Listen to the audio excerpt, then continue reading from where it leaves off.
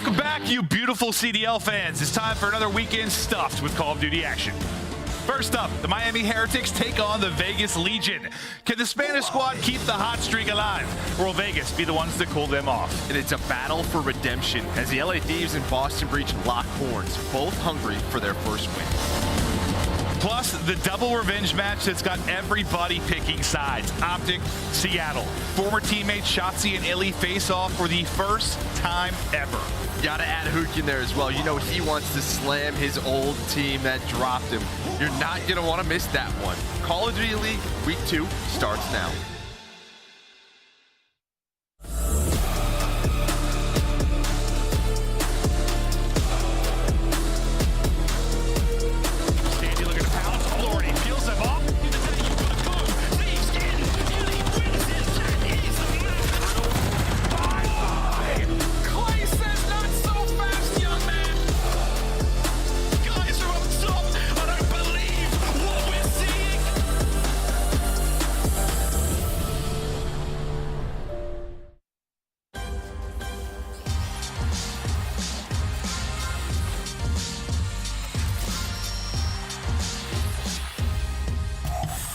Dead. What could be fire on me? Nice, just one bridge, What could be fire on me? Yo, top three. Nice, Jens. Nice,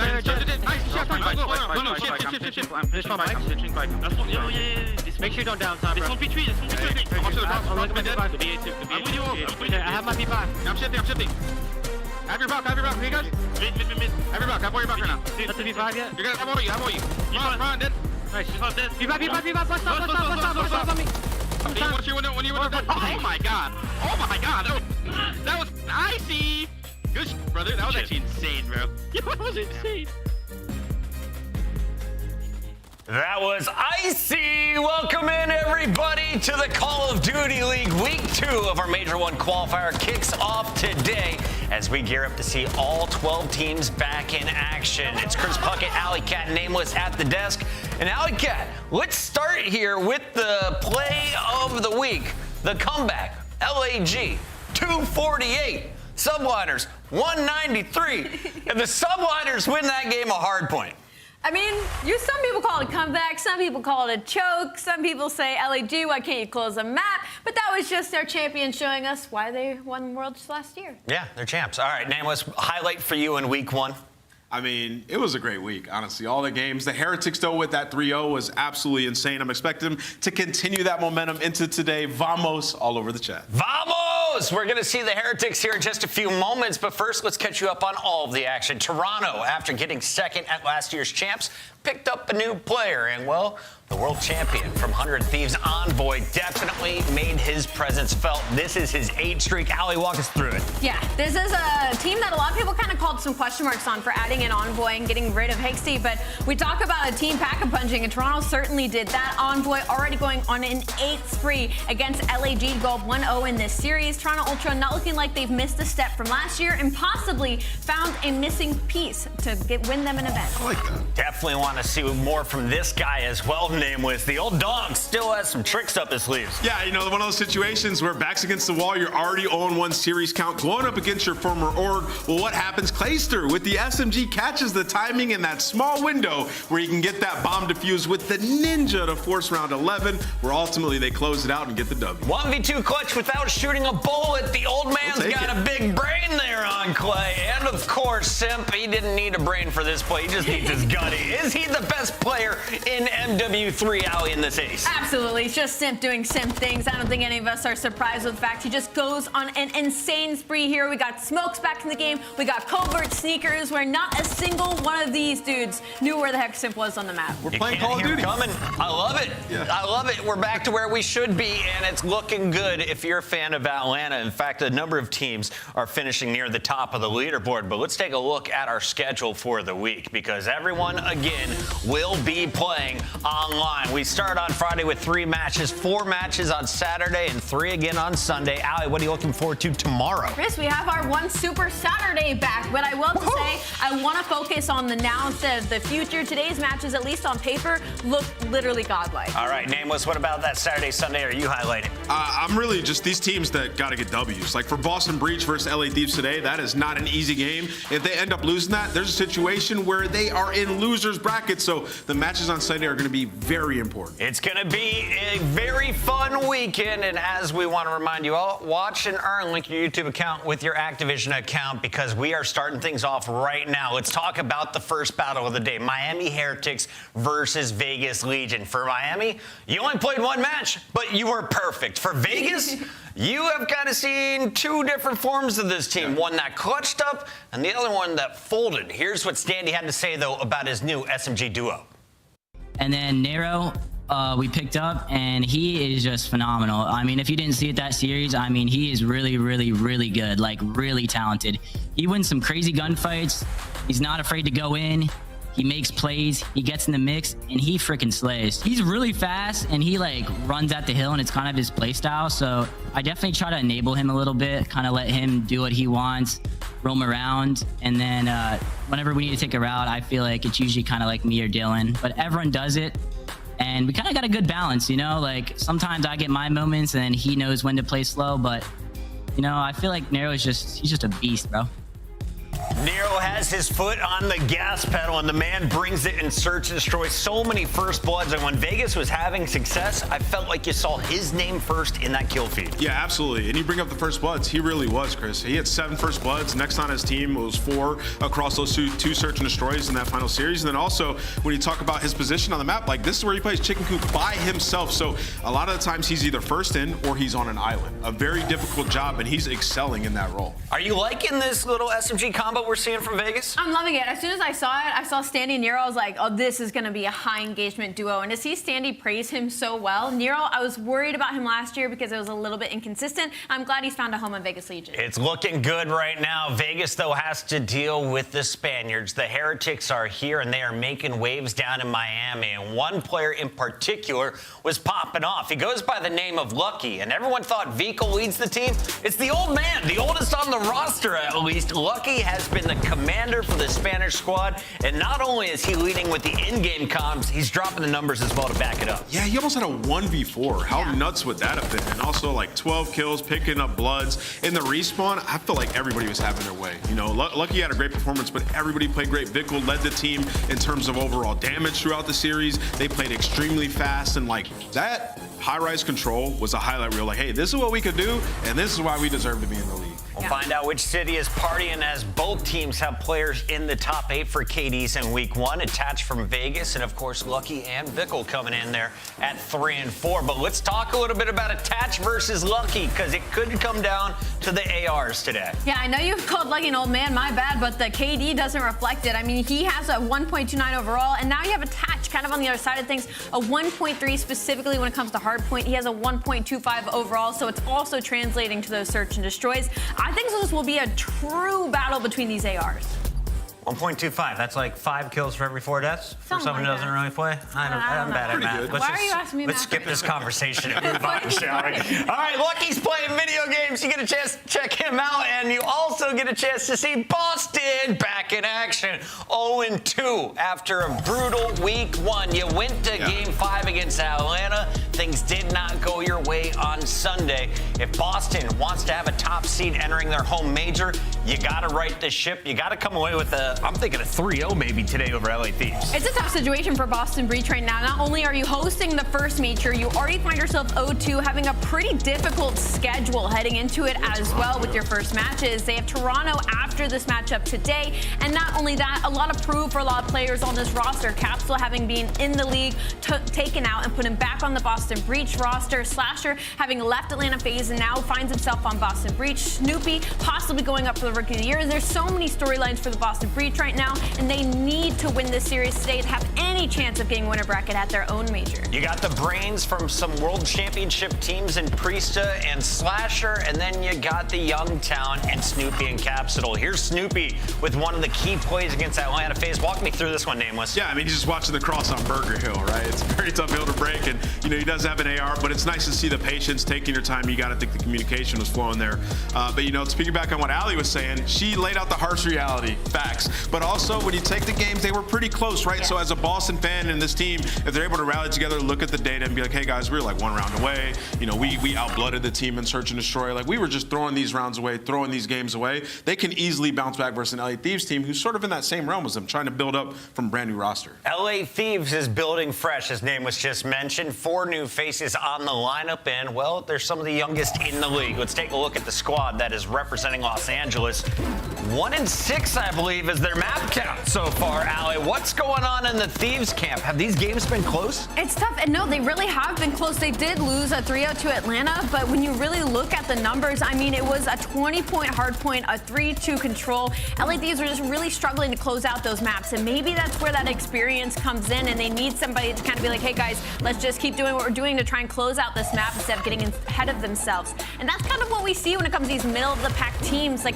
when it gets to closing out the game, they're all on different pages. So for LA Thieves, I think they'll do better later on in the season, but for right now, they just need to work on this match today. Nameless, tell me about this squad. You've been in the position with young players on your left and your right. You got Ghosty, Joedecieves, Cammy, and Afro. Does it have to be on Cammy, the old man, to lead this team? Do you give that role to Ghosty full-time? Yeah. How should it work in an ideal environment here? In an ideal environment, like, Ghosty is like sort of the strategy guy, the in-game leader, but when it comes to vibes and like actually applying yourselves and focusing the right way, that has to be Cammy outside, okay, right? Because he's been in a very successful environment before that has won championships, and he's been that guy. You know, he's been in every sort of facet of Call of Duty, bad team, a good team. So he can be that guy. They have the elements that you need, especially with the young talent. So this is a team that I'm definitely not out on yet. I think they can definitely improve, and today is a very big game. And you know, Allie was giving you guys the bright side. The bad side is they haven't won a hardpoint or a Search and Destroy yet. So those are the most important game modes. Now today you have to get that done. All right, you look at their matchup against Seattle, just 15 points on Karachi was the difference. 30 points basically on Terminal was the difference as they fall in a 3-1 in match number 2. But today's a fresh day. It's a fresh week. Anything could happen between LA Thieves and Boston. And the same can be said about what will end our night. Seattle is back in action, and Illey, put up some career numbers in his opening week wearing the blue jersey. He has simply been that guy, especially in that first series. I want to say, though, when it came to that second matchup, I'm kind of happy we saw him not necessarily step back, but instead the rookie kind of stepped forward in Abuzah and had a really good series as well. And they won it comfortably, right? So that means that Illey doesn't have to be putting up these 1.72 KD numbers for Seattle Surge to win. And that's surprising, right? Because this was kind of everybody's dark horse. We didn't know what to expect. We knew it would be a good Search and Destroy team, but they also happen to be the second best rotational team right now in hardpoints. So definitely a team to beat. Yeah, they look phenomenal, honestly. Everybody looks good. I think, you know, a lot of questions need to be answered about the individual players on this team, and we've seen it already. Illey with a great performance. Abuzah looks like he deserves to be in the league. Arcitys playing phenomenal. In that second series, the guy was popping off. He had an abysmal year last year. So this team, to me right now, definitely top 4. One of the best performances week 1. And in every single game mode, they have shown success. So you've seen what you needed. If you're looking for a team that has found their roles early, I think Seattle is a perfect example. And Shotzzy, I don't know if anyone plays his role better than he does. He is the flank master, the movement king. The man is all over the map, always shooting you in the back. And he's trying to lead OpTic to a second W today against Seattle. He's still simply that guy, right? But I think what's tough with OpTic Texas right now is they are now in 3 Search and Destroys that went to round 11, and they lost every single one. Not only that, with Shotzzy rocking a 1.6 in Search and Destroy. So for OpTic Texas right now, as we head into this major, I'm thinking we're not focusing on the Search and Destroy. Maybe hope that they come, but focus on your respawn because it has been looking fantastic thus far. All right, there's a look at Shotzzy versus Illey. Former teammates, former world championship teammates together across the battlefield. That's going down to close out the day. And if you missed the schedule earlier, here is one more time. It's Friday. We got 3 fights coming, and it all starts with Miami Heretics taking on the Vegas Legion. Boston versus LA Thieves is coming up in an hour and a half, and at 6 o'clock, we close it all down with Seattle Surge versus OpTic Texas in a series that I have $1 on us going to a game 5. Lock in, folks. We're going to a break. When we come back, we're going to be breaking down that first battle. Put it in the chat right now. Is it Heretics? Is it Legion? Where are we leaning? Vamos! Miami!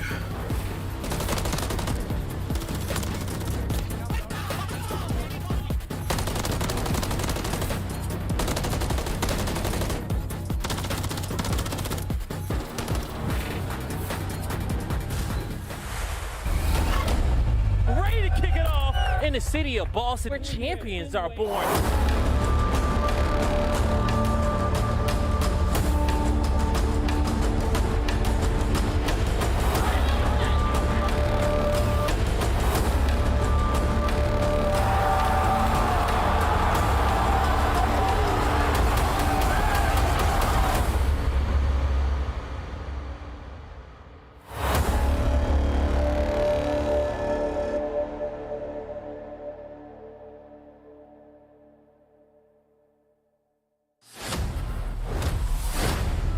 The process of transferring over into civilian life is a real challenge.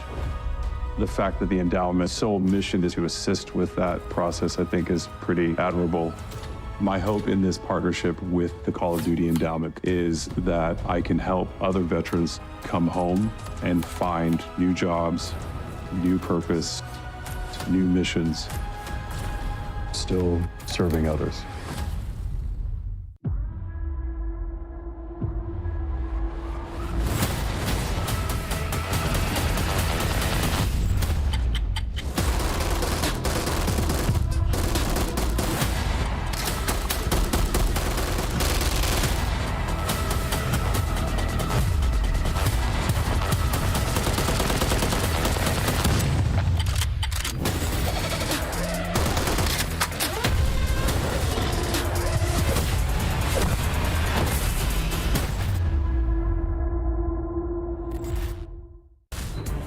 Are you ready to party? Call of Duty League is back. Puckett, Alley Cat, Nameless in your first battle of the day. Miami, Vegas. Which city is going to walk away with the dub tonight?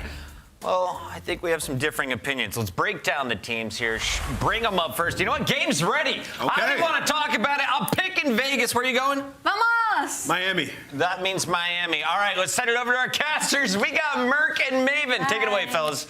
Thank you. Bring it down, getting right into it. Here we go. I heard our producer in our ears, like we were ready to go. They're ready to chat through it, but we're ready to get going. Joe, how you feeling, sir? I'm doing well. It's a beautiful Friday. It's a great Friday outside. We got Call of Duty action on, so I'm excited. Yeah, Party City, Miami, Vegas, I'm Miami? Yeah, I'm copying Puckett here, dude. This guy's giving me the accent, but obviously 1-0 for them. Vegas could easily be 2-0, but you know, a couple of misstep plays allows the Royal Ravens to get a victory. So still very early in the year. Yes, I mean, listen, you know, we've been streaming in the off days this week, and we got asked a lot, like what teams we were impressed by, maybe to start. You know, Seattle comes to mind, and also these two teams, Heretics in their one match look great. Legion, you know, they had lost, but very easily could have been. But you know what we've just listened to again, which I really like. My big takeaway for Legion was hearing Standy talk about Nero, man. This duo. If anything, there's some respect and some gas there. They might be fearsome. No, I think if you look at the Legion sort of matches from last week, 3-1 in Search and Destroy could easily be 4-0. They have looked ahead in that game mode, right? When we casted them, they were just a step ahead. We'll see if that trend continues today. Miami, except for round 11. They won 3-0. So we're still just trying to figure out sort of that tier is where everybody is, but they looked great in their first match. Ooh, nice shots there from Lucky. And I was excited for the team too, because I think you and I, listen, it was what, Method Sick back in the day that was kind of a sub player for them. And like, you know, the guys that were like the young players got a lot of gas. Like, I don't know, Metals, Journey, Lucky, those are the guys we talked about a lot that were making plays when they were like that top 6 team. You and I like Vickle a lot, and he's a great player. There's potential here, man. Like, they could be nasty. Some people call him my son. I agree. Yeah. I agree. No, he is obviously, you know, it has been great in the CDL. And in the year with the Mutineers, probably wanted more, but put himself in a position now to succeed, has his family around him. It's a great start. They break the P1 setup now into the P2. They're able to flip the spawns. It's everything you want. They are slaying. You see all the streaks on the side of Heretics. They are locked in right now.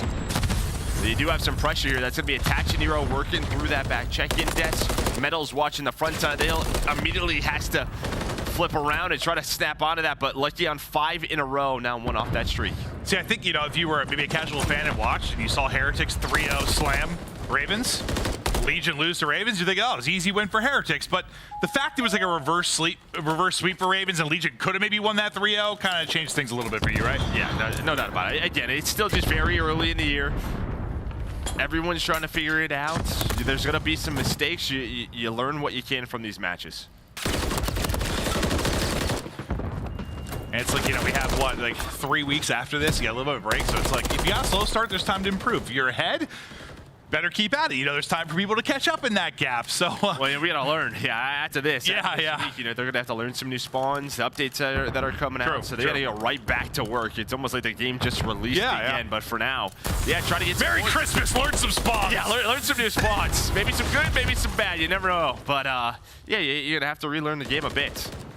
Some people are going to like that, some people aren't. But right now, Vegas getting right back into the game. 3 kills come in, Lucky the last player there. But as we know with Terminal, it is all about these rotations, then taking advantage if you can. Nero's going to find 1, but the numbers over to Heretics, over towards Røkkr. So I felt like you had a really good grasp on how this was played last week when you were talking about it, what the importance was. Was there, after we saw it played in the league, was there any takeaways that surprised you maybe?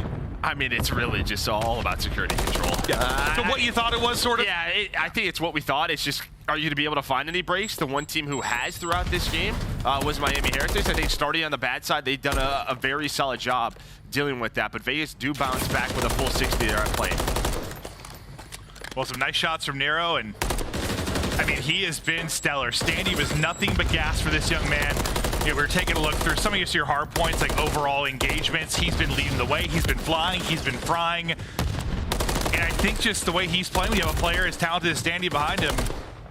Maybe this isn't the best map for that, you know, his kind of all ARs, but I don't know. I really like this duo, even though it's been 1 week. No doubt about it. Yeah, when they came together, I think, you know, the question was with these top tier teams, what SMG duo are you going to put together? And I think they have a ton of potential. To really pop off here in the league. And they had pop-off moments. Again, just a tough series versus Carolina, but gotta bounce back. Yeah, I mean, that's it. It's probably, when making a team these past couple years, probably the biggest focus. What's your SMG duo? I think once Simp and aBeZy became a thing, everyone's been trying to... What are we gonna do here? Yeah, sort of match that for quite some time. It's hard to do, but the lead's still sitting here for Heretics, but chipping away is Legion in the point, securing the time through security hold. Looking like potentially a league change here as the next wave of Heretics players looking to ramp it up. Standy trying to give haircuts. Instead, his hair is ripped off. Attached to follow it up. Looking for 6 in a row. Not quite there as he falls. But the last player was Nero. He's able to hold the point. Couldn't win the gunfight in the backside, though. Is Lucky is able to win that.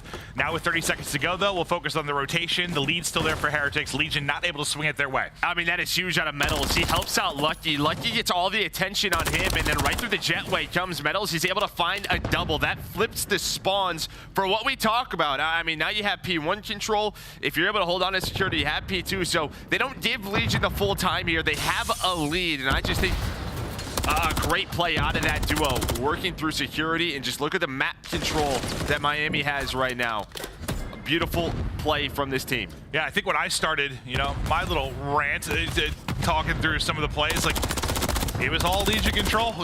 During that sequence, I can see out of the corner of my eye, like your hands start going, like you're staring at the mini-map, like getting excited, like something's about to happen. And yeah, they get the flip, they make the plays, and they, what was a 10-point game? They push the lead out again. Yeah, now a chance, though. Now you have Standy and Pers now working through security. They're able to find a couple of kills, so you have 2-2 splits. Attach is going to read it. We saw his hardpoint stats. Always stellar gameplay out of him in the respawns. Zero doing what he can on the hill. He finds the double. While that happens, his teammates spawn up P2. Pers was locked in that down, so I gave all the gas to Miami, but Legion able to get out of it through P1. And just trying to not get in a big hole. I mean, it's just so tough to chain together points, so tough to have major comebacks. Try and stay within 50-ish if you can, and they've done that. They've kept it competitive. They've given themselves a chance to make a run. But now, here we go. Next hard point up, Legion is in. Maybe another chance for a lead change. Looking across all players, nothing too standoutish. No one really dominating in this one yet, but still some time to be played. Streak going to come in, not going to connect. Journey, though, hit the shots. Another one's going to drop. Yeah, I mean, he's hitting the shots. Maybe just gives you that info, backs them away. Have to play around those trophies. A chance here for Heretics, but you see the close spawns coming in. So the 2 players here for Heretics have to try and slay. They are all by their lonesome for now. Standy's going to go through the pinch through book. Is that enough? Not going to be. So the street, it helps out. You put the pressure on, but Legion, they're able to hold. Not only hold, but finally take a lead. They have been at a deficit for a long, long time. Now, they will go out in front, but it is a game of blows, a game of swings. And it's maybe another chance here for Heretics, though, when our next hard point gets up. But for the final 10 seconds, the rest of this scrap time, Legion will hold. But look now at that lock on the minimap. Playing about the pop, in position is Heretics. Their chance to make another run. I think my favorite part about this hill is somehow in game it's called Apron. It's called Apron. Yeah, no, this is called Apron here. I don't know. There was a time in my career where I really tried to use those calls because I was asked by a dev to do it. I would never call us Apron. I'd be like, good luck later. That's not happening. Fire me. I don't care. Anyway, listen. Enough of that nonsense. 2 Heretics listen to me go. Vamos. Hombre, derecha contigo, Juan. Está con Néstor un tío, bro. Con Néstor un tío. A la derecha. Tercera No lo veo, y tú. Hay que jugar siguiendo también. El de esquí se va a meter en la derecha. Ya voy a cortar yo. Hago echarle cara. Ha puesto stun de cara, pero no sé dónde Puede está. estar en el cockpit. Hago Hago echarle cara. Peto tocado, tranquilo, falta uno. Cockpit muerto. Hago echarle yo. Falta anterior. Siguiente conmigo, P1 conmigo. Ya fuera anterior yo, 20 segundos, o sea, que te da que no. No, teníamos que haber rotado. Va a cruzar. No ha cruzado. No. Ok, Te me va a cruzar ahora, Me haces todo el sal. Son dos. Otro nos ha cruzado, se me acaba de meter, se ha metido ya, ¿vale? Vamos a la otra parte. Está de frente el otro. Tengo que jugar por ese. Hay que hacerlo el chal eso. Está en la esquina detrás de Pilar, el Purgin. No tengo yo de tiro. Pilar de P1. Tengo que ayudarte. Sigue ahí. Repito el trophy. El de punto no le veo. No sé qué hace, Está esperando un tiro. Hay que pinchar, Tiro el trofeo aquí atrás. Yo no sé qué coño hace. Estoy ayudando, Javi. Puedo pinchar, están pegando la racha. Pues el anterior está pegando la racha, creo. Sí, están de muerto. El de punto no hace chal, Podemos remontar. Pilar, muerto. Aquí está más en punto y otro más en Pilar. Whole lot of listening, not a lot of vamos. They're getting slammed. 5 points away from victory is Legion. It was 6 in a row for Standy before he dropped. Legion have taken control. They're breaking towards the point. Just have to hit the cross here, and that will be game if they can get in, because there's still 30 seconds there. Nero snapping back, hitting the shots. If he wins this one-on-one, doesn't even have to. Ball game, the help is there. Map 1 of the books in Legion. After trailing most of the game, once they got the lead, they did not look back. Well, what was it? It was really through that P1 when they got that break into P2, or sorry, in P1, gave them control of P2. Once that second rotation set of hills started, you had Miami with full map control, and they just allowed that break to happen. And you see what happens in tournament. I mean, they just run away with the lead on top of controlling P1 and P2 on the second time through. I think they break plane right as we go into that listen. You have to be able to respond with full 60s on this map. If not, that's exactly what happens. Yeah, you know, I said it's not always tough to come back, or it's not always easy to come back for the biggest deficit, because 40 or so, and they probably, I mean, they had to have outscored them like 140 to 20 over the final stretch, somewhere like that. I may be making up numbers, but it was close to that. No, I believe your numbers. I trusted. I mean, when they took the lead, it was about 150, right? So from that point forward, that's sort of 110. They were down about 40 leading into that. Taking lead, so bang, quick math out of Maven. Guys locked in right now. Here's some highlights. But yeah, as we go through these, you'll see the score. I mean, yeah, Heretics kind of take that lead, but a great game. Slaying-wise out of Attach and Nero leading the way, but really just the whole squad. And, you know, one thing we didn't talk about, Purge, they went 1-1, and, you know, some criticism just with sort of his play. But a rookie, your first weekend, you go 1-1, and I just think it's, you know, probably some nerves there, but played a much more solid game throughout this one. Yeah, I think that was when I asked you sort of like your takeaways from them. It was talking about their search and destroy gameplay and sort of like, yeah, Purge picking it up. I think you said a couple of different podcasts, and we got a lot of different shows going in the community. That was one of the things kind of called out him sort of stepping it up. And I don't know, rookie is always an interesting conversation. We've had some of the best rookies we've ever had in the history of Call of Duty over the last couple of years in the CDL, and we've had people that have come in and struggled. Not everyone's going to make it, but Purge, it's still so early. We'll see if the young man can step it up. Yeah, I think the fact is with the vets on your squad and who you're playing with, I think if I had a rookie on my team, my conversation, my words to you would be like, listen, dude, it's not going to be the last time it happens. You're going to get put in the blender in this league at times. And I think, listen, the single biggest thing maybe for a rookie is like, what do you come into, right? Do you come into a broken system mid-year where a team's been getting slammed? Do you come into a top team just looking for a move and maybe some youth? This is sort of like a middle ground for me. Like, it's a solid team. is a team with potential. You have some good pieces. It's the beginning of the year and a fresh start. It's a good atmosphere, I think, for him, right? Oh yeah, absolutely. Yeah, and you start 1-1 again. I think they probably wish they could be 2-0, but you know, I think a lot of questions were around this series. I was favoring Miami, but now winning this first hardpoint with how good Legion have looked in Search and Destroy so far, they have the advantage. Well, I think you were favoring Miami most of that Based off hardpoint. 1 week. Well, most of that hardpoint too. Yeah, I true. mean, they were in the lead for the first 5 minutes. It's just once Vegas got in control, they never looked back. They absolutely took over and dominated. Some impressive individual performances as well. But we're going to talk about the Miami roster a little bit and what we like about this team. Felt better gassing than before that map one. They fell apart. But no, we've been so excited because this is a squad without Vickle on the team that was one of the only like true international rosters that's found success kind of in the league. You know, some of the UK boys, it's like hard to even like consider them international because they've been in the pro league for so long. But this was like, you know, like a Spanish team, a German team. They came in, they found success. Vickle's your favorite player in the world. You're pumped.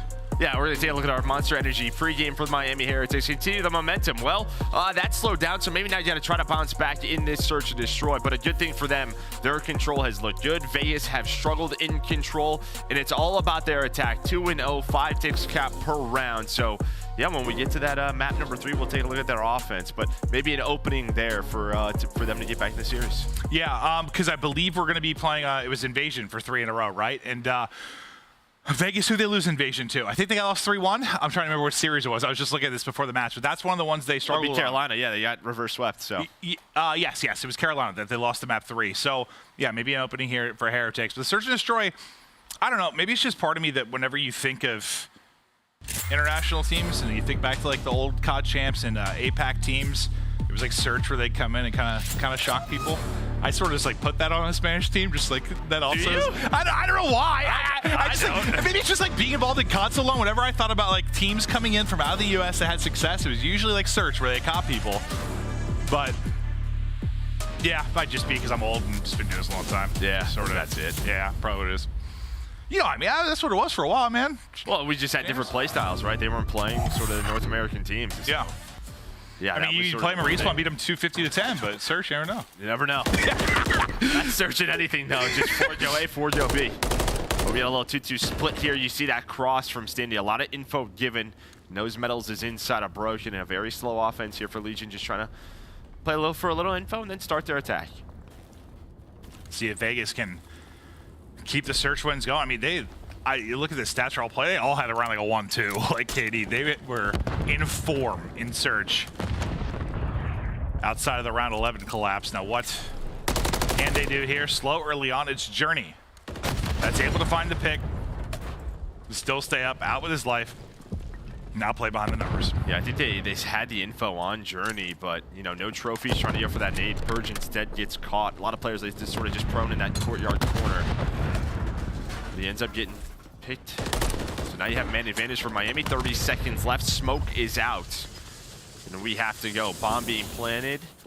Not quite yet. Thought Stindy was going to hop on it, but now maybe after that he's going to go. At least gets the trade. Forces a 2-on-3. I got a tweet. It was 130-8 over the last 3 hills. That was pretty close. 140-20. That's pretty close. Pretty close. Well, I said I trusted your numbers. Yeah, that's ripped that one right out of my behind, Joe.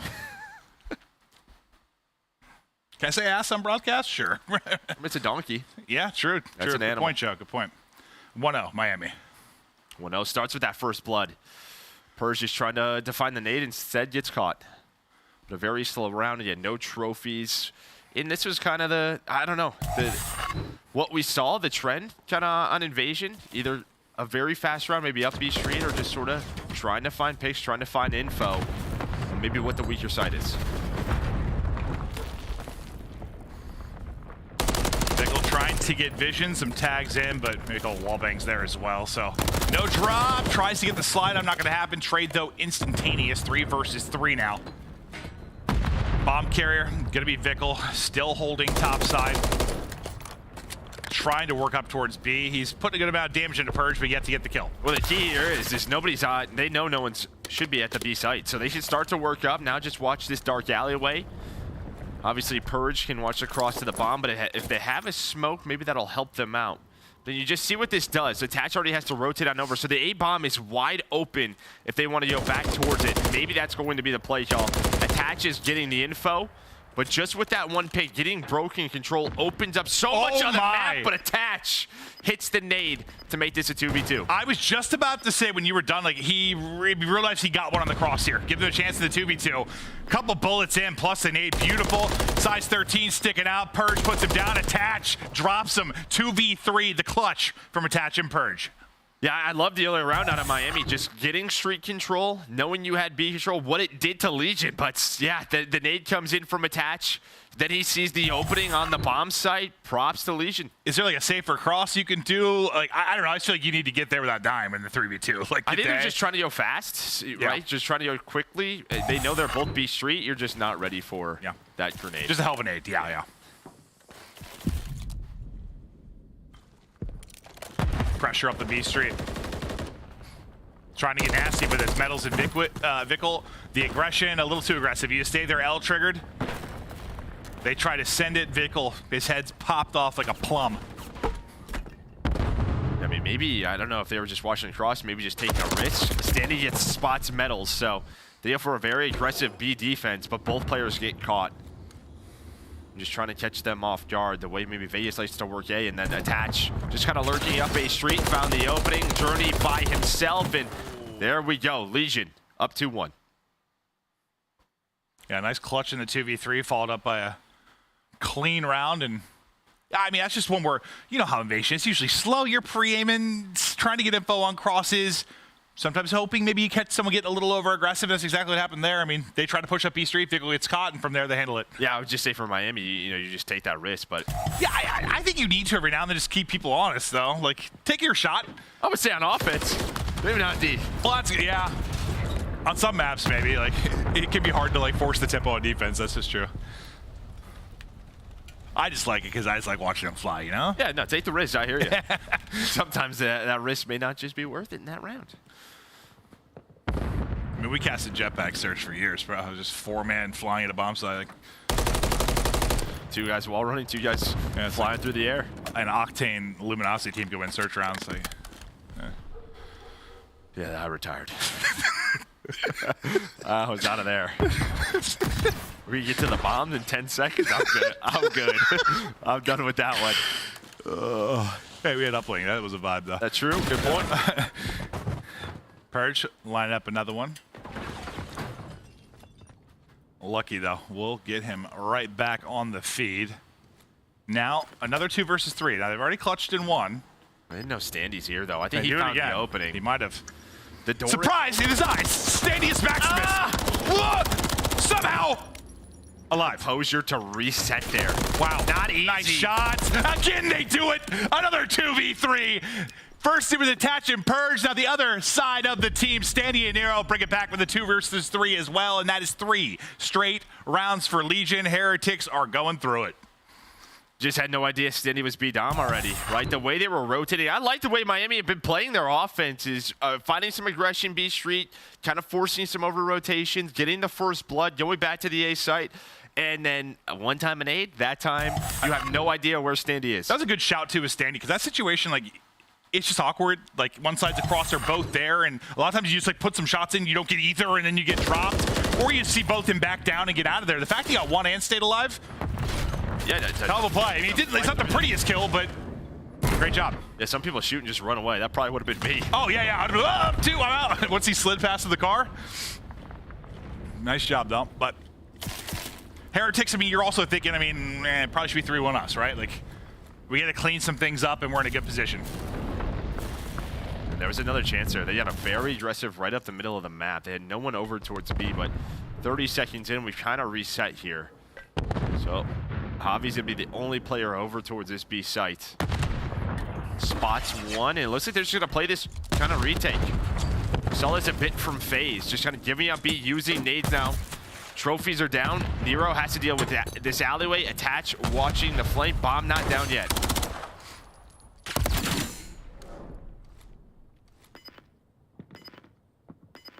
Plank going through. Now the collapse. First pick for Purge. Standy follows it up. People drop it. Journey says no, sir. Not to my Casa, but it ends up going the other way. He will get dropped lucky now. Last alive, 1 versus 3. One behind him though, so he's gonna be in a tough position here in just a couple of seconds. Trying to dance like a ballerina, can't dance fast enough. Legion, 4 in a row. Yeah, I think Cash spots him. You saw him working back blue, able to pinch that, gives the call out to his team. And yeah, if you're gonna give up B, you're hoping that they don't have trophies. A smoke can go down with what we saw from week 1, work that alleyway. They just had nothing. The trophies were there for Legion, and there was just no retake. All the numbers were over to Legion, and now they're up 4-1. Near on 3 straight. I mean, the entire team's had a part of a clutch. The entire team's getting involved. I mean, look across the feed right now. Fantastic stats there for Legion. 3 of them at 4 and 2. I said everyone had like a 1-2 in search for this team. It's been balanced, and it still is. But Vickle, able to give numbers to Heretics. Now, they've had numbers a couple of times, and they've struggled with it. Last time it was offensively, it was that kind of rotation from B over to A. They get caught from the absolute Kobe from attach, but what can they do this time? I mean, I'm just like, boys, let's not throw away another one. You can see if they're trying to get an aggressive. It's a 3v2 though, so I don't know what's gonna happen. Yeah, it's attach a Purge. It's the other duo, but there we go. Journey with the headshot. Bomb not being planted yet. Already at B-Dom, but they're just taking their time and some nice trades. I don't know if he was fully healed quite yet, Journey. Some good beams in. Purge up to 6 and 2. Bomb being planted, so a 1 versus 2. And I think Lucky may have spotted him. Looks like he's got all the middle of the map, and now Metal is going to back down up. Just plays for the info. Backs on down. Oh, trying to tippy tap. Not going to happen, but yeah, I think that kill, the third kill, the one on to attach, is the kill they just couldn't find in in the previous 2 rounds they struggled. Well, I think that starts with the first blood. We saw that stun hit Nero's point of view, but Standy actually gets back DVD, and you know, we just haven't seen a lot of players play for that position, but Vickle ends up checking the corner, able to find him. So again, similar to what Miami did up B Street, tried to take the risks, and the risks have just not been paying off for either team on defense.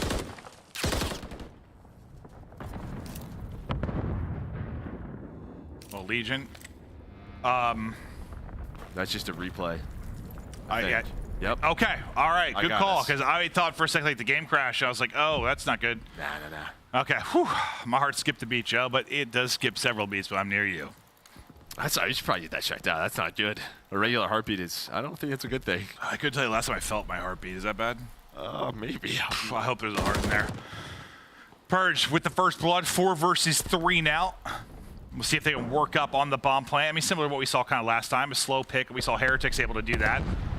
They found success off of it. Now can Legion do the same for their 5th round of this game too? Eyes on Vickle. But he's the one hitting the shots. Nade over the top, backing away from that to Metal's POV. We go. Simtex is there, so he tries to peek forward, gets dropped. Another one for Purge. Maybe a chance here for Lucky to find the timing. Vickle's just watching mid-alley. No, Nero's going to read that. Yeah, that was the opposite of finding a time, and that was getting held. Yeah, I think my one key from this is for Heretics. Their defense has just not been strong on this map. They've taken a couple of risks, but every single time they have gotten caught. You had the one round where they did aggressive B. They tried to play the retake B, and then right there, they just get picked apart. So have to try to find something here to clean up their defense on invasion. This should be one of those maps where the offense is like, where do we want to go? We don't have a lot of options here, and they're just giving too many openings to Legion. Remember those Spanish soccer teams, like those World Cup teams? You know, their defense was their offense. Joe, it's all about possession. Don't have that. You can't do that here, Joe. That's a great point. 1-0 wins with 8% ball possession, Joe. That's how we do it. We don't have much possession here. Legion just looking for one more round to close out the map too. Take a 2-0 edge, and yeah, maybe favoring Heretics in this series, but not how it's playing out right now. The Vegas boys, too hot to handle. Yeah, Metal's gonna have to back away. Again, this for a slow defense. You have Nero just kind of hanging out towards back cube. One player looking over him. And Stanley's always been trying to find these openings. He's the one player. That's what he is known for. He has eaten so many shots, and somehow Journey gets taken down. There is a trade. That gunfight looked like 0 fun. Negative fun. We wanted to see it one more time. It was so. We're going to continue. Wait. Oh, I think we're just seeing that. I just realized it's just on our screen. Never mind, we gotta look at different TVs. Sorry, guys. Ours suddenly was a replay of that gunfight over and over again. I got put in some sort of hell. All right, so we're in a 3-on-1 now for Nero. We'll figure that out during this. Yeah, sorry. Now I realized they weren't seeing what we were. Sorry, the feed we were casting off just sort of broke on us there, guys. So thank you for hanging with us. Literally, there was like the windy shots of that tank, and it was on an infinite loop for Joe and I. Oh, we continue on.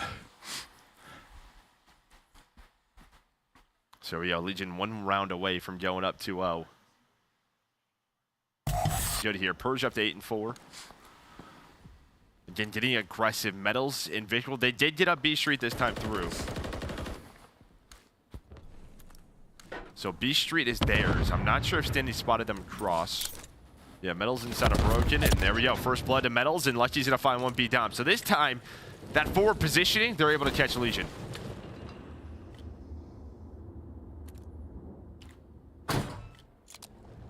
A chance to bring it back, round by round. Heretics looking to do it. Now the 4v2. Just close this out. You threw some rounds early. Don't let another one slip away. Attach, Mr. Clutch looking to maybe do just that. What a reaction there from Nero to back out of it. The rechal's in. Metals, though, with the read. Attach will get another. So this would be a 1v3 for the ace if Attach was able to pull this off. The ace and the dub. One in front of the tank. We'll see you later. I thought he had the pistol shots over the top. He does not. Heretics, another round. They survive bit by bit. Yeah, I think the key there is in that 3-on-2. Who was it, Metals, that finds Nero? I mean, that was, like, he gets caught back there, but at least finds one. He's able to, you know, take down that one player instead of it being a 2 versus 2. So they have choked some of those rounds throughout this map, but big kill from him.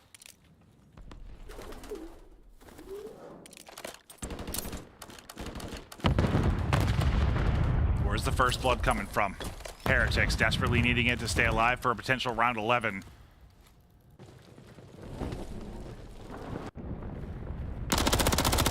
Legion, all too familiar with the pains of round 11. Not want another one.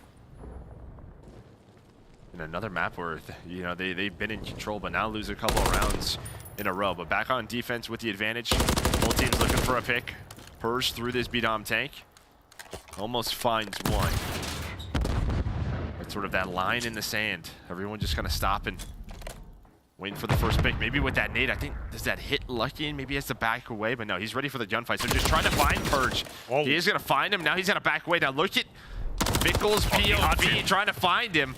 So he gets on through, and yeah, Metals just goes. But Bomb is down 30 seconds, 3-on-3. That's what I was worried about. Like, do you lose Bomb in too precarious a position, but Nero gets the kill and gets out. He's gonna get stunned. They stun each other. Nero's able to get the kill off of it, but Lucky there with the trade. Now to a 2 versus 2 we go.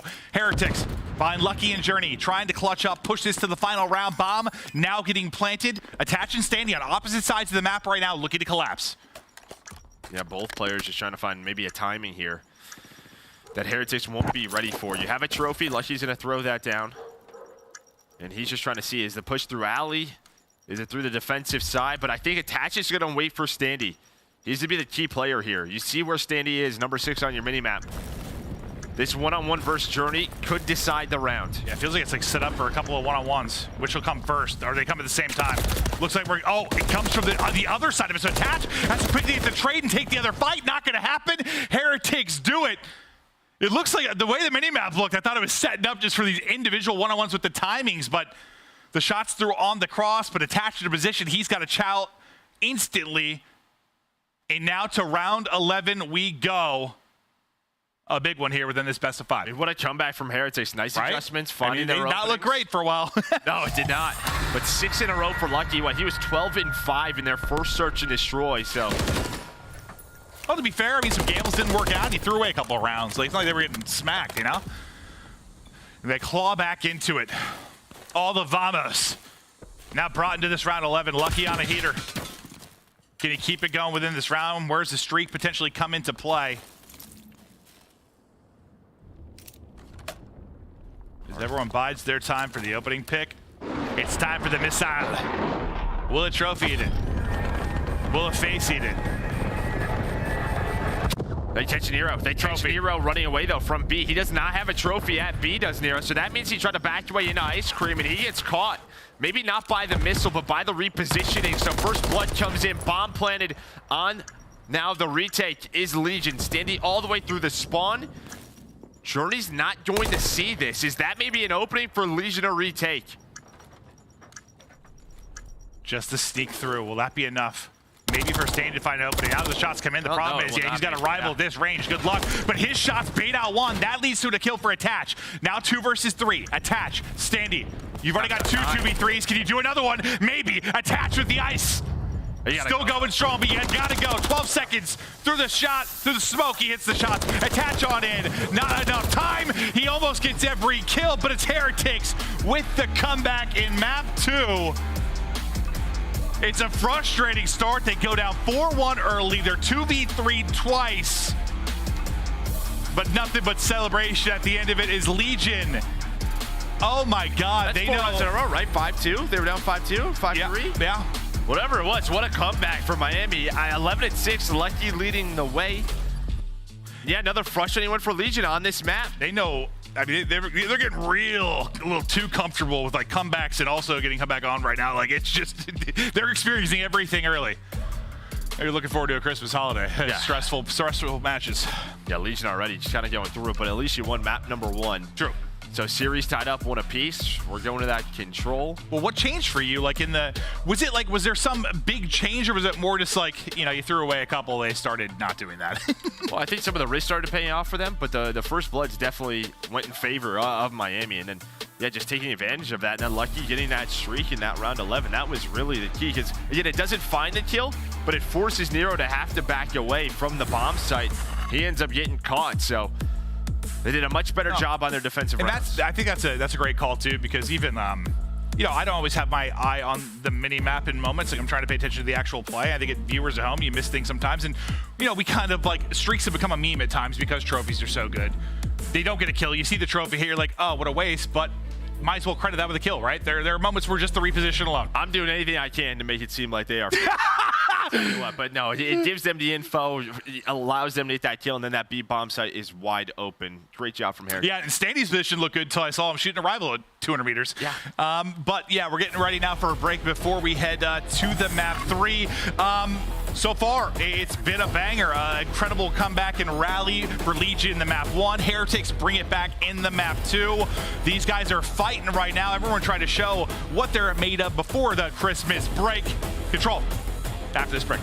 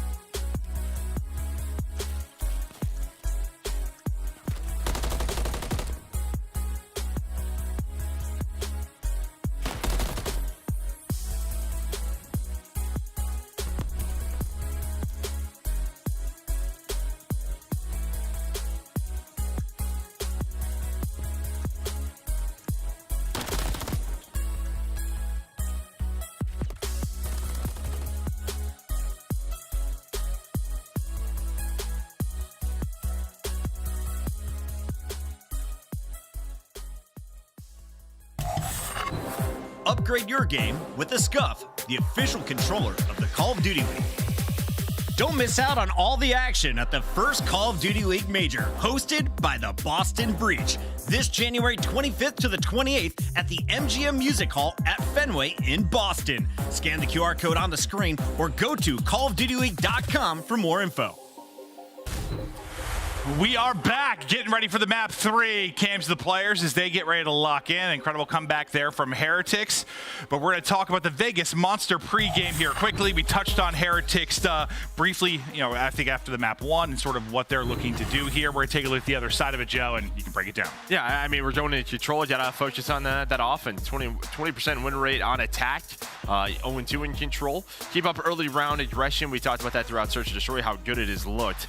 But Purge, get him going in respawns. Much better map number 1 for him, but they lose that Search and Destroy where they have looked so good since last week.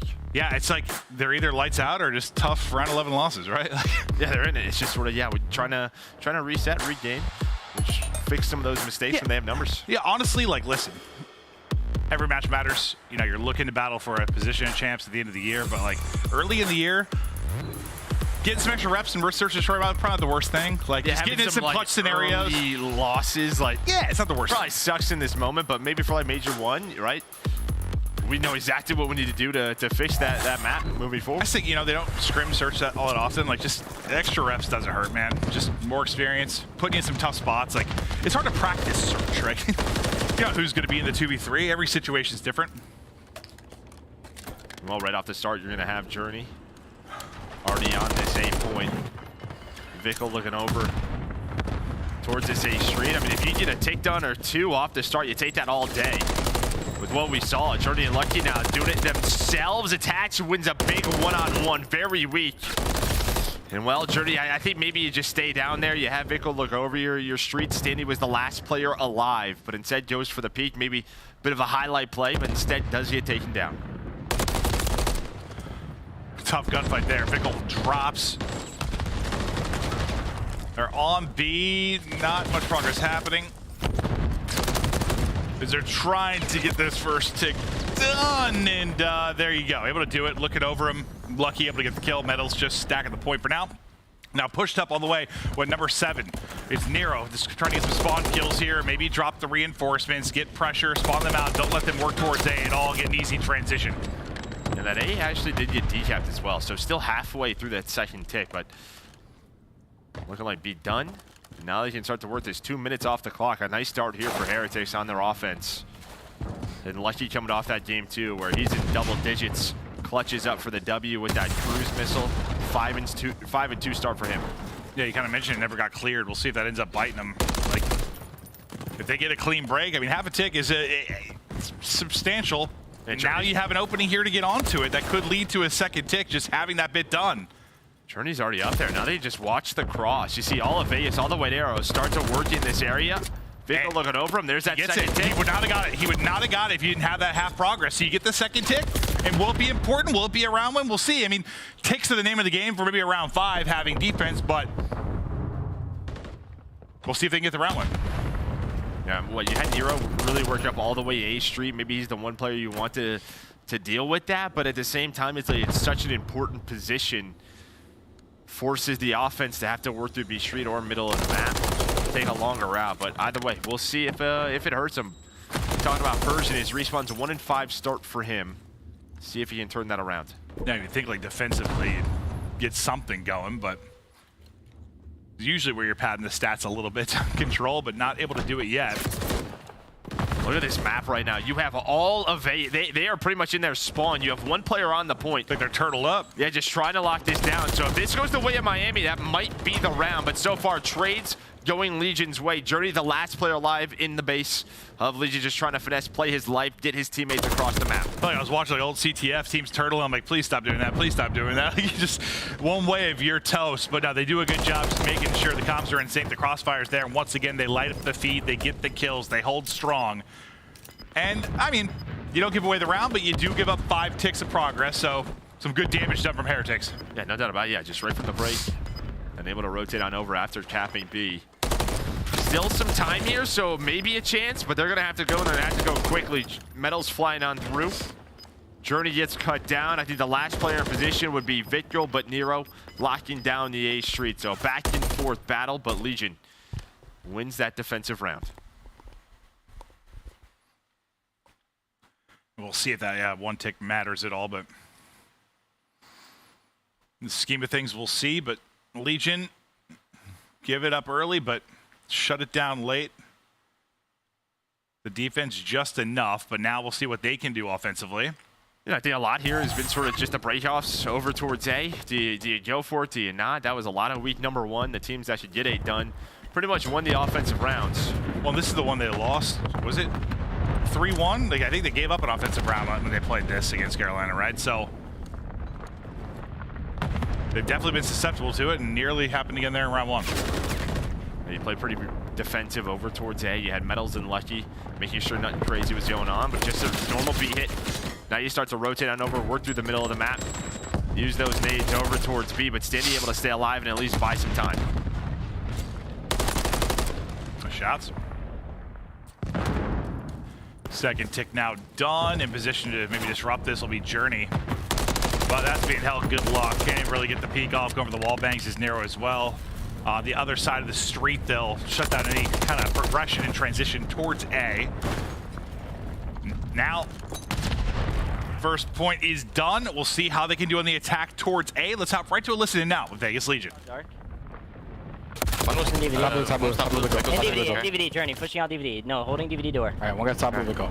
Journey was DVD and one top blue. Yeah, he's still there. He's weak. I'm gonna run back for this guy. He's dead? Yeah, I'm gonna run. He's gonna be bridge. I'm one shot. I can't peek blue yet. I'm gonna play for this guy bridge. He's low. Low on you. I'm gonna help you here. He's top respawn. He's not looking at you. Like, you can play him. He's top side. He's not looking at you. Low. Good one. Good jump top. Got metal. Nice, bro. Nice. It's a big kill, bro. He's still low, big goal. We have our right control. Back out. I'm trying him. Going back to top. Probably top. Yeah, I'm going back here. Yo, right shoot on me. Lucky weak. Okay, no. Nice. Go back up. Back blue. We have our back right control. Couches and back right blue. He's gonna be in blue probably. ASD, one shot Journey. ASD, one shot Journey. I'm pushing out ASD. He's very weak. Top stairs. Journey was ASD. Yeah, couch door. Fire truck. Fire truck lucky. One shot. And Vico was top blue. Absolute fire truck lucky. Mid tank and ASD. ASD and mid tank. Some mid tank. You want tank and ASD? Yeah, low blue, Vico. Yeah, Vico, back blue still. One shot. Still back blue. And he's red, just watching all of down 5 lives. like P2. Okay, 5 lives, yep. It was a Metals. Metals to the left here. Yeah, Metals wasn't red. Yeah, ASD got me. Back to it. The hold still strong. They found 0 success getting across Vickle on 5 in a row there. He falls. Now maybe you're able to push through this B street and start to move something towards A, but you're down, what, 6 lives? 45 seconds to go. Heretics have had him on lock. I mean, listen, Vickle wasted like 30 to 45 seconds of their time. He really did. Just, I don't know, finessing around blue. You had 2 players looking for him all the time, and then he's able to take down attach, goes up to 5 in a row. So props to him. He was a treehouse running around, then gets the blue running around. He had them running in circles. You heard that in the listening, but they have had no pressure over towards A. Trying to work through B Street has just not worked for Legion. One last attempt, 15 seconds. They have to go, but nobody in a great spot yet. Attach the closest player. Attach gonna drop. Not gonna get there. Next person up with a shot. Not gonna be anybody. Not get there if you are narrow. So what? 5 ticks for Heretics on their offense. You get 3 here for Legion. They just never touched the point. No, that was about as clean as you're going to see it after you lose the first point. I mean, I don't think so far, have we seen anyone just not even give up the first? Give up B? Well, that's Casper. I'm trying to think if anyone's clamped him down that hard. I don't think so. I mean, maybe one round. I mean, there was kind of like, do we just play really heavy over towards A and just kind of give up B? True. That's really what we saw. Yeah. And just deal with the A pushes. I'm just thinking that's one of the cleanest holds we've seen for A. There was never a question. Yeah. Usually teams got like a chance or two to maybe make some kind of play, but not there. Early kills for Legion now. Puts Heretics on the back foot. The 3-on-2 you've got right now here for your Legion. Yeah, with that clean break as well, you have Purge all the way up A street. So he's giving them some info on what's crossing, but Metals with a big one-on-one with that rival 9. Continues to use that sub. Some of these close areas. Get some more info, hit some more shots. And with 3 dead now, I imagine B should be done unless some nades connect on the Legion side. Yeah, after attached drops, I imagine they're going to give that up. Nobody really in a position to do anything. You've got to lock down if you are Heretics. So they've only lost 2 players in that too. And I think it was the first 2 right at the start. Yeah, literally, they got those first 2 picks. They attach and purge, and then you saw nothing after that. Calm, clean, clinical. Now, you had perfect defensive A, you had perfect attack there on B. What can you do now? Can you get A this time around? Really take control of this map 3? But so far, so good from Legion in transition. Yeah, you saw Metals try to clear that spot from Nero, but just such a tough corner to clear. Bit of an off angle. Yeah, Purge working on up. Journey just staying alive, trying to get his teammates get into this position, and maybe he finds an opening to at least stop the clock, and he will. Goes for the reach out, but Nero slides on through because Purge just been hanging out. We saw Boston do this a lot. Always have a player over towards these Humvees, not allow this spawn to come into play. And with that, the defense is held strong. That's what's so tough about A. Like, if it was in a spot that you could at least get to and contest, not easily, but you know, like get to it pretty consistently and have sort of that contest where to pause the clock and maybe play down to lives, just doesn't really happen. I mean, half the war is getting there. Yeah, with those crosses. Yeah, it's just so difficult. tough. I mean, how long have you seen an extended contest on A? Like, it doesn't usually last very long. The fight happens pretty quick because the spawn's so close there for the defense. Yeah, here we go. Here's maybe a chance to go down and look at all the blue arrows are here. Just trying to deal with this 4-on-2. You have 1 player on the point still. Standy off a spawn. He will stay alive, but there we go. Gonna pause the clock. You do have Lucky and Metals in this area. Trophy's trying to get down. And with that kill, maybe a chance here, but still only 1 body on it. Legion know that, so they're just gonna take their time, try to find the rest of the kills around the point. And well, there we saw Metals goes for the peek, ends up getting caught. Yeah, I thought he was just gonna stay there as long as he could, just stop the clock. But I mean, there's still so many lives left. It's not gonna come down to that. You got 2 still trying to work up the B Street for assistance, but they're not getting there. Purge and Nero keep shutting it down. They get basically all the kills there through B Street. 1 with Vickle working the opposite side of it, but time is dwindling. No opening really here. Outside of Vickle maybe making some sort of insane play. And then you kind of have this position where you're all the way in the back if you are the Legion, and you see he just kind of crawls on up.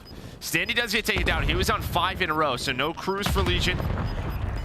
Defense holding strong yet again. So what? 8-3 ticks, but you still had 5 ticks coming to play in that round number 1 for the Heretics. Yeah, that round 1 might be the difference. Just kind of came out and caught him off guard. That's why even though if you're maybe new to watching Control, it seems weird to kind of praise them even though they lost the round. That 5 could be big.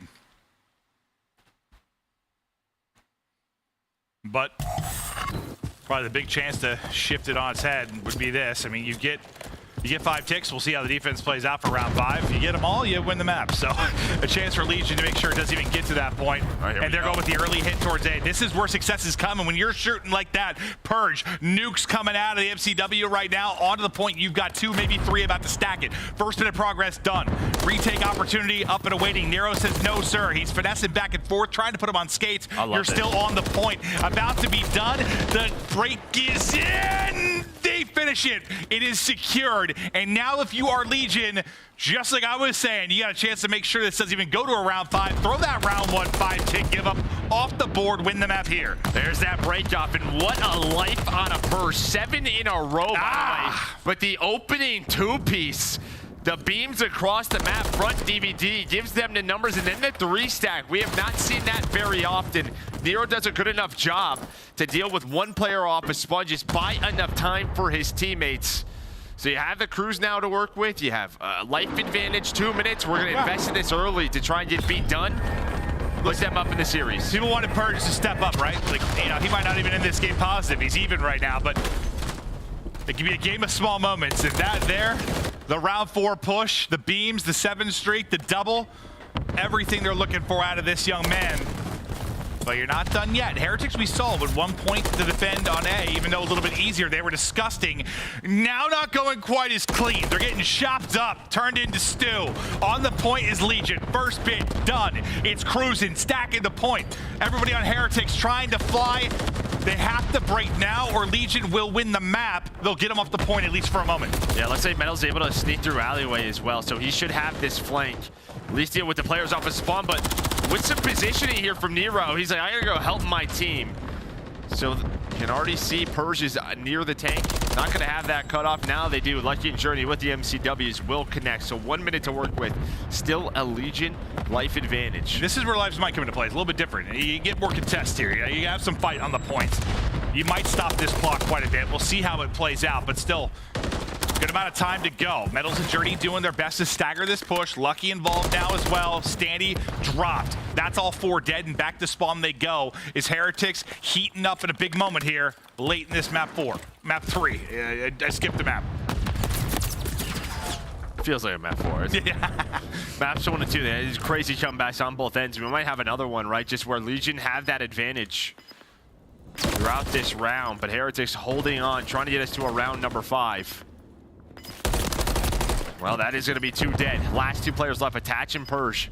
Just waiting for maybe their teammates off a spawn, but just look at the street control that you have for Metals and Lucky. This is going to look like an S&D retake in a way. Numbers going the way of Heretics. I think with that one, that should be it. Metals locks it down, and they clutch up. That's a hell of a regain. You know, after they had, what, they had 3 down. You got onto the point if you were Legion. That was your chance to maybe win the game. Right there. You had 1 chance to retake it. Heretics do it. From there, they don't look back. It was messy for a moment, but they got him on clamps again. Yeah, I was really worried when Nero got forward and found that double right front blue. I was like, uh-oh, this might be it, because you saw 2 or 3 players for Legion start to stack the point, but I think their trophies were gone and nade connects, and, you know, as soon as that hope happens, there's an opening, and with that round 1, 5 ticks, it was a 1 tick difference for round number 5, and Heretics, they're going to be on D. I just thought that was going to be more extended a fight. Like, once they cleared them off, they stacked around the point. I thought that was going to take a while to get them out. It just didn't. Just kind of bullied him off. So, as much as we were gassing up Legion and what an amazing break it was, at the end of the day, it's a defense for Heretics in round 5, so ignore it all. Yeah, a bit of a 2-2 split here, though, and they're working both points. 1 tick of progress done at each of them. Metal's going to have to deal with Standy off a spawn, so already 1 tick done. B is going to be done, so a lot of map control over to Legion. Sure. Objective work over to them as well. Yeah, it's a good start, but, like, you got to be able to finish here, and they haven't been able to yet. Granted, it's one of the harder things to do right now in our current rule set is to get the offensive dub here. They've had some clutch moments, especially in that map 1 respawn, especially in some of the search and destroy rounds. They brought it back. What can they do now in this round 5 offense? 2 players on this now.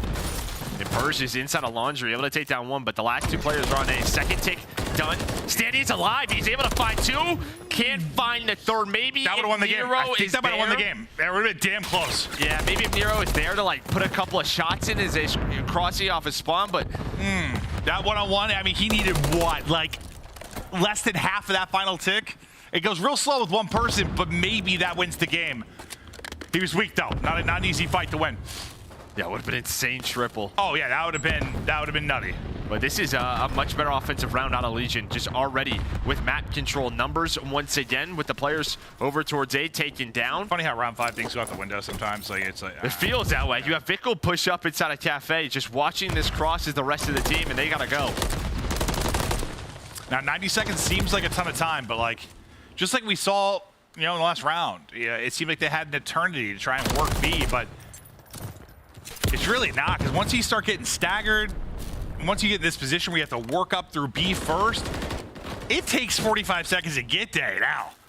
You've got what? You might have 1 push left in the final 90 seconds. You know, like what we're seeing from Metals as well in sort of these retake situations, they're kind of waiting for him with the rival, right? He's the only player on the map with a sub, and he's winning some of these gunfights around the objectives. His attach starting to work through the defensive spawn, waiting for the rest of his team. Here we go. That's 3 dead.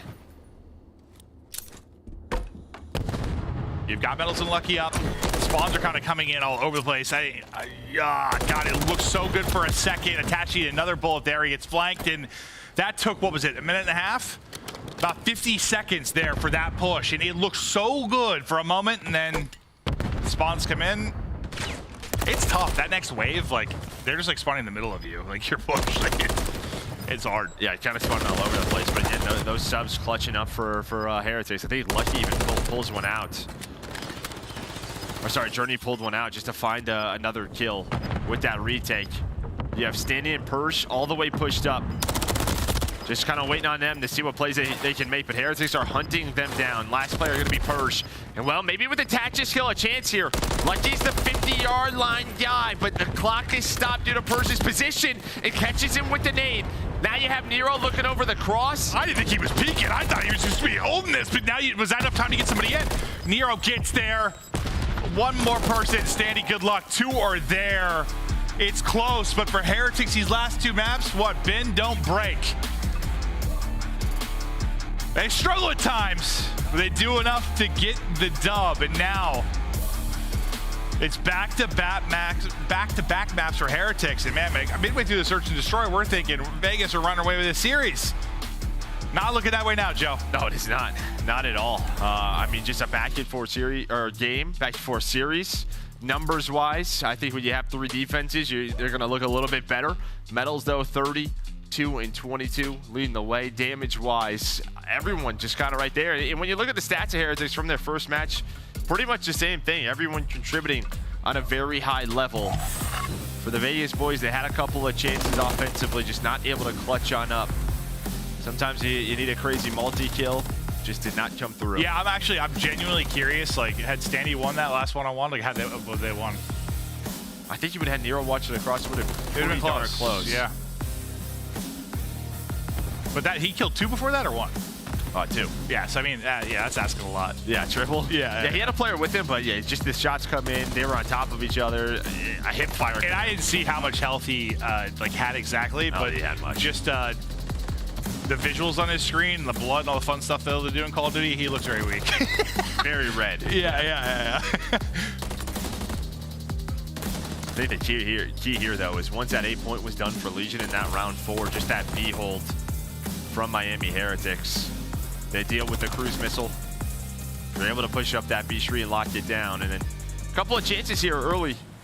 Sorry, throughout round number 5. There was always just one more player from Miami to win that gunfight. Yeah, I think, like, I don't know, of all the moments in that, my biggest thing for Legion probably is like when you had that early A hit. Yeah. You had to win that round. You needed to. And I'd have to go back and watch it, but it still just felt like, yeah, when they had 3 there and one player coming off a spawn, that like push for the retake was like, it felt like it was like half a second. Like they just cleared them off. Like 2 players, 1 died, 2 ran away, and it just, they never saw that point again, which I just don't think it should have been that easy. Yeah, props to Heretics, what they're able to do. We're staying on Invasion for game 4 as Heretics. It's been a close series, 6-5 Search and Destroy, 3-2 Control. I mean, they're loving Invasion, sure, yeah. Yeah. 2 out of 3 they've been able to take. Now, can they close it out? I mean, they'd win all Invasion. Why not? Right, that's their map, sure. Just invading the minds of Legion fans, it seems like it. But we're going to take a look at some of the hardpoint stats as we get ready for map 4. We're now going to check out Lucky versus Attach on how they've been thus far. You've only got 1 hardpoint played for Heretics, so not a ton. It is this one. Not a, well, 2 played now with the map 1, but cool. Yeah, I mean, Attached is, putting up the numbers. I think the key thing is maybe the damage numbers are there for Lucky. But Attach has got that hill time. He'll do the objective. He does it all. But great numbers for Attach. And yeah, for Lucky, I mean, the one map that they've had played under their belt is an Invasion. I think it was like a 250 to 225, so it was a close one in that first series. Yeah, I feel like last week was like literally either game 5s, and listen, I'm exaggerating because it wasn't all this, but it was either like game 5s or like super close 3-0s. Like I felt like the 3-0s were all like 250 to 230, round 11, 3-2. Like, and then game 5s is like all it was. And I know there are a couple of outliers, but there are a lot of close matches. And I don't know, in your like experience, like, is it usually like this early on? Is that it's a factor of it being a new game, or is it the competition being high right now? What's the deal? I think the spawns help that a lot. Yeah, that's a good point. I mean, especially in the respawns, right? I mean, just with the hill locations, the spawns. Oh yeah, you think maybe they could be improved? Well, I just think, yeah, one of those situations where maybe they could be better. The spawn points they allow teams not to get punished as much. Okay.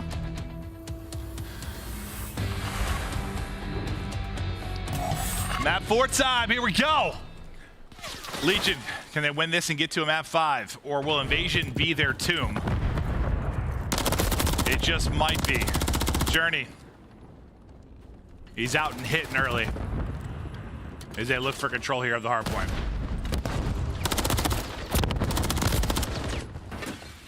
Nice break so far, but Purge with the double. Maybe the opening. Listen, I don't know. Should be the opening. For Legion to get in. Maybe one of the movies was good, but I feel like they were just not great. Every time you say Purge, I think of those movies. Wasn't there one of those that was all right? Some of them were horrible. You know, the ones where they like start. Oh yeah, he just kept making them. Yeah, it's like kept making them. Like we need like 12 of them or something. I don't know. Oh, I don't know. Yeah, that's all I think of though when you say it. Like they were really pushing for that holiday, I guess. Yeah, yeah. Who knows? Someday, maybe. Maybe not. Let's hope not. No. Speaking of Purge, though, he's on the feet again. There with attached, they're working, but Vickle. He's sliding, he's snapping, he's taking out 2, and he's on 4 in a row. I don't know if they'll be ready for Standy, though. You bit of split spawn jumps in, and yeah, hello, Standy. It's a free pinch, or I thought so. Metals is there. The nade connects, the teamwork on point, but everything doesn't really matter. Just Purge off spawn is able to find 2. Okay, yeah, pinch from behind, not always going to be free.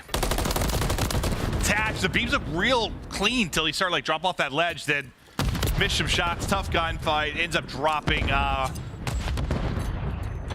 got like 40 seconds on the play clock. There's a ton of contests and just battles on the point early on, but as the chaos, we take a breath. It's mostly kills for Heretics, just fights all over the place. Just some insane heady battles. Just yeah. I mean, I imagine everything's a heady. They're just shooting at nameplates more than likely, because I sure as hell can't see those guys. I mean, if you just had your controller in hand, you close your eyes and you held forward, there's a 99% chance you're gonna end up on a heady, Joe. Yeah. Yeah, it's statistically true. That sounds statistically true. Yep. In the point, Heretics got teammates fanning out across mid-map. Journey doing what he can, just make sure they get near the point. He's doing a fantastic job of that. Almost the triple, but not quite there. The dumpster in his way. You were in his way? That's just cold, Joe. Just My cold. bad. I'm sorry. I wasn't sure if you were calling someone a dumpster or the actual dumpster itself. Yeah. No, that's all right. I'll take that one on the chin, Joe. I don't get many very often, but Legion with the big break there, 30 seconds left. I mean, Heretics had a lot of early control, a lot of map positioning. Lucky, though, already rotating over towards Treehouse 4P4. The rest of his teammates in a fight for the scrap time. So far, so good with regards to scrap time. The other side of the map, it was Lucky, maybe trying to set up, but he's not going to be able to take that. New hard point. Ready to pop. Metal's POV as he is surging forward. Already there will be Nero. Following him up will be attached. You're going to have some action to deal with. Trying to get the second man. He's able to do that, but Nero is still there and get that information as soon as the hardpoint pops, sees somebody's inside. He's sort of waiting on some help. He's just cutting people off for now, making sure the extra players can't get there. Now gives himself a 2-on-1 on the point. Yeah, I love that play from Metals, but a difficult one. Lucky, though. That's why you wait for the 2-on-1. Yeah, able to win it. Attaches here, though, just climbs the ladder, wait for the stun to go away, shooting at a trophy, and then Metals and Journey off his spawn with the rival 9, able to take this. And now you flip the spawns if you are Heretics. You see Vickle's position locking down the map, 4P5. We know it's all about that money hill at Palace. And Heretics have set themselves up for the bank. And this is scary, because Heretics get this time, you're maybe going up 100, 120. If you're Legion, you're starting to think, we got to Invasion, we may never leave this goddamn place. Like, we're just stuck here forever. As they may lose all 3. Granted, a lot of time, a lot of gameplay to go within this map 4, but you look at that lead, you look at that mini-map, you know how this hold is. Things not looking good for Legion right now. So not right now. We have seen some brace, though. It's not possible. It's not possible. Probable. Yeah, it's just very difficult. Trophies down, difficult to get nades in. You're just not close enough to this hill, and I don't know if they're going to get close enough. A couple of players off spawn pushing the street. Vickle 1 kill away from a cruise. He's the rotate man early on to give them the spawns for this, and there is the cruise missile. His investment pays off. Looking for number 7, does get taken down. Already 30 seconds off the clock. Over to Heretics, looking more and more comfortable, and well, with 20 plus seconds left, I think you'll take this if you are Legion. But on the other side, you got your 40. You can rotate. You've got a significant lead. You're up 70. But yeah, I think it's more important for Legion just to stay in the hunt right now. But I think Heretics has just stood out sometimes. You saw the control, and maybe early in that hard point, like when they get their setups, like they'll thrive in the chaos. It's Purge, chaotic, drops a triple. when they get their setups, like they can really just lock you down. Like it seems like they're once they used to use the word comfortable. Once they're comfortable, they're a unit. Right, they're gonna need a break here, and maybe with everyone dealing with the scrap time after that first triple. It's just Metals winning the one-on-one, getting inside the hill alongside a Journey. He's on 3 in a row, and just look at the subs. Metals and Journey, I've seen them mostly with rival 9s, leading the way. 34 and 24 as a duo, putting Legion into a tough spot. Standy just able to take him off the bar, but the rival is there again. Metals able to come through, maintain this, 80-point advantage, try to build it back up. Metals just keeps on shooting. He's found a nice little sequence here inside the point. I think he's had like 3 wall bangs I've seen pop up as well, just being a rat. 90 seconds now. There's that dog. I didn't hear the dog you said last time. I just heard it. You, bro. Where's the dog? He's out back. He's hanging out? He's just out back, yeah. He's pissed. On the other side of that green fence. I thought you made it up last time you said it. I didn't hear it. There is a dog. There is a dog. I wasn't kidding. They put dog on the map. Oh, okay. But a cruise missile called in. Doesn't find much, but maybe gives them the info they need to get this break. His Metals is now on 5 in a row. Can he find number 6? He's going for some spawn kills, some cutoffs, but they got to deal with the players on the point. So while he's doing that, he needs his teammates to lock it in, but he does get the cruise missile. He barely wins it. The stun comes in. Those fun gunfights, not a blast, but he does it. And you're staying in this if you're Legion, but like, I don't know, like, I guess staying in it is the way I want to phrase it. Like, you're doing enough that you're not getting blown out, but like, when is it too little too late? I mean, props to Nero though, right? For, hanging onto that hill, because he was put into a very tough position where his teammates were off his spawn, dealing with Metals on the spawn kills, and he just had to lock that down. They've had good moments that are just enough to like not lose right then, but when's the rally gonna come? Yeah, you need a Once break. down 90, now down 50. You need a break though. Yeah, you need a break soon, because you know what Miami's probably gonna be thinking. Worst case scenario, re-rotate to Palace and try to win this game early. Like, just give up the lead if we really have to. But maybe there is the chance. One player left on the point, but Lucky looking over his teammate. Metals probably with that rival didn't have a one-on-one. This is really going to put the pressure on the Legion, because you have P4 coming up next. Maybe Lucky starts to head that way. Challenge it now. The rival enough to at least guarantee that first gunfight win. Journey sliding around the corner.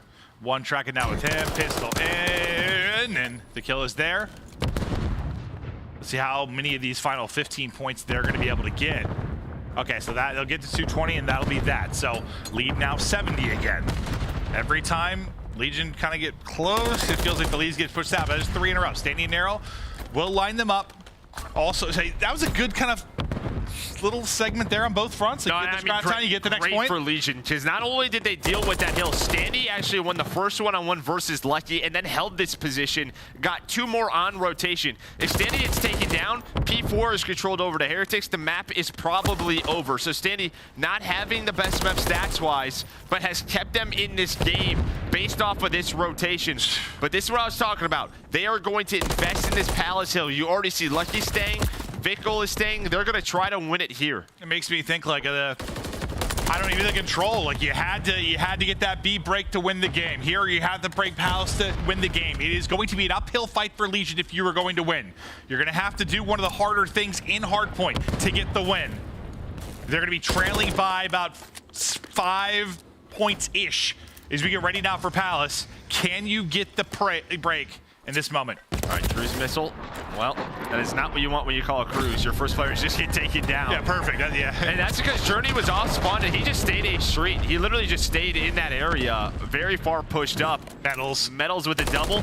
Now it is a courtyard push from the rest of the team, but Journey is there still. Have to deal with him. 15 more seconds, and every time you need a multi-kill from Legion, instead it's a multi-kill for Heretics. This is your last chance. 10 points needed for Heretics. Legion, 1 chance to break. They are staggered. They're in trouble. The wall bangs ripping down Vickle, though. He's giving up the window for a second. You got to get there, though. Just a couple seconds to go. Not going to happen. Heretics lining it up. They drop map 1. It is 3 straight invasion. Ends up being the grave for Vegas Legion. They can't get out of that one. 3 straight for Heretics. Incredible stuff. Yeah, so Heretics now up to 2-0. You know, it's kind of this conversation. How are they going to come out in the league? Maybe with a lot of fire. Maybe it would take them a little bit to just get used to the competition in the league. But a nice 2-0. They've beaten the Ravens in Legion. And I think Legion, probably another frustrating series where they're at least thinking this should be going to a game 5. But they had a chance. They should have won map number 2. Just did not happen. Yeah, I mean, said it twice already, but halfway through the search, you're thinking it's Legion series. They are in control, up 4-1 or 5-2, whatever it is in the search, and then from there, Heretics just, they take over. I mean, they come in what the round 1 of control, they get 5 ticks right away to kind of put you on the back foot, get a nice chance for round 5 defense. Then here in the hard point, they're just strike early, they lead the whole way. Like, yeah, I mean, you just kept, there were like 5 really good moments for Legion. It's just the good moments that got them back to within 50, not taking the lead. Yeah, props to Metals as well. 29-17 with the submachine gun on that map. Not easy to do, but he led to a lot of those breaks and holds for their team. And yeah, so 2-0 for Heretics. No, good shout. Metals an absolute demon. Heretics, all the vamos. They get the W over the desk now to break it down. Christopher Puckett, take it away, sir. Thank you, Maven and Merc. Great work as always, and a good way to start the day. Miami scared us at the start of this series and rattling off 3 comeback victories. Well, I want to start there because Vegas Legion, they come out with a clutch Game 5 victory in their first match. Then they allow a reverse sweep. And now I'm watching a series where they're up in every single game, and yet they let Miami back into it. What's going wrong in the Vegas camp? Listen, every Miami Heretics fan was sweating during that map number 1. I mean, Vegas Legion looked like a completely different team. They were out-rotating them on Terminal, and Purge was having a fantastic map number 1. This is a player that I was going to speak on watching in this series because he was doing incredible in the S&Ds, but really struggling in the response. So my hopes got very, very high after that map number 1, and then you move into the map number 2. Vegas Legion, once again, choke a lead. Yeah, Ellie said they were sweating during the map 1. They were probably sweating 75% of that map 2 as well. They were down 5-2. You know, for Vegas Legion, making some changes schematically coming into this series, but they're going up against the Heretics, and I don't think the rest of the league has noticed how good this Heretics team can truly be. On a moments of these games, grabbing a hold of it. You talk about the 4-piece journey got at the end of the control, talking about the search and destroys, getting those bomb downs. Those are aggressive offensive rounds from Heretics over towards B. You know, Vegas is giving them a ton of different looks. Well, they're able to hold on, get those clutch round wins. They're keeping Standy at bay on the flank. Like, it looks easy when you have X-Ray and you're watching a Codcaster. It's not easy to find a guy like that on Invasion. There's so many holes at different areas that he can get through, and Heretics were able to contain that and get the victory in that game too. After that, I mean, these guys, I mean, that was a barn burner. Look at this, the 6-5 comeback, the 3-2 comeback, and then, of course, closing it down. That's 3 straight Invasion wins. I saw it in the chat. Same question to you, Allie. Is Miami just good at Invasion, or are they good at MW3? Can I ban that map in the future? I mean, you can ban it in the future, but honestly, I want to say that they're just good at Modern Warfare 3, mostly because in each Invasion, a different player from Miami Heretics went off. In that map number 2, it was Lucky going on a 6 spree in the final couple of rounds. On the Control, it was Journey popping off, and then in the Invasion, it was Metals going 29-17 and also having over 1 minute and 30 seconds in Hill. It's time for your play of the game. It comes from that Control, the comeback at the very end, and I mean, Lucky starts it, but Journey slams this door shut, right, Nameless? Yeah, I mean, this is a beautiful round. I mean, we've seen a lot of these Invasion controls come down to the very end, how good defense can be, but he's able to just get inside the point and just pop like a 3-4 piece. I mean, when you're on offense, it's very difficult. You have to get inside red, you have to find a couple kills, you then have to get into a point, and then you have to hope that you are the trophy player once you're in that point, because you can spam that from gas station, and you have to watch cross simultaneously. So Vegas, they have a lot of stuff that they need to accomplish here, but what you're going to see from Heretics is Journey just jump in, get the first kill, and play his life perfectly. They have to fly at him. He finds 2. The third guy gets in a 3v1. Nothing he can do. Heretics, Vamos, Scream, and now they're up 2-1. Metals getting fired up, the whole team rallying as Miami is able to take 3 straight maps and are now a perfect 2-0 with just 1 map dropped along the way. And we are joined here in our Monster Winner Spotlight by the Heretics members. Who's on the line right now? I believe it's the IGL. Lucky, is that you? Yeah. How are we feeling?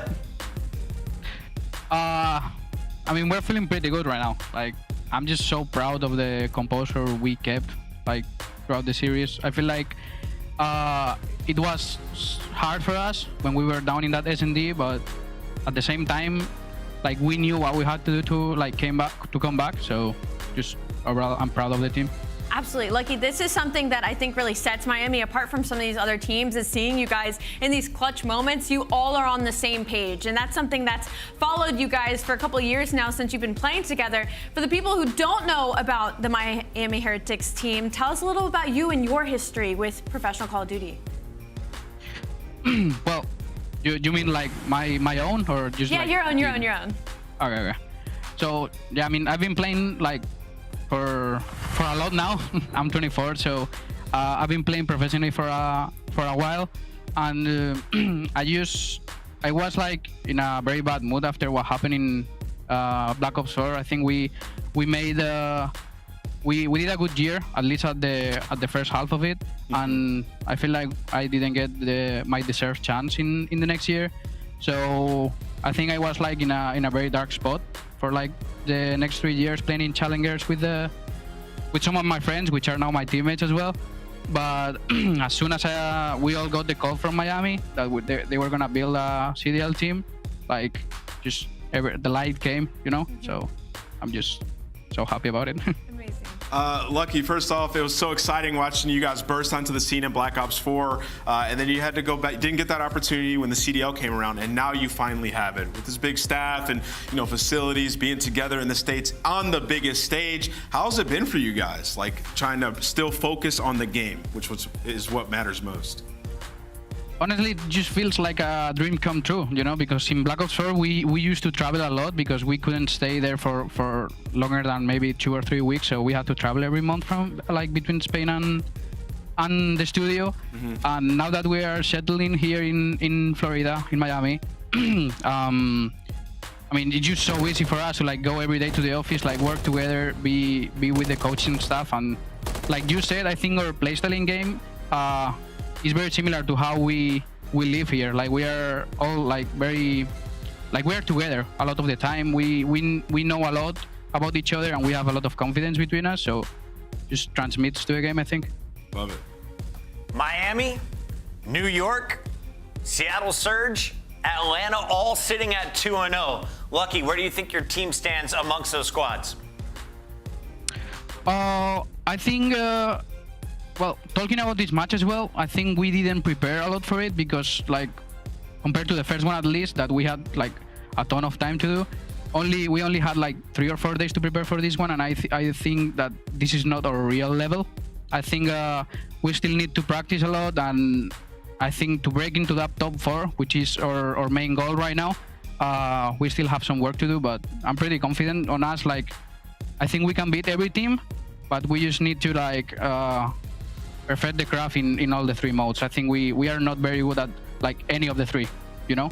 Well, just looking at the chat, it looks like a lot of people think you can compete with the top 4 right now. Lucky, we got to let you go. We got 2 more matches to go, but congrats on your win tonight.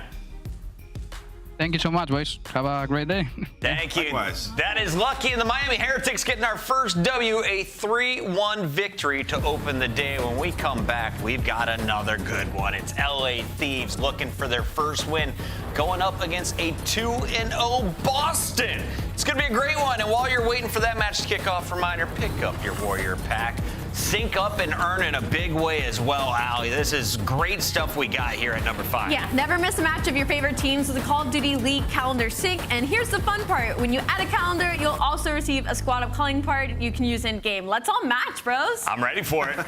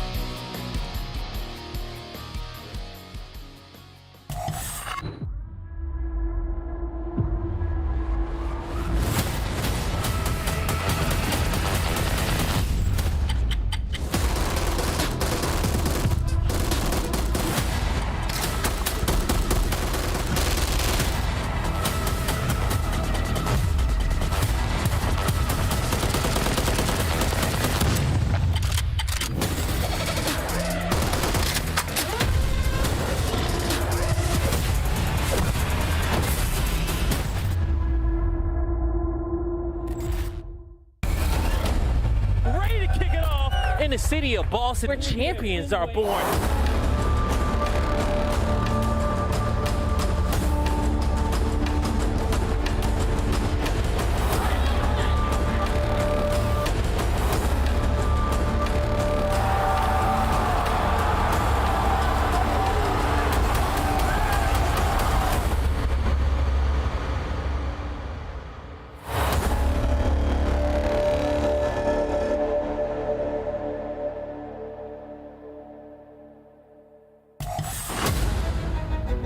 So much history in one place.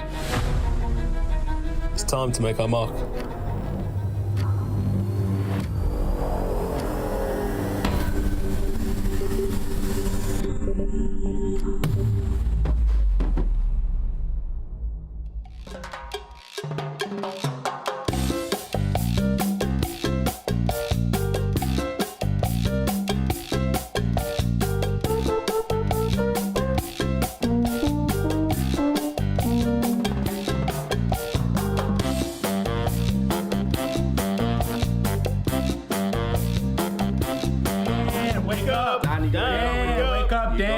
Get your goofy ass up. We're about to play.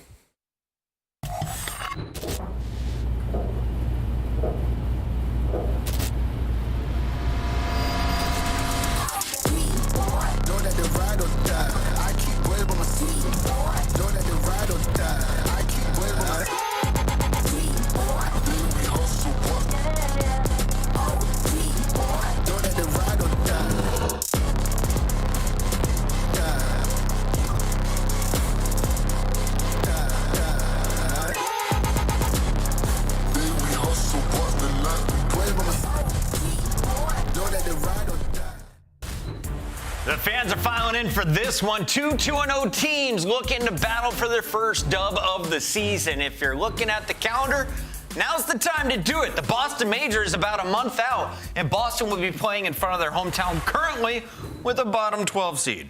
Yeah, this is a really tough situation for Boston Breach. We touched on it earlier during the pre-show, the fact that there is a lot of pressure on it. All these players are trying to prove something. They're heading into their home major. They're starting 0-2, and they have one of the tougher schedules of all the teams. Now, what's cool here, Nameless, you pointed it out. Both of these teams played the same opponent. So let's start here with LA Thieves. You've lost to Surge.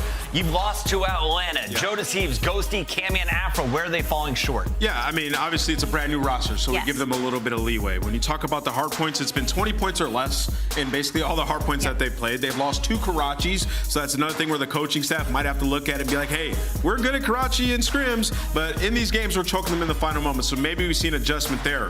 And then when you talk about the individual performances, now the only glaring thing that's pointed out to me was in the last match, Afro had an abysmal performance, 11-20 and then 22-35. So on an individual level, he would be the guy that I say needs to step up today. Yeah, so for the loss to Angeles Thieves Monster Energy pregame, first of all, slowed down early round Search and Destroy. Again, they haven't won a Search and Destroy yet, so honestly, I don't even think that's where their focus should be. Their focus should be on closing out these respawns because they put themselves in a favorable position and lose to like one player. It was Illey on Seattle and it was Simp on Atlanta FaZe. So just don't get ahead of yourself and lock it down. Don't do what Vegas has been doing. For Boston, real quick on this squad, what do you like about our green team, Allie? I like their teamwork, to be honest. I like the layout of this team. Snoopy and Capsidal, I think, are a great duo. I think it's just about Capsidal translating his S&D prowess to respawn. That's kind of a continuation of when we saw him a year or two ago. And then for Snoopy, just keep doing what he's doing. This is one of our potential rookies of the year, is looking to put up those numbers. Taking a look at their Monster Energy pregame for me.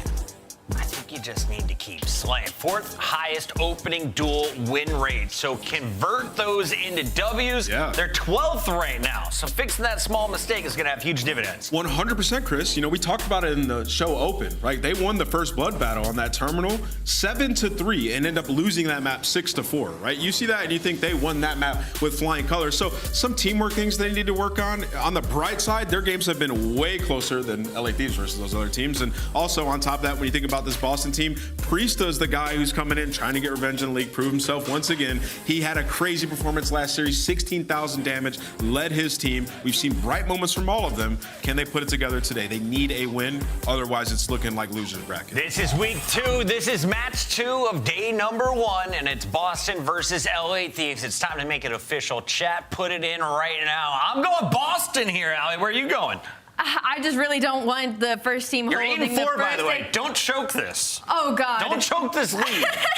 I don't want Boston to start an LB at their own home major, so I'm going to believe in green today. Going Boston. Okay, I can't catch up. Despite them calling me out on Twitter and costing me in the first pick'em in that Game 5 versus FaZe, I'm still going Boston. I got them winning this series. I just think that they've looked better and they can improve. We're all going green, which means LA Thieves is going to win this one 3-0. Get your pick'ems in on your own. Reminder, pick'em.callofdutyleague.com. The winner can score big. All you got to do is scan that QR code and get in on the action today. Allie and I literally did it 30 seconds before the show kicked off. I watched it. It was pretty fantastic. It was quick. Too. Get your pick'ems in, and of course, let us know, chat, how you feel about this battle. Will we go beyond 3 maps? Let it be known as we send it over to our casters. We got Miles and Chance. Chance, how are we feeling today? Feeling fantastic, Puckett, as always. I get a cast with Miles. Who could ever be mad at that? Ah, that's my guy right there, saved by the bell. We do have a very fun series ahead of us. One of these teams gets a win, at the very least. However, Chance, one of these teams hasn't won a game of Search or a game of Hardpoint. Yeah, I mean, look, it's kind of been both for like both of these teams. They've played against Atlanta and Seattle, and obviously Seattle blew out expectations, started off 2-0. They look hot, but yeah, I mean, LAT 1-6 in map count right now is not exactly super ideal, but we also have quite a few new maps that are in the mix. We kick it off with like a double invasion, which is very typical for both of these teams, but we haven't seen either of these squads play high rise at all, so we double up there for the control and the search and destroy. So a little bit of a mix and match for the series, and admittedly, Miles, we talk about how poor some of these map records are.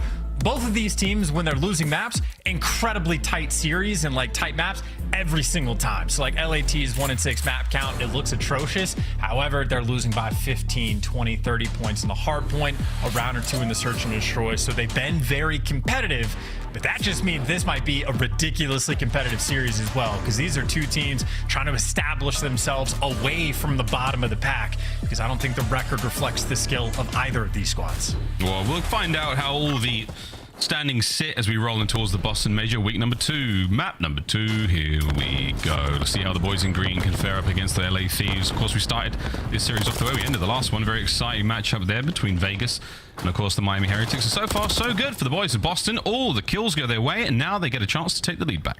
Yeah, really nice opening break by Boston. Like, double up your SMGs on one side, double up the ARs on the other. You don't get to the hill first, but very effective with the trades. They get a very quick retake on P1, and enough kills that maybe a small window of opportunity to start making moves and push towards that new time. But it is a scatterfest right now in the middle of P1. Every single arrow nearby, and I mean, LAT on top for the moment, but if the spawns flip, Boston have a very big opportunity on this rotation. Yeah, P1's coming to a close. There is gunfire and bullets literally everywhere across this side of the map. Top left there we go to construction site. So far we've got Boston Breach in position for this one. Ghosty trying to make the slow approach alone for now. Final few moments go to the LA Thieves. No problem there. They do have a little bit of a mountain to climb. Look at Snoopy trying to cut these reinforcements off. Not going to happen. He's in Thieves part of town. Slasher, the lone man over by the point, but that trophy's going to keep him company for now.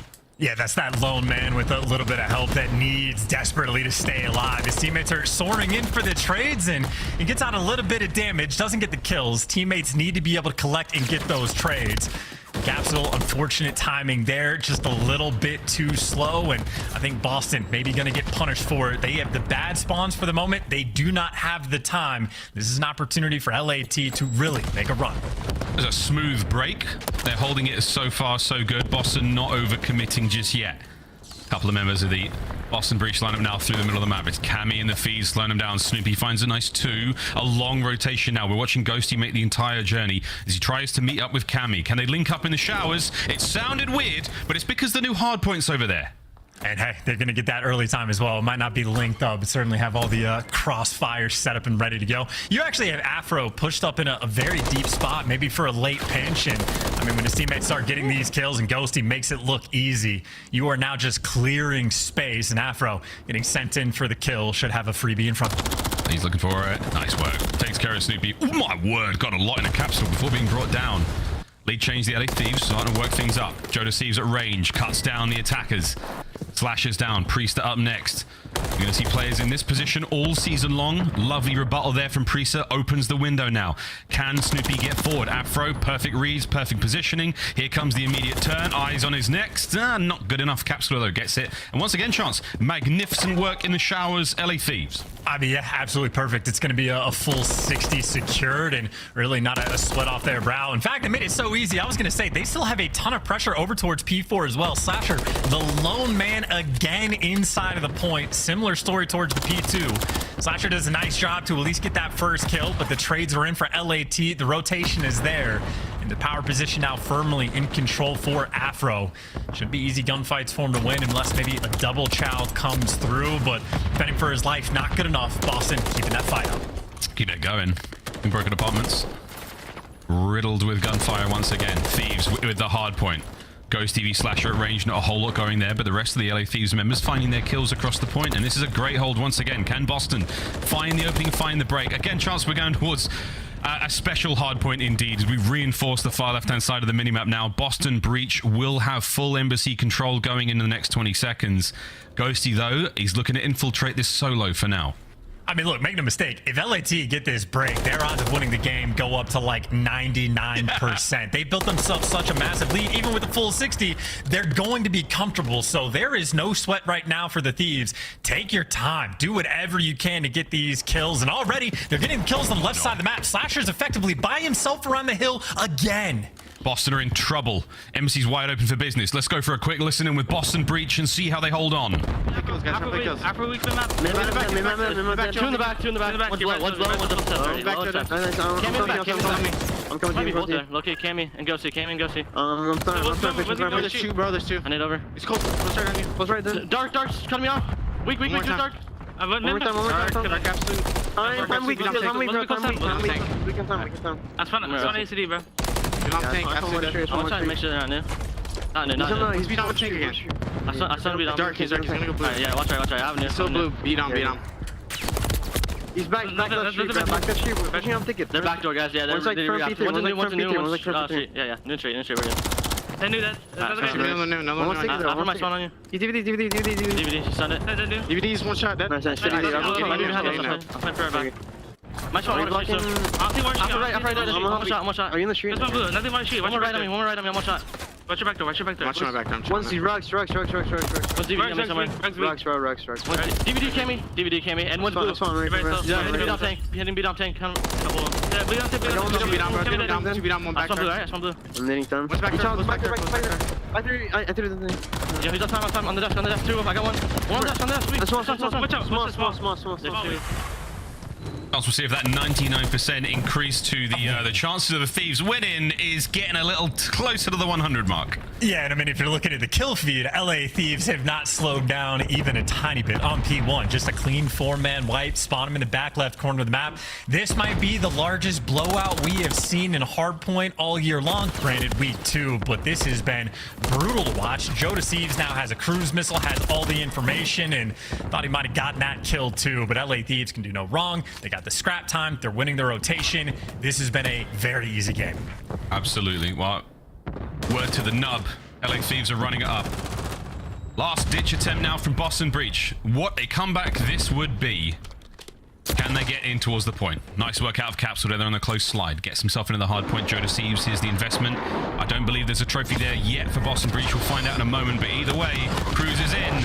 Takes care of Capsidal. Open hard point. And that's the start as well, but of course, Snoopy and Slasher respond. So Boston, you really have to keep him out of this hill. Priestahh gave it the old college try. Couldn't get it done. Good news for Boston, you do have the spawns toward new. Bad news for Boston, not shooting that. Ghosty's picking him apart. That's going to be a 4. Surely almost going to be able to make it a 5 spree, and now Boston even flip.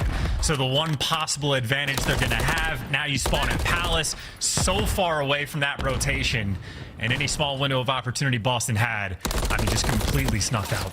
Oh my god. Damn, Daniel back at it again with a big old rotation towards Nu. This should be the game. The backside there of Showers now. Ghosty's in there, washing himself clean after the bloodbath on P2.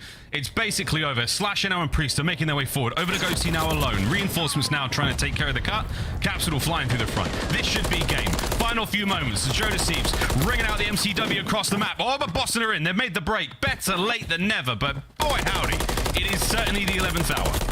Congratulations, the moral victory. They're not going to get 100-point club. The small W, maybe for some sort of momentum in the series, but I have to imagine we're just waiting on LA Thieves to do their victory lap. Whether or not they get the break for the final 5 seconds, or if they just want to rotate to any of the next 4 hills, LA Thieves have every single opportunity to win this game. Cammy's got a house viewing over by a damaged old apartment. In 10 seconds, he can go in there and take a look, see if he wants to put down his name for the purchase. But Slasher and Snoopy find their kills respectively. It's a 5 seconds that the LA Thieves need to close out map 1, but it's not over yet, Chance. Okay. We've got Boston in Nu. And they might be at Nu. LA Thieves, they just have to leave one person at Palace. You could start it now. Like, whoever comes off spawn should just instantly rotate for LA Thieves. And of course, you could still make the break here. Joedecieves flying up with a pistol.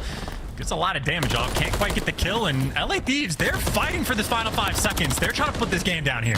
They want the break. They want it badly. Number 6 throws at the minimap. Joedecieves. It could be Cammy. Keep it on that left-hand side. There you go. Kills keep coming through. That should be game. Or will Afro get cut down? Okay. Okay, but still, the bigger problem on the map, you have to rotate to Palace. You can only give away 4 seconds, and LA Thieves did a good job. Never lost the spawns. They're keeping it nice and secure. So unless Slasher guns about 3 different players, there's literally nothing you can do to get to this hill fast enough. Clock's ticking. How fast can they move? Here we go, Boston. Show us something truly outstanding. Oh, no. Slasher finds one. Joedecieves now alone. Okay, surely not, right? Surely not, right? It's not over yet. Boston with a point. Okay, this was 245 to 85 from a near 100-point victory. And now Boston may be able to get it done. Capsidal roaming down low. Cammy, though, trying to toy with him. And Cammy does indeed. It is all up to Snoopy. The back, they rely on him. You have to find all these kills. Here they come. Snoopy. Guns at the ready. Number 1. Oh, God, he got both. He's going to get the time now. There's one player below him. He's on the hunt for it. Also, I don't believe it. Chance Snoopy playing very carefully. Staying alive. How many more can he get? He's going to have to get 2. There's number 1 in front of him. The trades are going to be coming through. Those LA Thieves players are jumping on it. You get the trade. You get the final 3. And Priestahh cannot get it done. Afro stamps the game. Finally, LA Thieves closed it out. But my God, they made that way more complicated than it needed to be. That was a very, very bumpy road to the map 1 win from the LA Thieves. You could not have looked better up until what, the halfway mark, when Boston started hitting the comeback. Woo! My word, what a start to our series. As we peek across the stats, I don't think they matter too much. The story there was certainly the comeback from Boston Breach. I think something that the Thieves are certainly going to work on, but for Boston, you showed an iron grip when you needed it the most. If you had that at the start, this might have been a very different hard point. But wow, what an invasion that was. Yeah, that definitely got a little bit spicy. We can look at some of the highlights. I guess this is the second set of rotations, but the theme from the first set of rotations, we went to a P2 where Slasher was completely by himself in the hill, had absolutely no help. They got broken down. Slasher also early rotated over towards P4. We got to see him by himself in the hill, no support from the team, got broken down. And then the similar thing happened on P5. Like LA Thieves, they got that break early on. His teammates just lost the gunfights up front, and then we just clip over to Slasher by himself in the hill, dealing with like 2 players. So Boston really in that first half just completely unable to lock down any set of rotations. Admittedly, certainly had the fight in them, but even for the sort of that final moment, Priestahh able to pick up 1 with a pistol, but just could not ice up and get that second. So maybe again, like a moral victory for Boston towards the end of like, hey guys, if we just played better at the start, we clearly could have won that game. But moral victory only takes you so far when you need these CDL points. Yeah, hearts and minds are one things, but you want to win the map. There we go, though. Map 1 finished. Invasion, we stay on it. And I got a tweet from Mud Dog saying, thanks for recognizing how much time the team spends in the showers together. A team that cleans together, beams together. There you go, Eric. That's a fun one. Invasion, Search and Destroy on its way up in a moment. High-rise control. Fun to see how that one goes. We haven't seen too many high-rise, 2 so far, chance so far in the league. But either way, very, very fun map. Fun times there on control. Surprised me, to say the least. Interesting start. Bit of a disconnect from Boston, see if they can find the teamwork in Search and Destroy, because they're going to need it with all those respawns coming up later on in the series. But Shotzzy, major takeaways from that first map, apart from big old comebacks and Boston being slow? I mean, really, it just felt like sloppiness from Boston in the first half is pretty much the entire theme. And I do agree, Control I'm looking forward to as well. I think High Rise might have a pretty high rate of rounds ending just off of like kills rather than objectives captured too. So a very spawn trap central sort of map, definitely something to pay attention to. Search and Destroy again on Invasion. That's going to be our next map. A lot of fun so far, man. Too many nooks and crannies to count here on this map. It's a lot of elevation. We've seen some cool stuff so far. Of course, the Heretics, their last map win. Massive comeback from them, 5-2 down against Vegas. Are we going to see a similar situation, Chance? How do you rate these two Search and Destroy teams? I think like they both feel like a little bit standard in a sense of like they both have like very good weapons, SMG threats on the front line. They have the ARs that like to post up and sort of play for picks. So on a map like Invasion, these are two teams where I think it's going to be more of, instead of a blitz out of bomb site, more of a chess match, nice and slow. Well, Snoopy, Chance, another player we've been talking about plenty. He's the rookie. He's the youngest player, the newest player in this entire lobby when it comes to, you know, experience. This is the first season he started for a pro team. And last week he had to go up against FaZe. It was a tough time indeed, but your boy was absolutely beaming. We saw some great plays out of him. These are some of the highlights from that matchup. Snoopy, though, slow and steady start to the league, but tremendous prospects indeed. Yeah, he's had some gunfights too where you just like even watch it from the opponent's point of view and you're like, oh my god, Snoopy genuinely has the beamer. Like the boy can shoot. We're not going to see the clip, I assume, because it's a moment where Snoopy lost the round in Search and Destroy. But when Cellium was like on the back cinder block on Invasion, that's almost like an unlosable gunfight, and Snoopy out of nowhere nearly fries him. So Snoopy, again, you better be a little bit fearful of over-challenging this guy, but I know as well for like S&D specifically, he's like 5-1, I think, on the opening duel. So mention those lethal SMG threats rather on the front line. Snoopy at times has been that guy. His first bloods have been out of control. But the theme for Boston, they're like 3rd overall in first blood percentage throughout the league right now. They're 12th in conversion. So it's one thing to get them. It's another thing to actually lock it down. Boston need the ice. That was one of our Monster Energy pre-game stats. We'll see if Boston Breach can live up to the statistical advantage that Snoopy can bring them. Opening salvo, tremendous range there. Cammy taking a couple of tags or two. It is possible to lose that fight, and you know, a few more bullets would have got the job done. But for now, slow and steady. Bomb in the hand of Joedecieves, and he's very, very close to that A-bomb site. Chance, the breach and clear, not necessarily good enough there from Afro.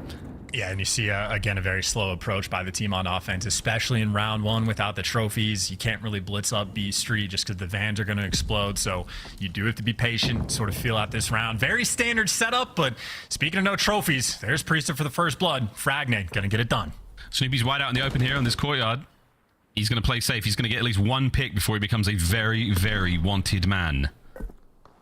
Stun check, nade check, smoke goes out as well. Snoopy, eyes on the cross, damage dealt. Not enough to get any more out of it. Semtex is going to make this real tough indeed. The Thieves punish him very fast. What a lightning fast rebuttal there. Yeah, no trophies for either team, so every kill has come by way of either Semtex or Frag Grenade, but a 2 versus 3, haven't planted the bomb yet. LAT, you're going to have to make a move. Instant, the call is going to be over towards B. Capsidal stays alive, backs up, and now has Slasher for support. Lines them up. Joedecieves trying to stay alive. Fast re-engagement from Joedecieves. Final 10 seconds. Can't get it done. The Thieves, composed as ever. It's such low-hanging fruit, but I'll pick it, baby. I don't care. My standards are rock bottom. Boston, though, great round out of them. Good beamers from nearly everyone we've seen in the lobby. Fantastic shots, but Boston, that opening pick from Priestahh goes a long way this time. Not Snoopy. Yeah, absolutely. I mean, you know, Invasion seemingly or not seemingly, definitely going to be a defensive-sided map. And, you know, Heretics had a lot of rounds on offense, able to string up some success. But if you don't have trophies, it's going to make that very difficult. And maybe LA Thieves want to pour on the pressure. This is an aggressive stack towards A on defense. it's a unique look, and I don't know how easy this is going to be to read. Right now, Boston dealing with some chaos.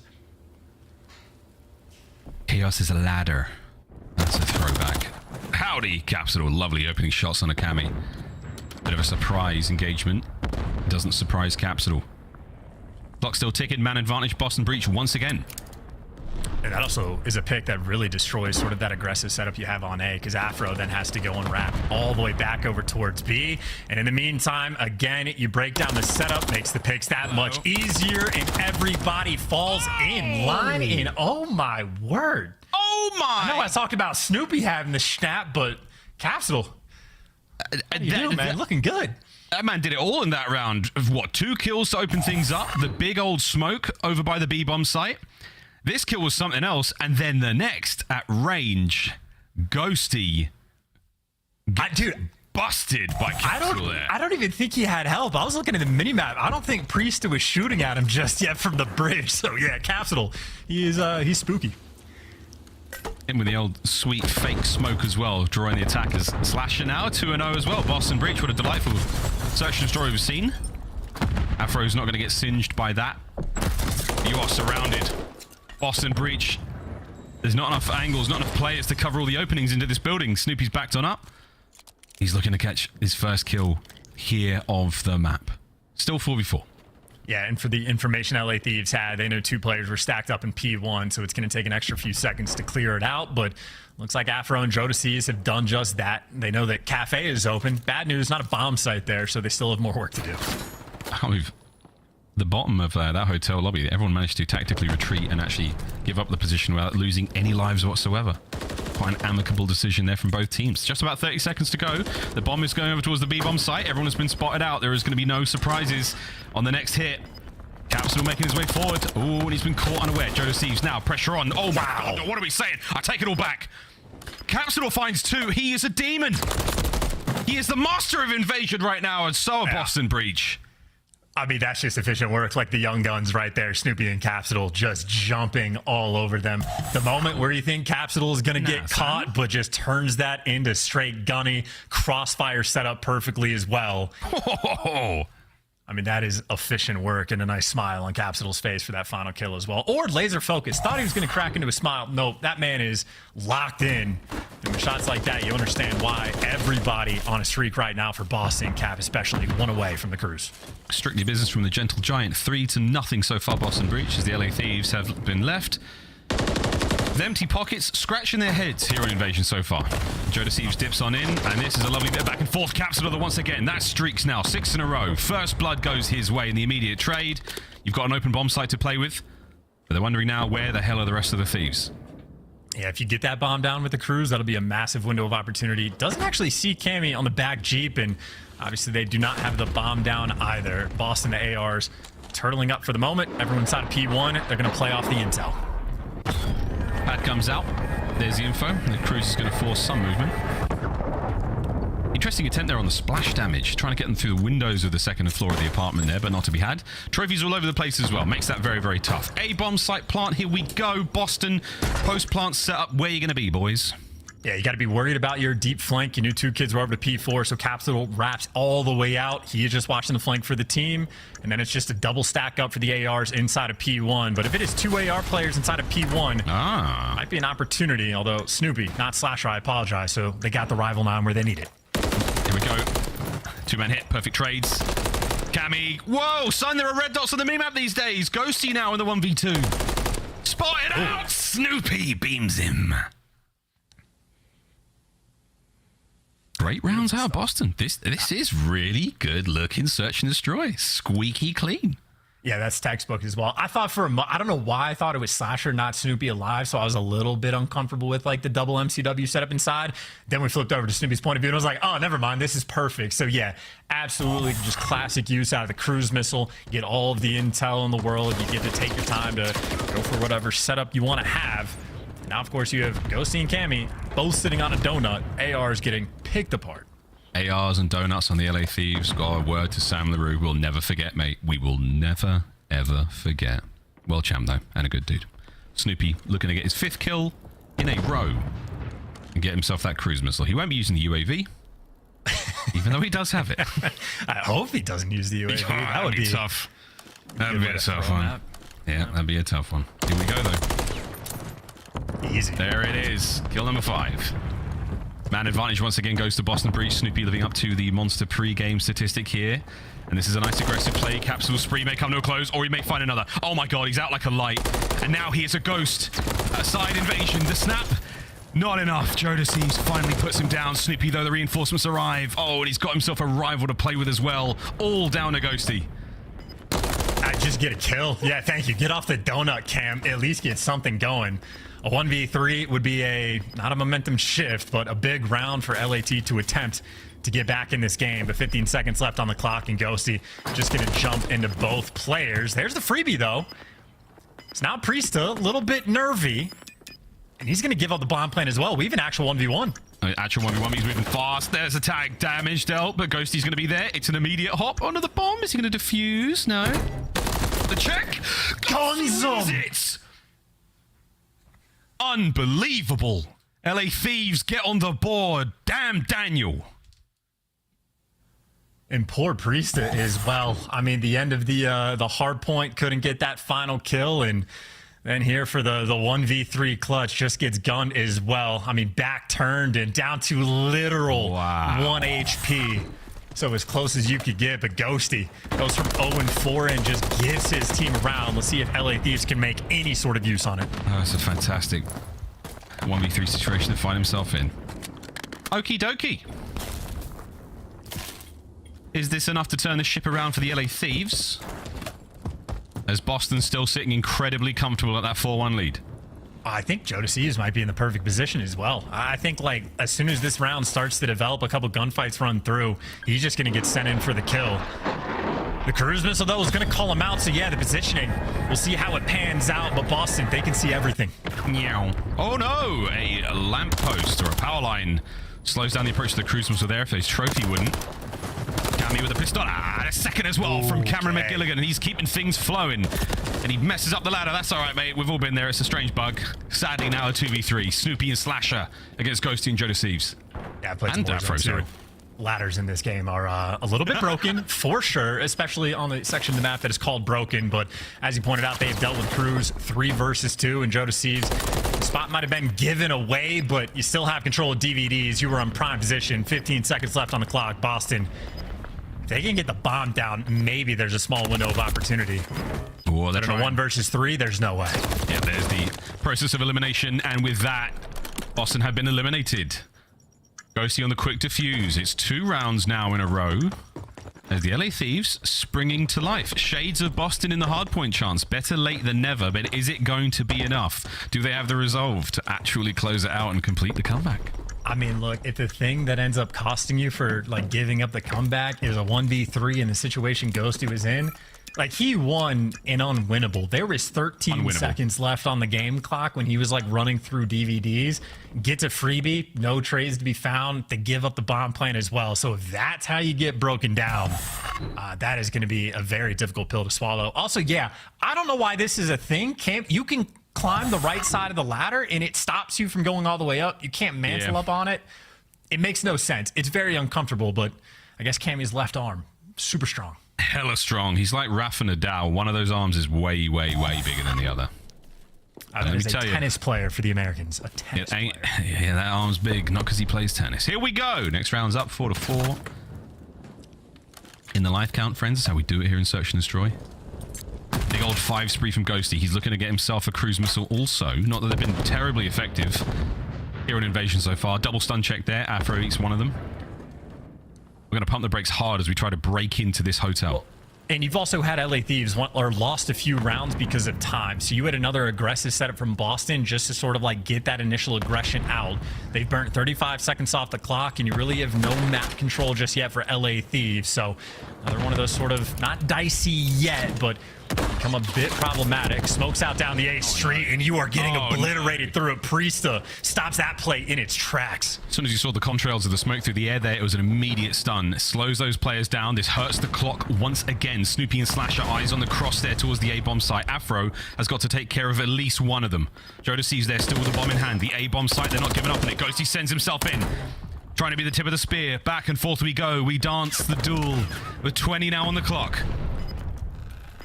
And you just have to get the bomb down. Someone's got to be able to do it. Joedecieves might actually have the perfect spot. They can't see it from the top tank. So 4v4, no one's fallen yet. Bomb is planted. Pressure on Boston, and the pressure might pan out. Man advantage for the Thieves. Snoopy knows that Cammy's now behind them. Priestahh doing what he can over by Afro. Oh, the timing might be a bit awkward. And awkward it is. Joedecieves and Afro still fighting down that side of the map. All down to Snoopy now in the 1v3. And he's playing it very carefully.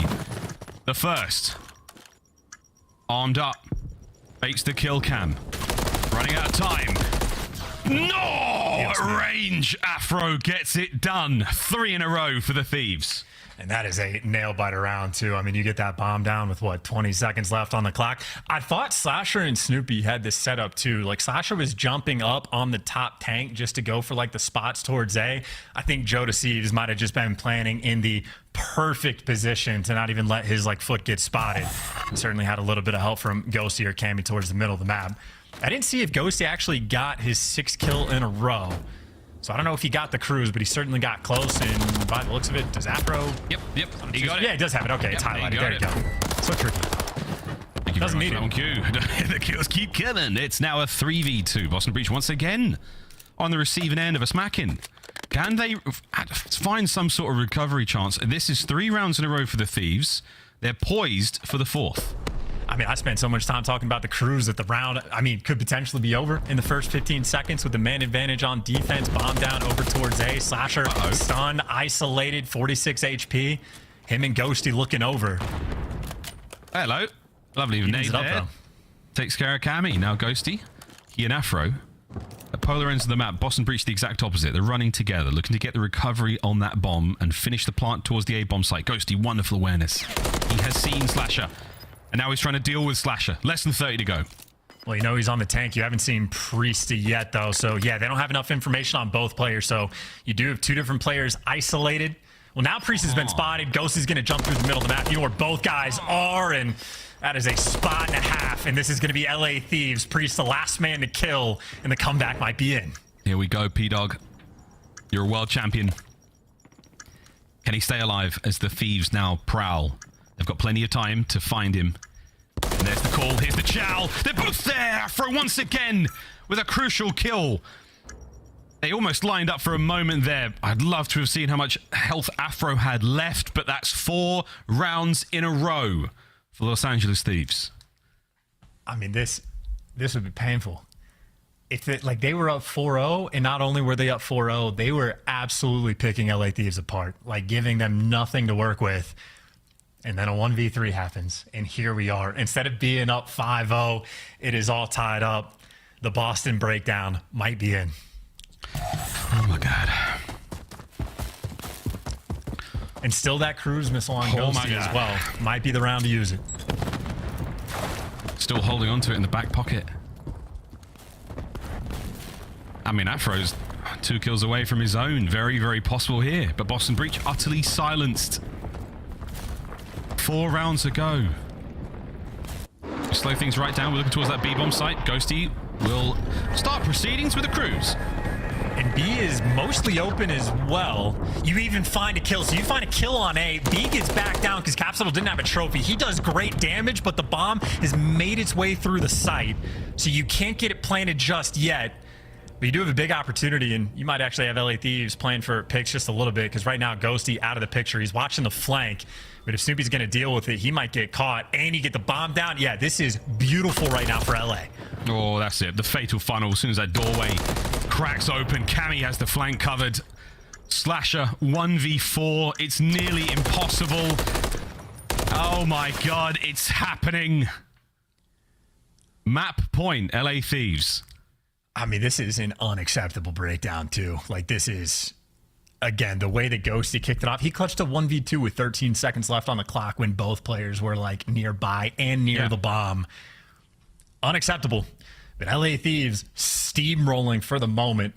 Another perfect cruise usage we have seen on Invasion.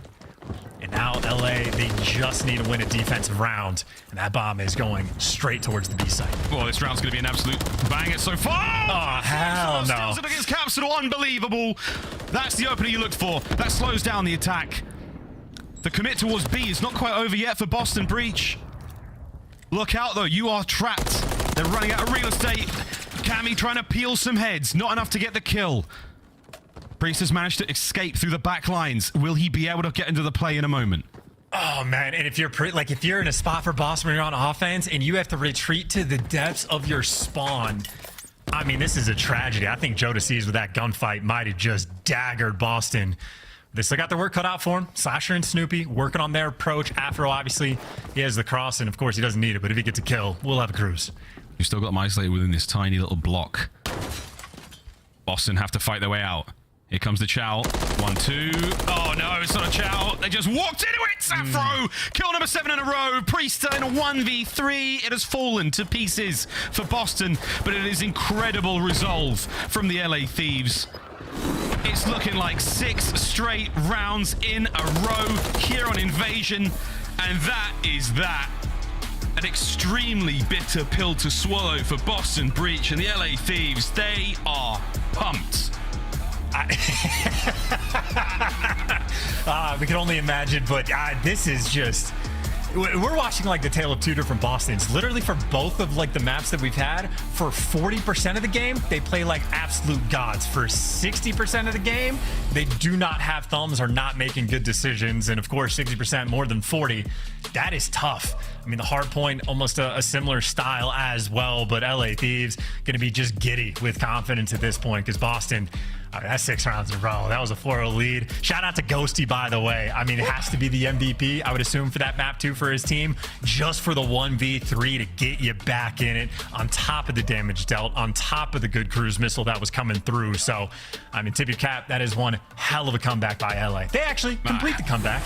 There you go. They actually did it. Well, we're in La La Land so far. We got a high rise now, as our heads are in the clouds after that massive comeback. Will we see a 3-0 here in our series? Boston Breach don't want it, as the LA Thieves have gone from a team that weren't able to win a hard point or a search and destroy to winning both so far in the series. Very, very exciting stuff here in match number 2 of week number 2.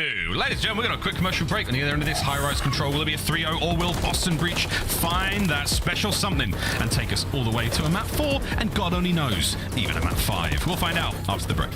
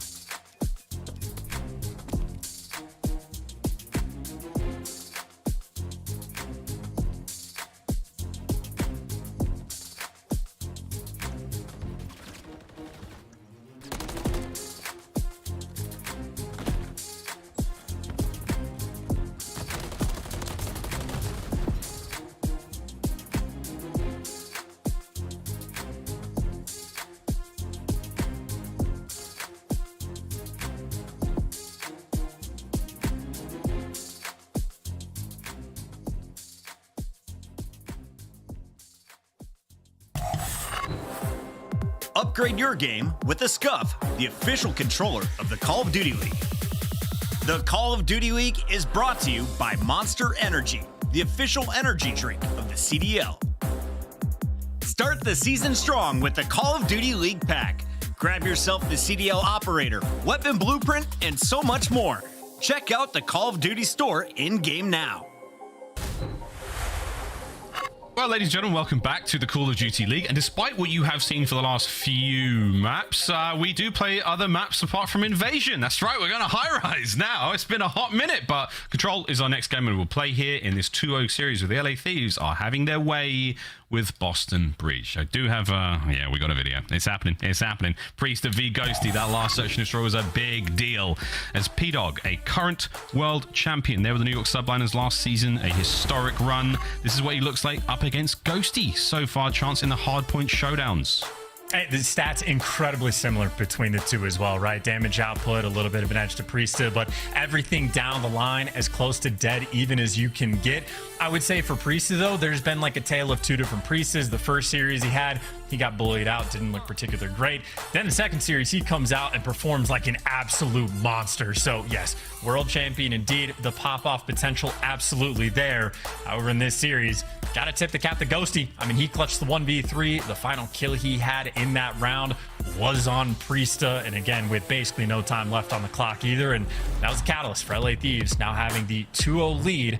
Maybe not comfortable in the series because the maps have been close, but either way, happy to be here, knocking on the devil's door. Your first 10 CDL points. Let's go. Everyone remembers their first 10 of the season, and what a memorable one it would be for the LA Thieves if they can get it here. But they've still got to get through Boston here on high rise. We play Control. This is a very, very spicy combination of map and mode. We've seen a lot of kills decide the round wins. Will that be the case today? Well, here we go. First and foremost, Thieves on offense. Yeah, and I'd say maybe on offense, just because, again, the whole no trophy setup, an opportunity to maybe blow up some propane takes and make a play towards, I was going to say the A side of the map, but they're going straight underground. They're just spreading. They're playing for picks. They're looking to potentially set up a spawn trap as well. First two kills go their way, and you got Afro already flying forward. Now, if he gets into, if he gets into this position, it's going to be a problem, and Afro is already a problem. The throw is no joke. Capsidal not laughing. Guns in the bed. Capturing the B zone though, slowly but surely, looking at that first segment on the way out. It's a one-man effort for now. Joedecieves on the street just to the left of Ghosty will get forward. Might help out in the capture progress, and he will. Oh, not help out. He's doing it alone. Oh, no! High rise is exploding all over the have wiped the map clean. Yeah, I'm telling you, man, until those trophies go through, this is just a scary place to be. Ghost who's by himself as every single frag just rains down upon him. And Boston taking full advantage, and now the gunny coming out hot. Snoopy, clean little 2 kills there. Boston had just surged forward on the map, and again, no trophies. Might have just bought him around on defense. They have swarmed the middle of the map. Yeah, south side of the map, the B street on their mini-map. A lot of pressure there from Boston, but now they've been forced back. The 2-2 split, slightly staggered approach here on defense. Back into the B zone we go for the LA Thieves. That's going to stop the clock at 30. Here comes the fight, and it's an awkward one. Slasher wins it. Oh dear, Ghosty the last man alive over that side of the map, but it's enough to stop the clock once again. A being captured as well. Oh, big win from the hill as well. Actually gets a little bit of help, but Ghosty certainly putting out some damage. So Snoopy with the opportunity to dagger them on the flank. Instead, nothing pans out. LA Thieves get the capture. Extra minute to the clock, as you said, and a good chunk of time to work with for this A zone. A long way to go in the battle right now for Boston just to get out of your spawn. Not an easy one. So you see Capsidal getting traded. The trades firmly out and about. Quite even in the life count so far. The LA Thieves still pressure on towards A. They've got 1 minute to do it. Let's go for a quick listen in and see how the comms sound. Long, dead. Nice, good job. Hey, one's deep right, boys. I don't see anything blue. I don't see him deep right. He's still deep right. Up windows. Oh my fuck, he's out. Nice. We're missing Cap. Look our low blue. I got it, bro. I got it. Cap's on top heli, left side. Top heli. Telling you, him. Coming here. Weak top heli. Drop down. He's heli steps, okay? On A5. Up and left against the gun. Yo, propane. Caps off. Yeah, top heli. Right side, top heli. Line up. Top heli. Absolute, bro. Absolute top heli. Nice. I see he's got propane. I think he's top propane, bro. Or he hit through long. Yeah, he did. He's already voiced on one shot. Flash yours long. One mid. He's hitting mid. B point. I heard you. Listen. Backtrack. On Jen. On top of pain. Have your right side shot. I died. He's out. Top of pain. One shot. Coming. Yeah. This guy. 66. Ready? I'm weak voice. Boost on me. B point. Push up long. We're good. Take our time. Also B point. On blue. Nice. Here, man. Top alley. I'm I'm ready him. Don't worry, I died. Nice. 2v4, boys. And that should be all but the round over. Joedecieves taken care of, all down to Afro chance, and fantastic resolve in the final few moments here from Boston Breach. Yeah, I mean, the comms were good from LA Thieves, but maybe just a little bit too antsy or just like a split second behind. As soon as you heard, I think it was Joedecieves give the 6v6 call out, 3 players in LA Thieves died instantly, and we saw Afro Fort. He was just in a very tough spot, pushed out front heli like on the barrel spot, and I think if they recognized the 6v6 a little bit sooner, maybe slow down the pace a tiny bit and play for the kills, it could have been an opportunity, but Boston remained strong on defense. Slasher 11-5 as well, and a very nice first round. Round number 2, Boston Breach now attack. Coordinated effort there to take care of Afro. He's been a menace so far. Same can be said though for Slasher, 12-5 here on high rise. He'll eat a stun, but he'll slowly capture B. His teammates are in position to try to get some coverage there, but Cammy's going to poke and get involved in a moment. Hopefully stop that.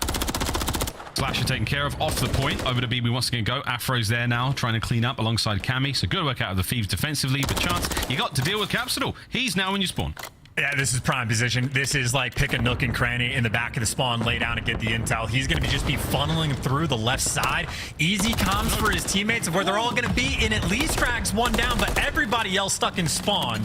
So you have Boston. They know exactly where to look. It's only a double stack for the moment. And it looks like they're getting picked apart as well, so they could not take any sort of advantage off of what Cap tried to deliver. Well, Cap got him a few seconds, and then they got absolutely squad wiped there. LA Thieves press forward now. The board flips entirely on its head. Afro, nearly up close to the rival 9 there, but we'll be able to spot out those 2 players that side of the map. Joedecieves immediately moves out to help out. Snoopy and Priestahh double team him, get him out of the equation. 30 seconds to go. Boston have got to get themselves onto one of these points.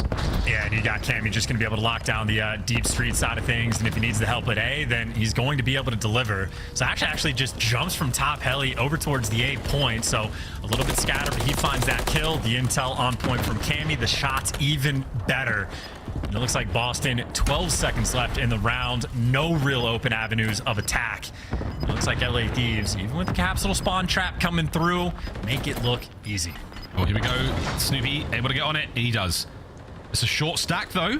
It's 2 players there from Boston. Afro, this is the dagger. The timing is good. The timing is great. And that is... that should be it. That should be round. No one close. Afro has won it with a patient play for the LA Thieves. Yeah, even with the little diciness towards the end, there's simply too little time on the clock to be able to sit there and control everything on the map. So nice little bounce back, 2 for 2 on defense, and I'd say both teams have created small windows of opportunity on the attack, but still defense remains strong. So looking for that mix-up, just that sort of like extra little push, like those moments where Capsidal gets in their spawn, just have to get that extra kill sort of thing to set up your teammates. See if LA Thieves can get it done on this round. The battle for the lower side of the map just as important as the top side. Opportunities to hop into the conflict. Oh, there we go. Joedecieves somehow walking away with a win there over Capsidal. 3 dead though for Boston.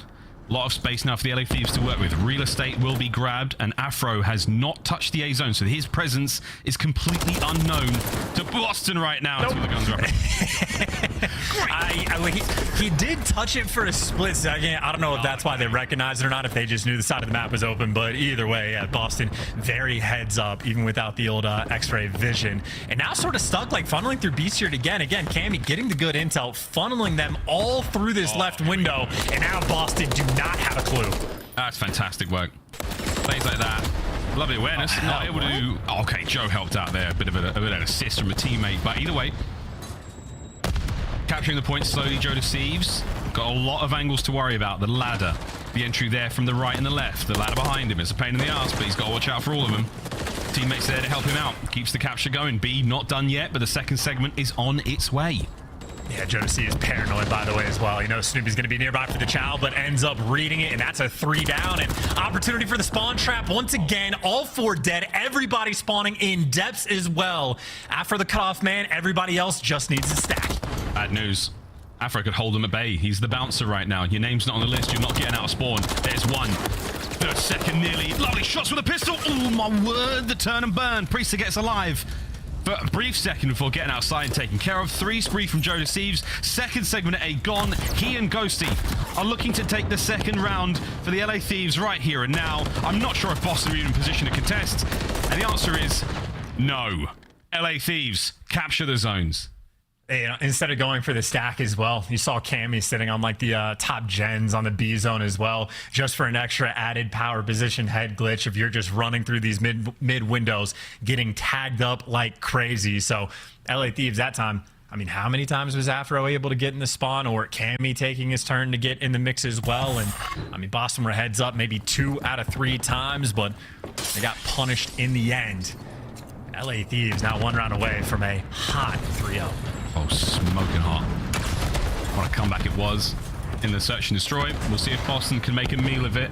Give the Thieves some indigestion. Tags are there. Ghosty with a lovely cleanup. Afro, nice snap, but not enough. And there we go. B Street defended. The Boston breach as they keep the capture alive at B for a brief second. My God, the Thieves. Lethal precision. Joedecieves again. Oh, God, spawn trap central now on like the flip side of things as well. Snoopy, the only player pushed up aggressively on the map, but gets traded out instantly. Everybody else for Boston now stuck in the windows, and Cammy feeling a little bit of pressure, but here's your support from Ghosty. He's tagged up as well, so Boston fought their way out of their spawn, except for in the feed. You see Afro with 2, Capsidal left by himself, and last man standing, poor P-Dog, has to scatter his way around on blue. Oh, dear. He's scattering around, but there's the pinch. Not enough to stop him. 30 seconds to go. Thieves win the map. Boston have got to get themselves onto a zone ASAP. B will be the one they do. Afro with a suppressive fire from the hit. Priestahh taking care of. That is it. Joedecieves is on B. This is it. The final few moments over to the A side of the map. Wide open. Cammy, can you stop them right here and now? Oh, that's it kills Cap at least. Hey, Cap was close to it, and you actually get the kill. You'll take it. Everything going right for LA. Oh, shenanigans. They're all down. Final 15 seconds. A fly towards the B zone right now. Ghosty's got a bit of coverage. Joedecieves 2 in the feed. That should be it. Final 5. Boston, nowhere to be seen. An absolute slaughter in the series. It's 3-0 on the map, 3-0 in the series. My God. I tell you, I don't even have a reaction to that. That is a painful series for Boston. It really does have to be said. Word to Christopher Ton. It's just you give up, but you should have been up 5-0 in the S&D. You should have had all the momentum back after that map 2, things feeling good. Ghosty clutches a single 1v3, and then you just break down. Even for the hard point for Boston, it just felt like a tale of 2 different teams. Again, you had Slasher on like 3 different hills on the first set of rotations on Invasion, just completely by himself with like no support actually in and around the point. So Boston, very sloppy game, very sloppy series. And they're now going to be at the very bottom of the CDL standings with that 0-3 record. And I mean, LA Thieves, again, first 2 series they had against Seattle and Atlanta, they played it close, but just tough losses. That's absolutely the bounce back they needed just to get the ball rolling. Wait till I get my CDL points. La la la la. There we go. That series is done. I can't believe it. I put pants on for that 3-0. Jiminy Crickets, boys and girls. That's it for me and Chance. It's back to the desk to break down that absolute ass whooping. Thank you, Mr. Bravo. For those who get other references, let's talk a little bit about what we just saw here, because all 3 of us on the desk predicted Boston. We went with the veterans. They got smoked. What just happened, Allie? I don't even think I could tell you. LA Thieves looked like a completely different team today. They were all on the same page. I mean, they were down 4-0 in the search and destroy, and Dan pulls off a crazy 1v3, and then they go on to win 5 more rounds, 6 straight to win that map number 2. And then map number 3, Boston Breach is just literally kicking themselves. They kept getting stuck in the spawn trap. They couldn't find out where Afro was.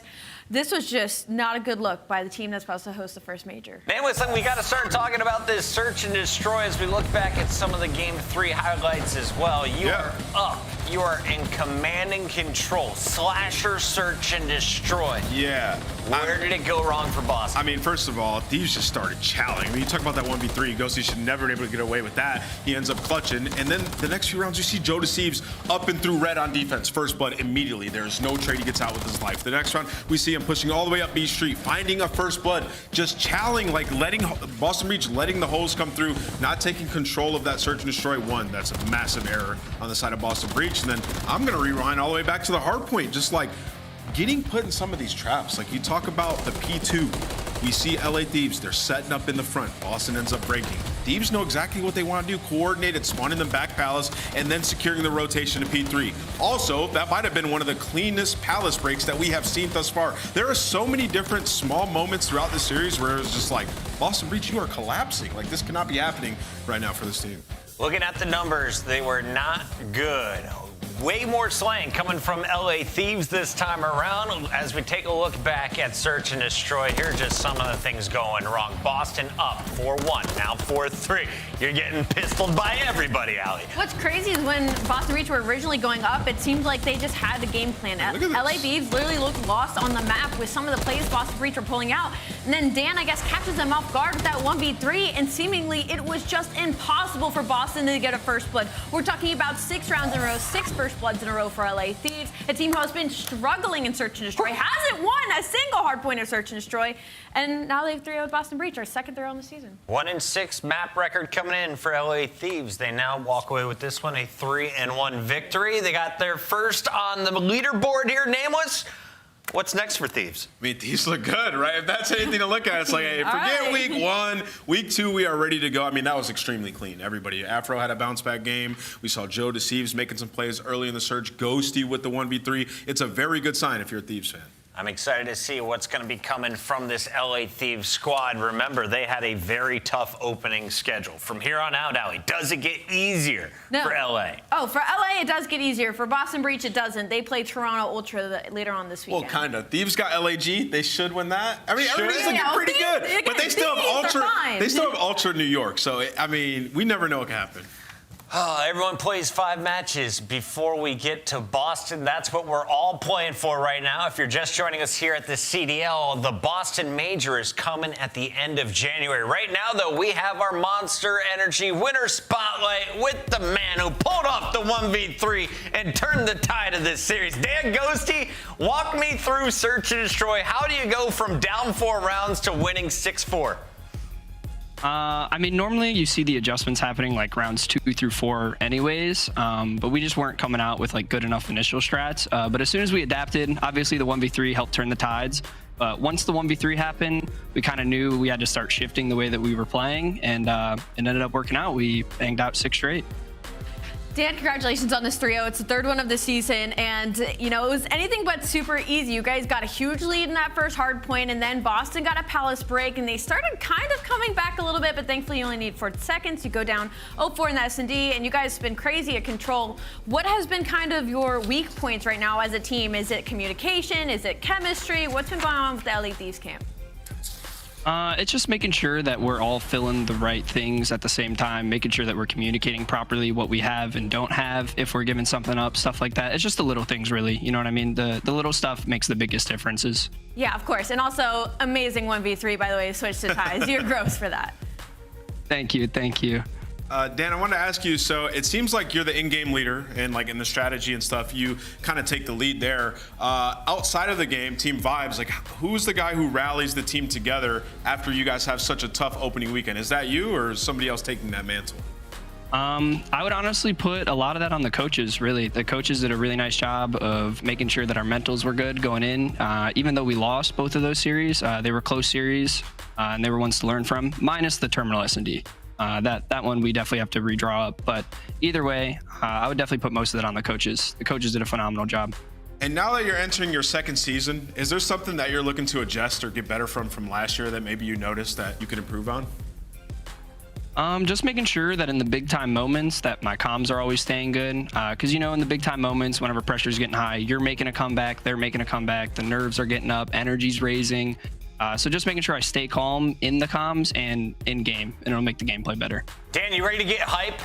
It's not time to be calm right now. You just walked away with a hot 3-0, and I need you to gas up your teammates. One quick sentence on each of your 3 teammates. I mean, Marcus, he's insane. Just the way that he plays. I mean, the pace is unreal. Joe, I mean, Joe's gun skill is unreal. Like, I mean, that kid shoots insanely straight. And Cam, I mean, he's way more of a vocal leader than people give him credit for. So I do want to gas him for that publicly. Love to have it. Thank you so much. Congratulations on the win. We'll see you later this weekend. Thank you guys so much for having me on.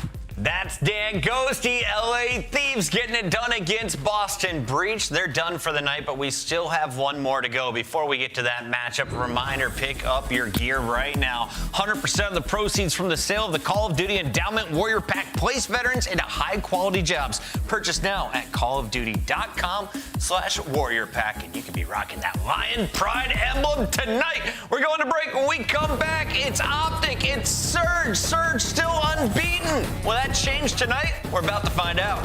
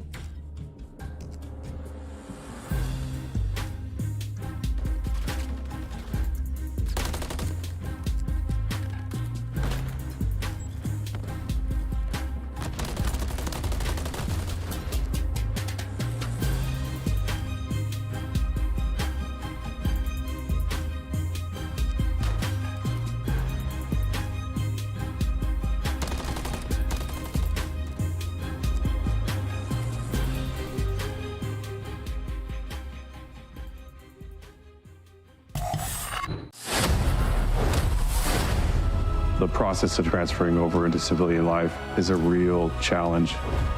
The fact that the endowment's sole mission is to assist with that process, I think, is pretty admirable. My hope in this partnership with the Call of Duty Endowment is that I can help other veterans come home and find new jobs, new purpose, new missions, still serving others. Ready to kick it off in the city of Boston, where champions are born.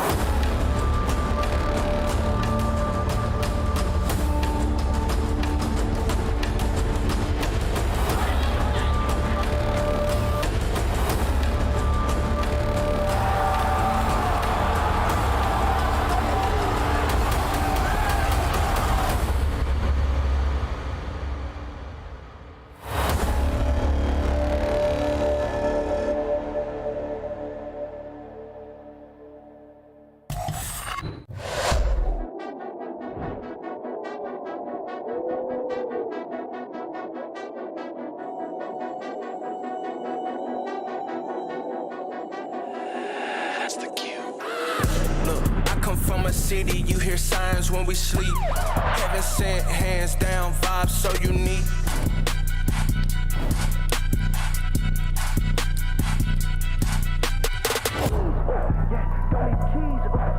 On the table, age 10, look at me.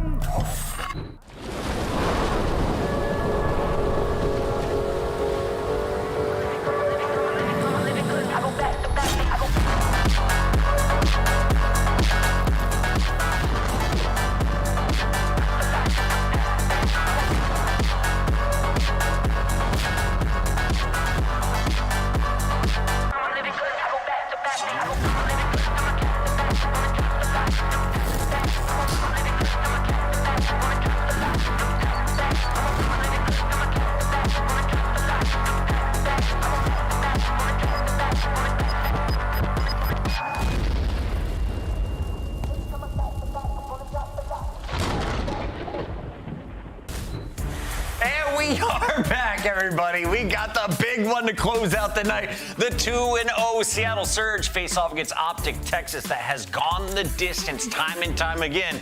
But at the end of week 1, they finished 500, Nameless. Yeah, you know, for OpTic Texas, a great performance in the bounce back. They're able to win those respawns, but the Search and Destroy round 11's something that we're going to be talking about because this is a team that needs to be icing up in those rounds. They'd be 2-0. If you're asking why are they giggling on the desk, it's because Maven is here. And he's here all year long.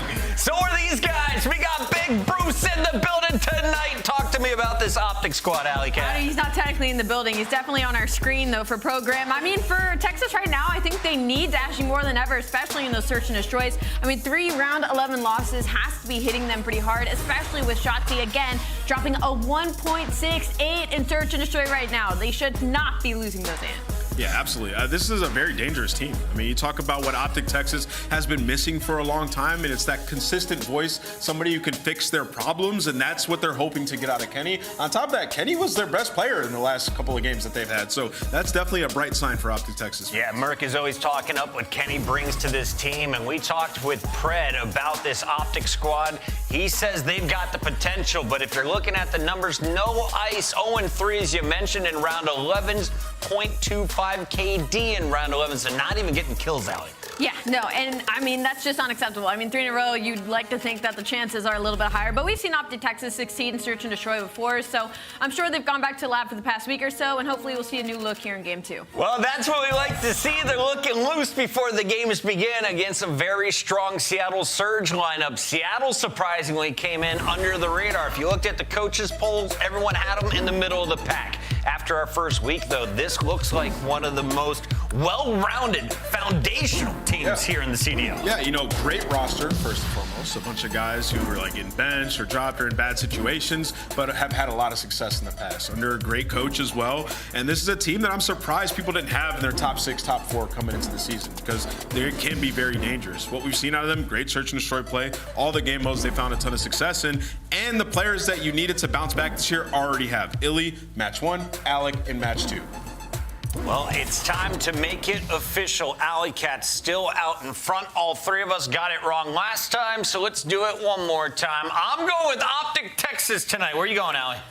This is really tough. I think I'm going to go with OpTic Texas, though. Okay, green. I'm going with Seattle, the dark horse. They're getting a W here. Why? In this match. Because they've looked great in their last couple of games. Search and Destroy's been on point, getting the bloods, winning rounds even when they don't get it, and the respawn has also been fantastic. So I got Seattle in a 3-1 fashion. The world's all about balance, Nameless. It's time for things to go OpTic's way as we send it over to the beautiful Maven and his best buddy, Merc.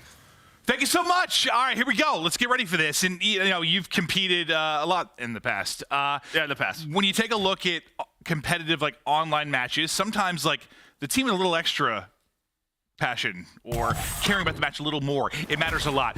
I would think one side is a little more fired up for this, probably. Yeah, I think what you're talking about is Huke and Illey. I would think. Trying to get some revenge, or even Rambo Ray. I'll throw him into the mixture. True. You know, but yeah, I think the Des talked about it. I think OpTic looks solid. It's just you lost 3 round 11s. You're going to clean up that search and destroy. Let's not forget, Pred had some visa issues. You know, a week behind, that is a large amount. So they're catching up still a little bit, maybe in that search and destroy part. But Seattle Surge, yeah, they looked good throughout week 1. Everyone stepping up, having their moments off the start, though. Some nice time here for Seattle Surge, but you can see rotation. Arcitys already inside of P2, hanging out. Should have a free killer. Is Kenny going to read this? Because that would be a hell of a play. Well, we'll see if he's able to, but, you know, we kind of talked about our last series about the, well, he does not. We talked about the round 11s, like, no, it's not the worst thing. Get the reps. Get in some clutch scenarios. Like, it's early, man. People still learning. I mean, we casted over some of those. I mean, this is a new squad. You could tell there were just some comm issues, maybe just not on the same page. Work to do. Work to do, and you're going to go through some of these 2v3, 1v2 situations and get on the same page how you like to play them. But P2 is so important on this map. The Muddy Hills Seattle Surge controlling the map how they want to. A 20-point lead. That will continue to grow as Arcitys, I believe, still alive, so might be close to a streak. A cruise missile coming in here. So OpTic, you have to respond here with a P3 hold to get them back in the game. Yeah, we'll see what they're able to do. As early rotation from Kenny turned into a lot of time. You'll get the big advantage. You still got 25 seconds on this point. Now you're trying to fan out if you're the rest of the players here on Seattle Surge. Find these early picks. See if you can chain it together. Get OpTic Texas spawning out. Shots a little bit behind. Illey not able to win that one as Kenny with the double. Now over to Huke the Nuke. As he's trying to maybe set up a pinch here. He's going to have Illey on the other side of it. They're looking to pounce. It's held. Doesn't matter. Huke takes the gunfight. Just trying to play his life. Illey on the other side of it. Gets 2. They fry him. They're in. I mean, that is beautiful teamwork out of Huke and Illey. Just a world championship duo. Breaking that P3 hill. You saw Illey kind of spawn behind OpTic, and then once they got to their setup, OpTic picked it up, but as soon as the first kill comes in play, they all turn. Then Illey pops up. The timing was perfect for Seattle Surge, who now this team could be blown wide open. You need a break here if you are OpTic Texas. Yeah, they're ready for the pinch too. Huke just with the rival, just smoked the first. This time they're able to battle back in, so they'll get onto the point. Huke though wants no part of it. One more is trying to find out where he is going to get shot in the back. That's enough, can't take the kill, but you're up 80. You disrupt that time, make sure it's contested. You might get the final 20 seconds too, because Illey is shooting nukes as well. Another double for him, 8 and 5, 3 in a row. Surging. Yeah, so you didn't get the cruise on Arcitys, but on this rotation over to P4, you have OpTic set up early, need a response here. We have Dashy inside of the hill, Shotzzy locking down the stairs, but Illey and the rest of Surge, I think, going to try to push through back apartments. At least deal with this control. You can see where Pred spawns up all the way across the map. He kind of set up a pinch if his teammates can hold on. While that is going on, we're still on board with Illey. Surge trying to get up, and Arcitys wins the one-on-one versus Shotzzy on God's there. So maybe now the opening, they fly on through the hill, trying to find a timing. Abuzah and Huke, the rivals in hand. Pred able to win the first one-on-one, trying to buy time, but the numbers are there for Seattle Surge. They are for a moment, but the spawn comes in close. They're trying to reinforce it. RC's not able to win it. The entire OpTic side, basically excluding Pred, comes through big. I'm about to say the game. Yeah, the game. I mean, the spawn was close. It's reinforced quickly. I felt like it was like Seattle Surge did enough. Not quite enough. Yeah, not quite enough still. But you've said like this game, like sometimes like the spawns like are like kind of old school on some of the hard points, and sometimes it's back to like squad spawns. You get a little bit of both. Yeah, a little bit of both, just depending on the hill, how many spawn locations are available. But I think much needed time. I mean, that could have been absolutely 50 to 30 point game you were looking at if that goes the other way. Is now OpTic going to get set up once again. Nice rotation over to P5. You already have Dashy watching that cross, but you did get the cruise onto Illey, so he's got the cruise, going to try to use this to break. While that was going on, it looks like RC was able to get to P2 and take down Dashy. Yeah, so he wins one topside. The rest of the team pushing through Ticket. If you're OpTic, you're just trying to battle back. You've gotten it closer. You're within 50. Texas roaring right now as Pred picks up one. To a listen in, we go with OpTic. Get there. What's graffiti? Graffiti not talent. Out across. Cross on the Abuzah, dude. Nice, good shit. I'm moving ticket. I had a ticket first.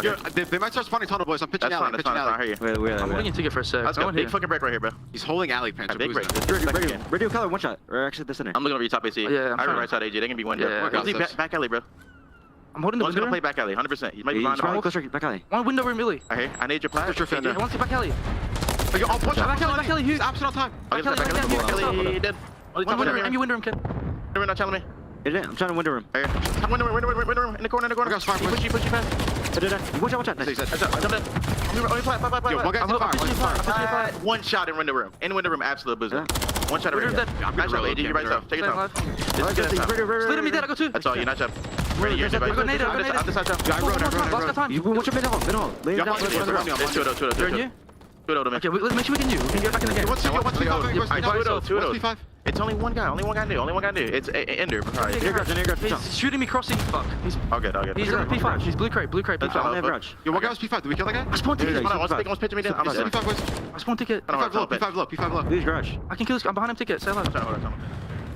The Cubs are there, just trying to rally guys. Like, hey, let's make a couple plays. We can get back in this. We got a chance now to rally, and Pred's starting to pick it up. He had a nice little double on the point. He has team back in the point. 2, he's able to pick up there. You're now set up in the hard point if you are OpTic Texas, and you're looking to rally back. But if you're Surge, you've still had a pretty comfortable lead throughout this. You got to think the haymaker is going to be thrown. There's going to be a run from OpTic at some point. It's getting late though, Joe. I mean, it's just P2. This is what gets OpTic right back into the game. You do have some pressure, but Kenny locking down tunnel, not an easy push. MCW, all the headies in that area. Kenny, we talked about his week 1 performance. Here we go. Not stopping here. 22-16, leading the way for this OpTic Texas team. This will put them within 30. So this is where you kind of changed together. You were Surge, right? You had 2, you had a nice pinch on 3 between Huke and Illey, and that was where you really took control. It's your chance to answer right back now if you are OpTic. Great job in second. All right, Dear Money Hill, great job. You held it. This is where you can make the play. Are they able to do it? Pred on the hunt, one tucked in the corner, and the corner ends up paying dividends. Last person here is going to be Shotzzy. It looks like Surge have done enough. The next hard point ready to pop. All 4 are here. They've won the transition fight, at least for now. Yeah, won it for now, but remember, it was very early when OpTic broke this hill. So a couple of individual one-on-ones coming on through. Abuzah, RC's able to deal with the first push. 40-point lead now for Seattle Surge. RC's just trying to play his life, but gets stunned up. But a nice job at P2, getting them back in the game. But yeah, gonna need a big break, either at P3 or P4, to bring this close, try to take that lead, and maybe miss that moment. 35 seconds left. But Surge is trying to keep this messy. With this close spawn back alley, you have RC just trying to contest, get trophies down, wait for his teammates with the nades. You see both teams just back and forth trying to play their lives, and it's Illey who was going to try to slide across. It comes down to one more 1v1, and Dashy with a beamer on Arcitys. It wasn't quite as clean as like the early break from Surge, but you get what, the final 15 to 20 or so seconds, you make it messy at the midway point of that hard point. And what, you're now within 30 points. So next hard point, up the bat, Surge technically can win it here if they're able to hold it down, but they still need about 50 to get the dub. Illey set up inside, Huke also defending, Beams coming through the door and just trying to stay up. But you got the squad here, and now the big push from OpTic. They're hitting from everywhere. First pick is through. First trade is on. We'll see who's left standing, and it's going to be OpTic. It's Dashy with 2. There's a team kill from Kenny, but Kenny also takes one down. So you get in fast is exactly what you had to do. Chance for a potential lead change here if you can hold it down. And that just starts with Shotzzy. He found a pinch, found an opening, and he just goes right through the door. As soon as he gets the first blood, his teammates' back apartments just fly on through. They knew that one player was spawning out for Surge. They had the 4 versus 3. They took advantage of it. Lead change is imminent here for OpTic Texas. A great job battling back at P3 and P4. And now you can already see Seattle Surge, Abuzah set up. You have Illey at P2, so they're gonna need another break. to try to win this game. Since the opening moments, it has been Surge in front. Now tied up 2-11. No actual lead chase technically, and Surge will get the next tick, but OpTic have battled back in this game. Now the P5, the ticket push coming in from Kenny and Shotzzy. They're trying to wrap around behind. They're able to do just that. Kenny with the tags, Kenny with 2, Kenny with the opener, and now Trophy onto the point. An early break from Big Ken as he goes huge and sets up Shotzzy. Dashy there with the follow-up, and OpTic with a chance to win it on this point. 6 in a row for Dashy, cruise missile in hand, but what a play by Kenny. 29th kill, but just sneaks on through the crates, leads to the break. There was nobody P2, or maybe he just caught a timing. Watching that cross to the crates, somehow is able to get through. They had no idea that he was there. Finds the 2-piece, so now Surge, they need a break here. OpTic can win it. You still have the cruise as well on Dashy if he wants to use it, but just gonna opt for the gun, because he's on 8 in a row. Wait, you get the tick. Wait. I'm pretty sure you have it if you are OpTic. Yeah, I think they're good. This should go through. OpTic rally, they got the final tick. They get the dub. I thought we were going further. I thought they had enough there for Surge to break in, but if you're OpTic, you're down, what? 50 to 100 points throughout nearly the entire game, but you fire back in the last couple of hard points. Kenny goes massive. The team, it's high fives and fist bumps all around. His Surge sits stunned. Yeah, I mean, what a comeback. We'll see if we see it in the replay how Kenny just got to that spot for free, but that leads to the break, and that they had no idea he was there at all. Like, no. The newcomers, 30 and 25 for Kenny, 27 and 23. The consistent slaying, of course, Dashy is right there because he goes on an 8 spree towards the end. But I think for Seattle Surge, just, I don't know, fundamentals, just sort of the comms. I think you did a good enough job to set yourself up for the win, but there was a couple of key players you were looking for on certain rotations that they just left wide open. You have to be on top of that, and well, Kenny made him pay. And also, I just want to see the final couple of moments again, because I sort of started to like, all right, let's see this first. So he just gets through. Kenny, it's just Illey the same timing. Watching tunnel, and I think maybe Abuzah. It looked like crazy timing for Abuzah. Yeah, I think it was crazy timing. And yeah, that timing turned into free 2 kills in the hill bridge. Because Illey's not even top P2. He's low watching tunnel, which allows Dashy then to hit tunnel, get set up P2, and then he's got the cross. That's a game. I also want to see like the final moments too, because I thought it was like a 3-on-1 on the point where I thought it was going to go to another hard point. I'm thinking about the rotation, so I stopped looking at the hard point for a second, thinking about the next upcoming fights for like the transition battle, and then next thing I know, it's just one OpTic player left in the hard point. I thought it was a 3-on-1. We'll see here. Yeah, we'll see in a second. Maybe I just exaggerated what I saw on the map. Well, it's kind of a 2 for 2 so far. And then everybody just kind of taking their time. You see the spawns come in, and yeah, I mean, with 1 and 3 spawning all the way out. But I think what it was is that Pred off a spawn pushes back alley, gets that player crate. Yeah, kind of helps out, even with that deep spawn. Just that push did not come fast enough where OpTic can hold it. Yeah, I think I just saw when they spawned up that they're going to fly, and I took my eyes off for a second. Next thing you know, yeah, they have eyes on the That's why we have replays for you. Yeah, no, I want to see it because I just in my head, I'm like, we're going to another hard point, but no, that is not the case. OpTic, just enough juice left in that final P5 to get the dub. They win it by 30. Another tight hard point. We've had a ton of them so far already this year. Now it's Karachi, Search and Destroy coming up next. You know, we heard the devs talk about briefly, you know, the round 11 losses, and you know they're kind of saying it's like it's unacceptable, and in some ways, sure, but I don't know how much stock to put in that right now. There's just not usually a lot of search and destroy scrims coming in. Everyone's still learning. Hell, a week before matches started, I was watching some scrims, and they were still trying new stuff and trying to figure it out. So like, listen, you're going to lose some searches. You're going to learn along the way. For me, usually it is nice if you have a lot of long series where you get a lot of reps, you have a lot of round 10s, round 11s, long ones. Usually that pays dividends come major time. Yeah, I think what the devs talk about is some of the rounds that they lost. Yeah, yes, yeah, kind of unacceptable, right? When it's like basic stuff like fundamentals, you kind of just comm's going to need to be a little bit cleaner. I'm sure they worked on that big time. You know, Kenny's making videos, going through his matches, right? So talking through the process that he is. So, yeah, I mean, they know what they have to work on. They're veterans. I'm sure it will get there. Yeah, it will. It's just, it's early. But we're going to go ahead and take a look at the Seattle Surge monster pregame. Joe, what are your thoughts? Well, I mean, S&D, their defense has been a great 7-3 record. They've been able to retake, 100% retake, and then gets the early points in hardpoint. And we saw where they had multiple rotations. That stat not really going away because they won some rotations. It was just some key breaks from OpTic in that map number 1. So if we do get to map number 4, we'll see if they can clean that up. I think for what Surge, it was sort of that P2 to P3 early on that gave them the lead, and then it's sort of like 3 straight for OpTic where they really. I'd have to see it one more time. I know we asked for the replay, just happened so fast, but I think it looked like just like a shifting of the arrows in the mini-map between Abuzah and Illey. And just that little moment where Kenny found it's like he threaded the needle on their lines of sight, got through. Yeah, I think there was a player garage too, and I think he was going to pick up ticket booth. It was literally, we talk about COD timing. Yeah. That's just what it is, but got to be on point, just able to get that cross and head because Kenny probably got there and was like, oh, okay. Yeah, hey guys. Hey. I'm back crates. But over to Karachi, search and destroy week, yo. The next map, getting locked and loaded. And it was very opposite when you saw the player cams. I mean, I got to think Seattle Surge. I mean, Huke's, I think he's very much peace and love at this point. I don't know, he's doing whatever. But like Illey, this one's got to mean a lot to him. Some frustrating times in the OpTic camp and getting dropped, everything he was going through. So this one means a lot to him, even if it's different roster. He wants to get the dub, and he let one slip away. Map 1, he was feeling that one for sure. Now can he answer back though? Abuzah, new to the league, and what a talent he is. Starts off with a pick onto Shotzzy, but Pred immediately following it up. Yeah, I mean, I think Comms are, a couple of key mistakes, but we'll face it. Let's not worry about it. That map was ours on the map 2.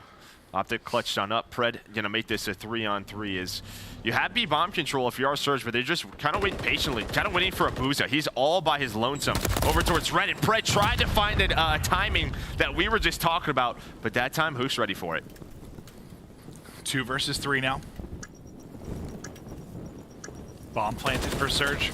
Kenny's going to fall. It's all on Dashy. Guy could be a search and destroy phenom.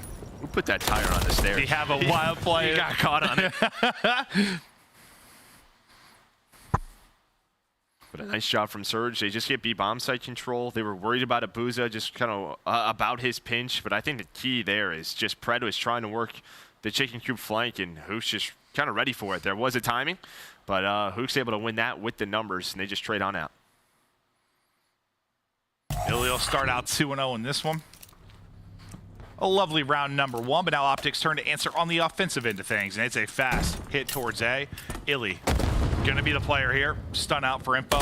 Not gonna connect, but he's got eyes on just about everybody. No, so he's like, starting to open those doors. That's what he's doing. Can we please rotate? Yeah, he's opening the door so he'd see a couple of crosses there with that stun grenade. And you saw the shots come in, but while that's happening, he's got 3 players shooting at him. Abuzah trying to work top red. He gets taken down. Bomb already planted for OpTic. We talked about the retakes. 100% can they keep it up if you are Surge? Well, you're down a man. It's going to be tough to do. But somebody's on it. Peeking through, though. It's going to be Shotzzy. Tries to check it. The shots come through, though. 3 versus 3. Kenny bringing it back and putting the favor over to OpTic. 2 through for Surge, though. Pred, last one up. Alfina's end. Illey with the double. 100%. Still standing. Still standing. 3 versus 4.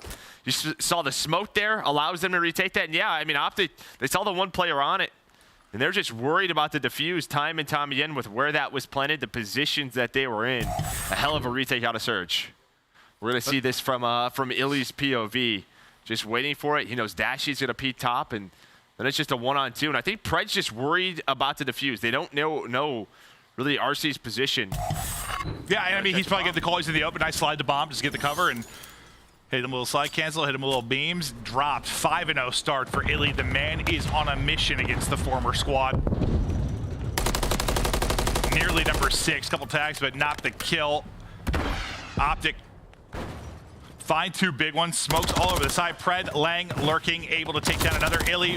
Finally, the streak will drop. Will not find number 6, a fast one there for OpTic. That was a very quick round, and yeah, I mean, nice shots from Illey on a Shotzzy bottom, but while that was happening, Abuzah hit middle, and I thought maybe with the shots that Illey had on a Shotzzy, Abuzah would have turned it into a 2-piece, but he does not, so OpTic with some nice defense right in the middle of the map to take down 2.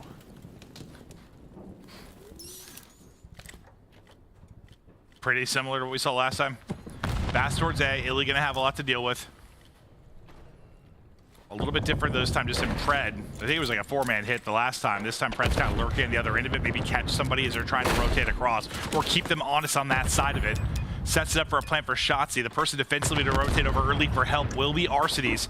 Now, Pred's going to have a one-on-one likely with Abuzah. It could be a big one depending on who the help comes from. It's going to be Abuzah. Now, right back over to Illey. He takes his fight as well, trying to keep this 100% at 100.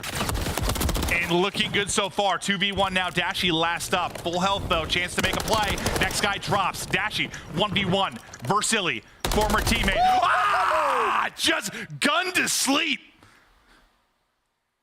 Oh my goodness, Dashy with the beams, with the reads, he does it all, the clutch. And what a shot. I mean, the read onto Abuzah, he knows he's working the flank, and Illey goes for the child, not the bomb defuse. You know, the last 1v3, teammates go for it. The last 1v3, I was saying, like, you know, he searches right phenom, has these moments. That's what I was thinking might happen. Like, that was clean, just decisive, didn't miss a bullet. Big Brucey turning me on a little bit, Joe. You gotta be careful of that. That's true. That's true. 2-2 now. And with that, Pred just right back to getting the first blood. I mean, after the first 2 rounds, another clutch. Very similar to kind of map 1. Just opted locked in back in after an early lead. First blood. Abuzah gets taken down. And yeah, throughout that round, I thought you were just kind of waiting for Abuzah to work the flank. But he takes the one-on-one, and when you give too many players one-on-ones, that's when clutches happen. Illey's turn to try and answer. 1v3. Why not? Let's make it 1v2. That signal was up. Now it's Illey's turn. 30 seconds to go. Bomb recouped. Looks high. He's low. Kenny with the kill. And it's a big one in the sense of, you know, it's a game of swings. Dashy sort of put some momentum in their favor. Last thing he wants is a 1v3 and an immediate response. Illey already started hot. Don't let him get hotter. Yeah, I mean, just a great read, just guesses the wrong spot. Yeah. He knows they're probably watching that cross in case he works bottom fountain over towards A. Yeah, just Kenny's playing bottom. So Kenny up to 6 and 3 in that round. But again, the first blood from Pred, very aggressive over towards that B side on defense. Maybe a bit of a fake here. OpTic, they've gone A multiple rounds in a row, trying to force a rotate, because the bomb is at B. Oh, this looks so unfun. In the smoke, we're shooting everywhere. It's cheesy. Oh, we're by the A site, but Shotzzy gets the kill. And there we go. With that, there we go. Kenny was waiting for that one player. The fake works. And that's just all the fake, right? Just trying to force the one player over at B to either rotate and the bomb's wide open, or you get a free pick as you work the flank. This is another clean round. After the first 2, you add in the Dashy clutch, but this has been clinical for OpTic Texas. Yeah, I mean, Illey starts out 5-0. It's all surge. And that's one of those moments, 1v3 like that, just clean, like you're styling on them. Like, it's the boys fired up, and they're cruising. I mean, some of the map 1, like, just a big play, a big break, and they just rally behind it.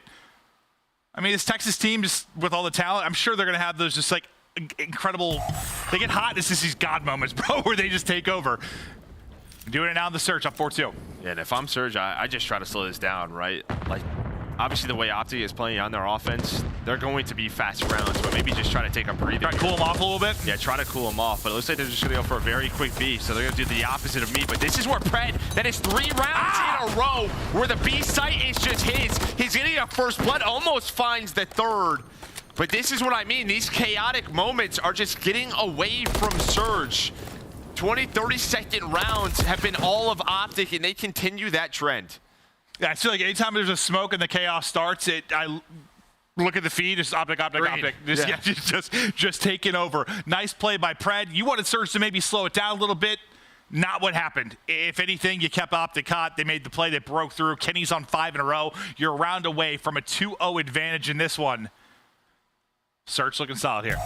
And then when you continuously play these quick rounds, those sort of chaotic plays, the reads are just on point for OpTic, right? Just feels like they're kind of in their flow state a little bit, where if you slow things down, you get everybody kind of thinking. It's like when it stays fast, you just feel like you can't make your own decision. Everything you do is working, like. And it's going to continue, because this might be another first blood for we got to trade. Yeah, you just got caught mantling. You die in a split second. It happens. Pred, though, should get another. That's heads being removed. Abuzah last up, able to take the fight. Now it'd be a 1v3. 2 left though to complete that 1v3. Abuzah, new to the league, against Dashy and Big Ken. Again, 30-second rounds. It's going OpTic's way. They have just won all of these trades, all of these skirmishes. Looking for 6 rounds in a row. Not planning the bomb yet. I mean, this is a timing thing. I mean, we got Deddy in play, 1v2. They have to plant bomb. Like, what timing does he find? Can he make it a 1 versus 1? Does he get there when they're on? One's in the plant. Does he give himself a 1v1? He might. The best he time. might. Not going to happen. They get the plant down safely. I like the trigger discipline here for, oh, my sweet Joedecieves. He's going to go for it. Oh. Try to catch the timing. Oh. Tries to catch it. It's done! He sticks it! The rookie! Balls of steel! I think my favorite part about that is the camera, the third-person camera, you just see both Kenny and Dashy mantle up. But we're going to check out a replay real quick. And I mean, yeah, you just don't get a check. They think they're going to take the fight. But yeah, look, both of them just kind of pop up there. But there we go. Abuzah keeps them alive. Another 1v3. Not sure he's feeling nervous. We saw Clay last week. Abuzah this week. We got to check the bomb. Still got work to do, though. You need 3 more rounds to be 4 in a row. But a hell of a play there. Nice trigger discipline from the young player, Abuzah. All right, a little bit more spread. You still have Abuzah in red. But you're trying to keep, you know, OpTic on their toes for now. Shotzzy just up top 3. Yeah, he's a Billy Goat, dude. He's climbing. Did Billy Goats climb? I actually have no idea, Joe. Yeah, maybe mountain goats. Thank you. I'm not sure about Billy. Yeah, I think that's what I was going for. I don't even know if Billy Goats are a real thing, to be honest. Shotzzy, though, in his spot. Smoke out. Getting away with his life for now. Arcity's able to bring it back. Now 3 versus 2. Can they string together a couple of rounds and push this the distance? Shotzi's still lurking. Very similar to one of the earlier attacking rounds from Surge where you put Abuzah inside of red, you kind of put all the attention towards middle and A, and then you just kind of smoked out. Huke is playing bridge, which is such a power position, but they have to plant the bomb 2 versus 3. And the map is just sort of flipped. Kind of talked about the timing last round. What's the timing going to be this round? Yep. And it's gone the way of OpTic. He was lurking.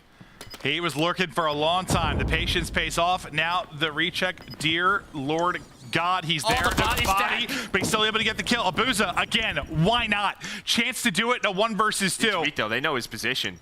He is weak from a previous fight, so he's going to have to switch up his angle. Oh, he switches it. Ooh, it's close, but he gets it. Now down to a 1v1. The rookie is fearless. 1 player left. Spots him top. Shotzzy backed up. The reach out is in. Abuzah gets away. 20 seconds to go. The hunt is on. 1 versus 1. Here we go. Oh! The timing could be worse. He's got time to track back. Shotzzy takes it. Go. Go. Good. Map to OpTic. And the Billy Joe clutches. I had no idea why I said that, Joe, but hey, hell of a map. That's some entertaining moments. Abuzah with a couple insane plays. Nearly another one to go, but the play goes to Dashy. That 1v3 was, I'll be honest with you, that was just sexy, Joe. It was. I mean, we've had a couple of definitions of COD timing in this in these couple of games that you could really look up. That round right there, map number 1. It's weird, like, as much as Call of Duty's always had in the past Dead Silence, right? It does sort of create more like of those COD timing moments, right? Like, you know, when you just hear footsteps, there's less of that. The game plays better, obviously, with Deddy, but you do have those, like, insane, like, oh my God, that little turn, that little moment, it's the difference. Yeah, I mean, Illey leading the way, 9-7, 2,400 damage in the lobby, but Huke really struggled on the other side. I mean, you had Dashy with the 1v3, but I gotta give props to Freddy Kenny again. Just continue to put up numbers. And, you know, we talk about a roster change like this. This is a duo coming into this team with what this sort of organization is renowned for. They want to win, and they're trying to do everything that they can to do so. Yeah, I mean, the talent, I mean, you've always had the talent there, but this just feels a little bit different in the sense of Scump retired. This is a restart, you know, different kind of face of this organization. It's going to be fun to watch this team develop because I think we were really excited about the moves. There are so many teams that are going to be nuts this year. OpTic, how good can they be? What's the ceiling going to be? Right now, though, they're up 2-0, and we're getting ready to go to a break now before the map 3. We'll see if they can close it in 3-0 fashion, but Surge, They've been cruising. They're 2-0. They got a chance to bring it back. They were up the entire map 1. They start up 2-0 in the search and destroy. They couldn't turn either into a map win. So far, Illey and Huke's revenge tour swatted away like an annoying ass fly. OpTic up 2-0. Quick break. Back with control.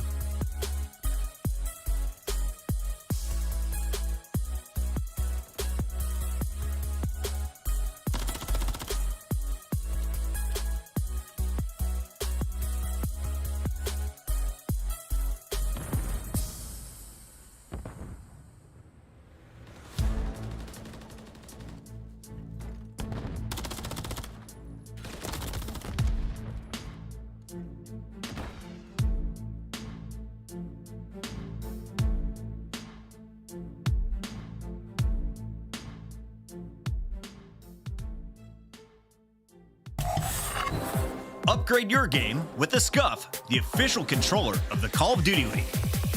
The Call of Duty League is brought to you by Monster Energy, the official energy drink of the CDL. Start the season strong with the Call of Duty League pack. Grab yourself the CDL Operator, Weapon Blueprint, and so much more. Check out the Call of Duty store in-game now. We are back and getting ready now for a map 3. It has been all OpTic Texas so far. The talent has been on full display. I mean, both sides have, you know, there's been those kind of lucky COD moments where you find an opening.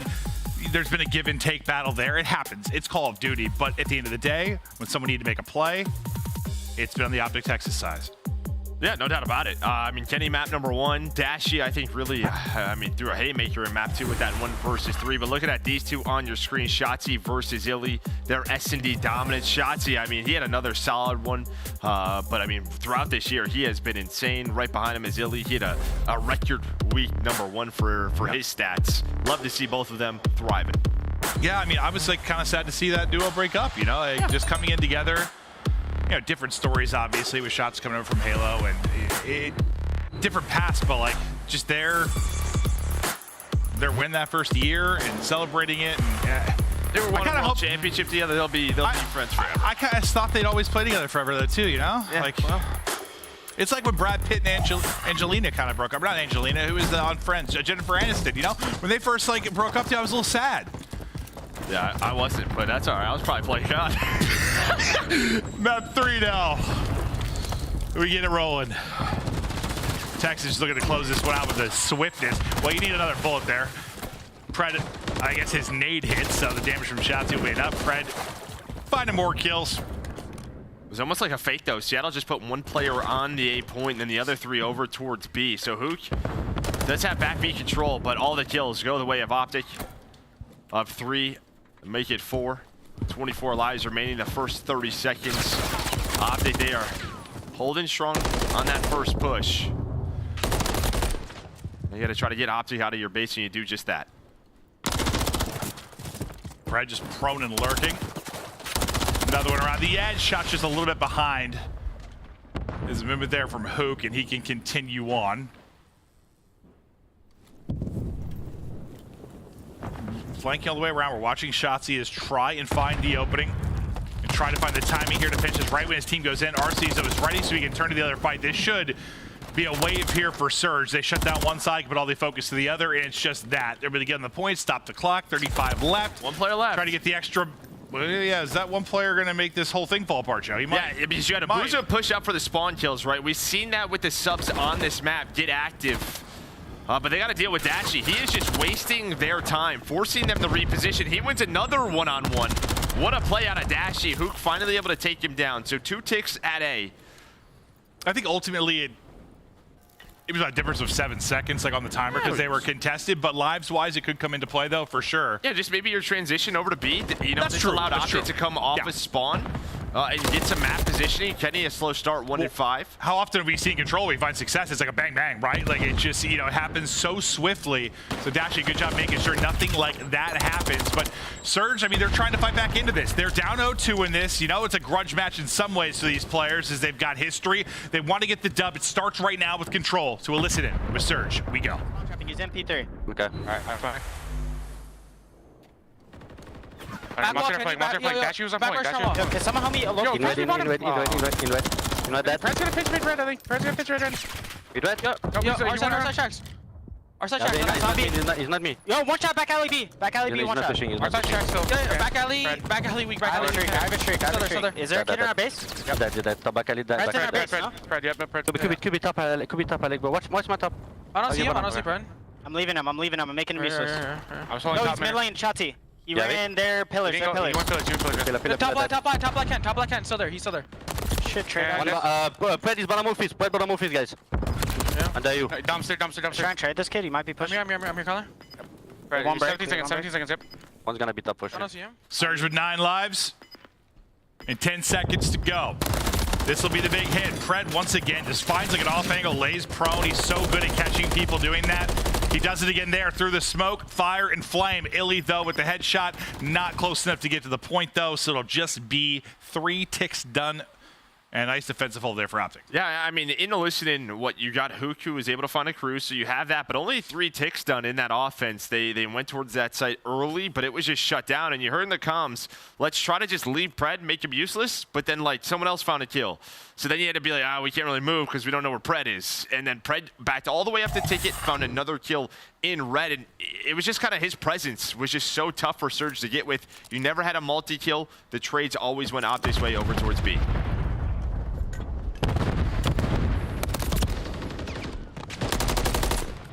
Early gunfights, just a pick for either team. Illey is trying to get vision on the player's top. Is the first bit of progress done now for OpTic. Offense going smoother, at least out the gate. Huke, not the most successful cruise missile I have ever seen, as he thanked Abuzah for the ninja earlier with a missile to his head.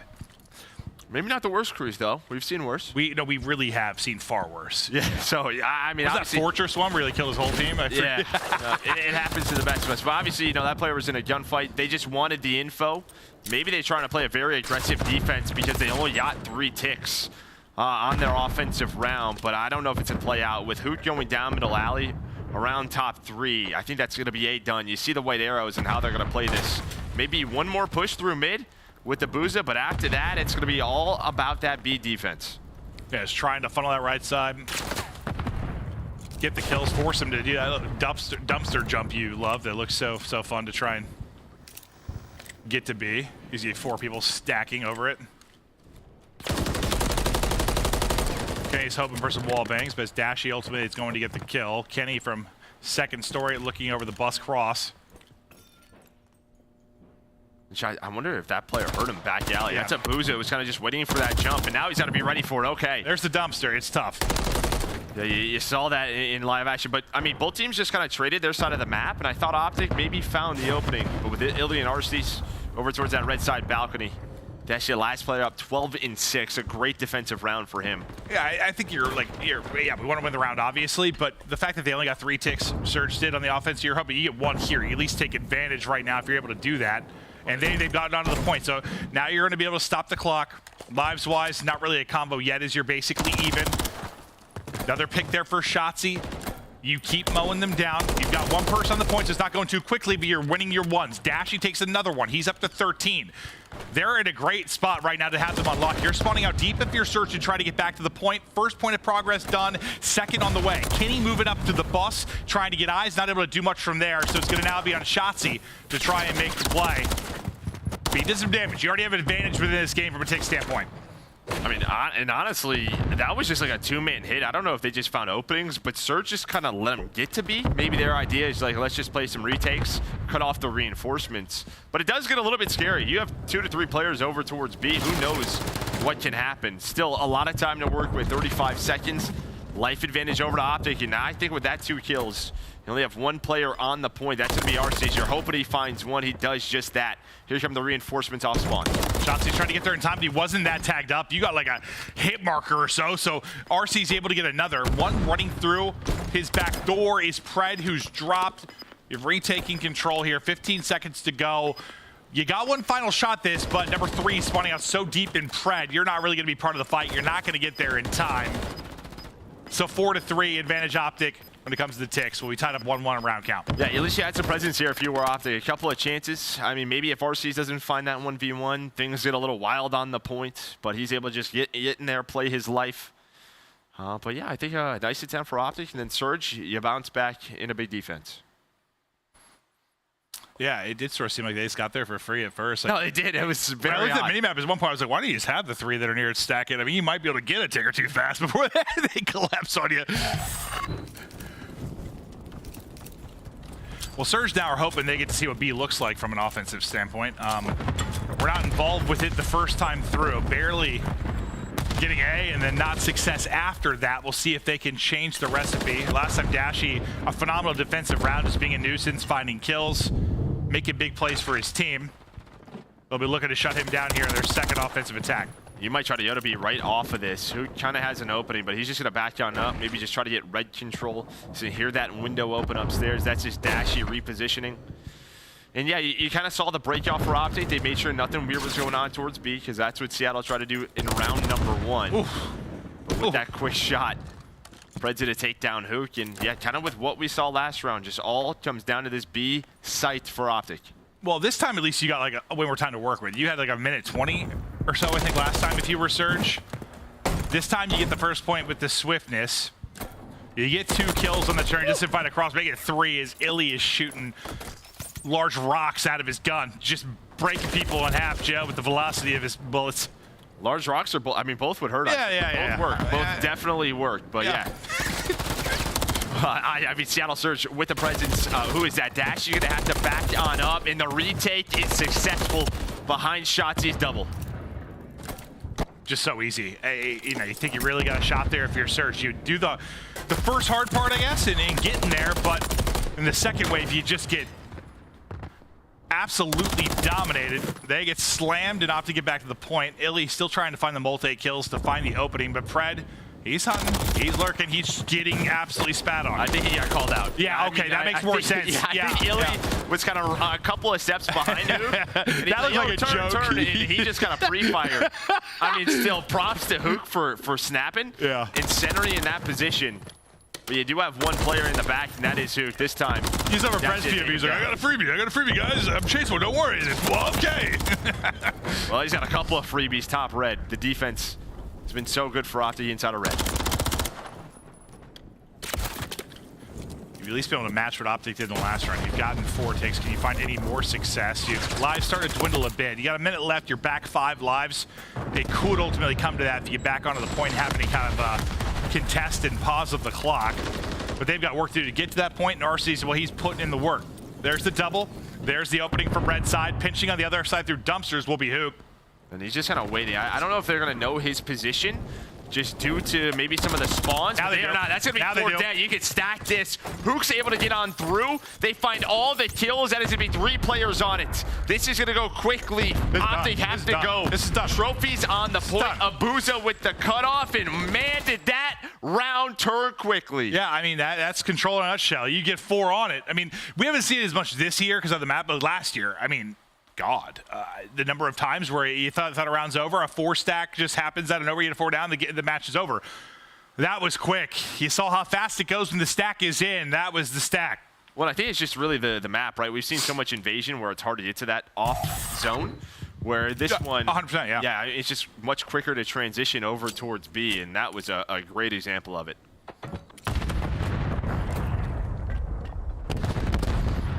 So now the pressure on OpTic to win this offense. I mean, they got the 2 edge in this series, so you're still feeling comfortable, but you'd like to end it here if you can. Don't give any momentum to this Surge team, and, well, they're shooting right now. Pred and Dashy take out 3. Huke, the only guy up, really, but he's on 4 in a row right now, Joe. I mean, Dashy is shooting. Yeah, he's shooting. Yeah, he's been shooting since he came, I'm assuming, out of the womb. Just, guys beaming, bro. Yeah, shooters shoot. That's what they say, at least.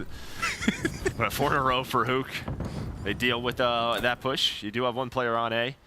That's going to be Kenny just kind of hanging out, just sort of waiting, though, for this push. Is there going to be a retake attempt? Always a tough push coming off this flank, because it just feels like the player on the hill is going to look at this sooner or later. 2 ticks come in, and it looks like the call is just give it up for now. And Dashy's going to read that. Yeah, he's got that held down. All right, now we have the time on. 2 minutes to go. A little TDM success early for Texas. As say we're up, what, 4 lives in the early going, but that's shifting pretty quickly. As now you have to work on the harder of the 2 points, and we're basically back to even. Nice job. I mean, yeah, props to Seattle, because you had Shotzzy in your base, right? Just going for a couple of spawn kills. We saw that fence spot in a couple of our series last time through. And yeah, just the transition. That could get a little bit messy, but find all the kills through. Now maybe a chance. 2 dead, 1 off a spawn. Shotzzy in the spawn again. Why not? It's his playground. He's going to go for another back alley flank.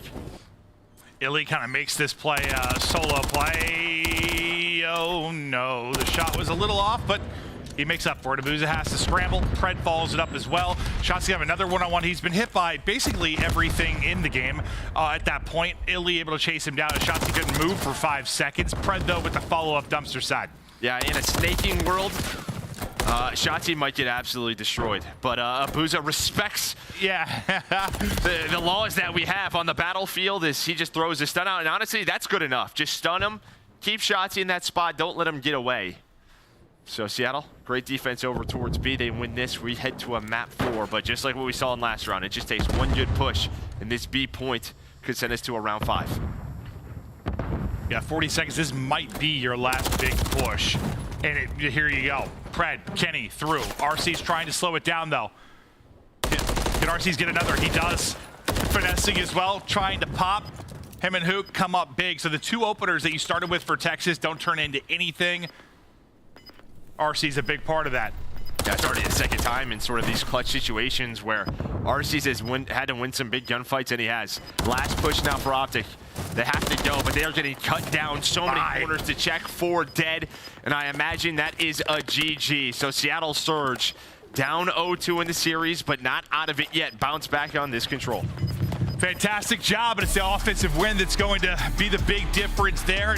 Well, their first offensive round, no success. They couldn't do anything, but second attempt at it, they made the plays, they took advantage, they win the control. And yeah, now they get to see another hard point. And, you know, if you think about the map one, probably pretty upset. They kind of let that one slip away. They led throughout most of it, and some unfortunate moments and some big plays from OpTic, the difference in winning that map one. What do you see on the stats side of things? Yeah, obviously, you know, you struggle a little bit if you're Kenny and Shotzzy, but, you know, Pred and Dashy put up 25 apiece. I mean, the damage is there on the other side. A little bit more even, of course, when you're winning Illey. Again, 26 and 17. Still keeping up a great respawn series. But Karachi is just a map. Comms have to be so key because there are so many areas where you can kind of rat, right? Where you can finesse. Subs, you have to love it. It can kind of be your playground. But whereas Invasion's like your prison cell? Yeah, right, yeah, because you pretty much, at that terminal, you have to use an AR. Yeah. But you kind of saw, right, just even in that Seattle Surge offensive round when it's like everything's going so well, and then as soon as you lose a few people, things get messy. You rely on a couple of big plays, and Surge able to take advantage of it. They absolutely do. Some really brilliant retakes from both teams throughout it. Everybody, I feel like, had their moment. Just really comes down to the offense. Surge win that one. They take the advantage. They win the map. Looked a little frustrated. Maybe Texas thinking they let one get away. Here, the map 3. Just want to close it out, get this 3L, continue on. Don't give us a game 5 round 11, as those have gone south. It's all right. We're on the board in Search Destroy, so that feels good. That's true. Right, if you are off. And it was 6 straight rounds, so yeah, that probably felt real good. Yeah, it didn't have a round 11. That's what they were just trying to avoid.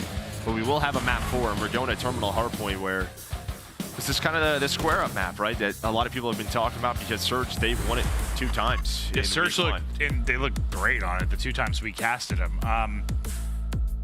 It just seemed to play to their strengths, honestly, when we watched it. Like, sometimes it can be, I don't know, just looks so simple on the minimap, just how it's played. It's just sort of controlling one area basically the entire game, but they made it look easy. And I think this is a team that we were worried about. I think we thought they'd be potentially be very good, but like it was sort of a, I don't know, maybe where is the leadership kind of come from? Is it going to be a team that just thrives in the chaos and gets a little too loose at times, but when they need to lock it down, be disciplined, hold their crosses. Like, they looked like a well-tuned machine at times on Terminal. Yeah, no doubt about it. And I just think, yeah, if you're OpTic, the advantage of allowing this is, you know, you're going to be starting on the good side. But speaking of OpTic, we have a Pred interview bite that we were going to listen to. So let's listen to Pred. You know, it's obviously, you know, dream come true, you know, playing for OpTic, but I feel like a lot of people just tend to like quickly forget like what all of us players are capable of, and it's kind of annoying like seeing it, like, you know, after one match people just start like tweaking about it, but they forget like how good we've been for the last 2 years, you know, in the league and throughout our whole careers really. So like we don't really listen to that shit. We just turn up and, you know, we play. Yeah, I think that's just like the social media world we live in. Welcome to OpTic. Well, and just welcome to sports. One day, Sure, if you're a good player in the NBA, the next day you're the worst. It happens in every sport. It's different playing for Seattle Surge than it is OpTic.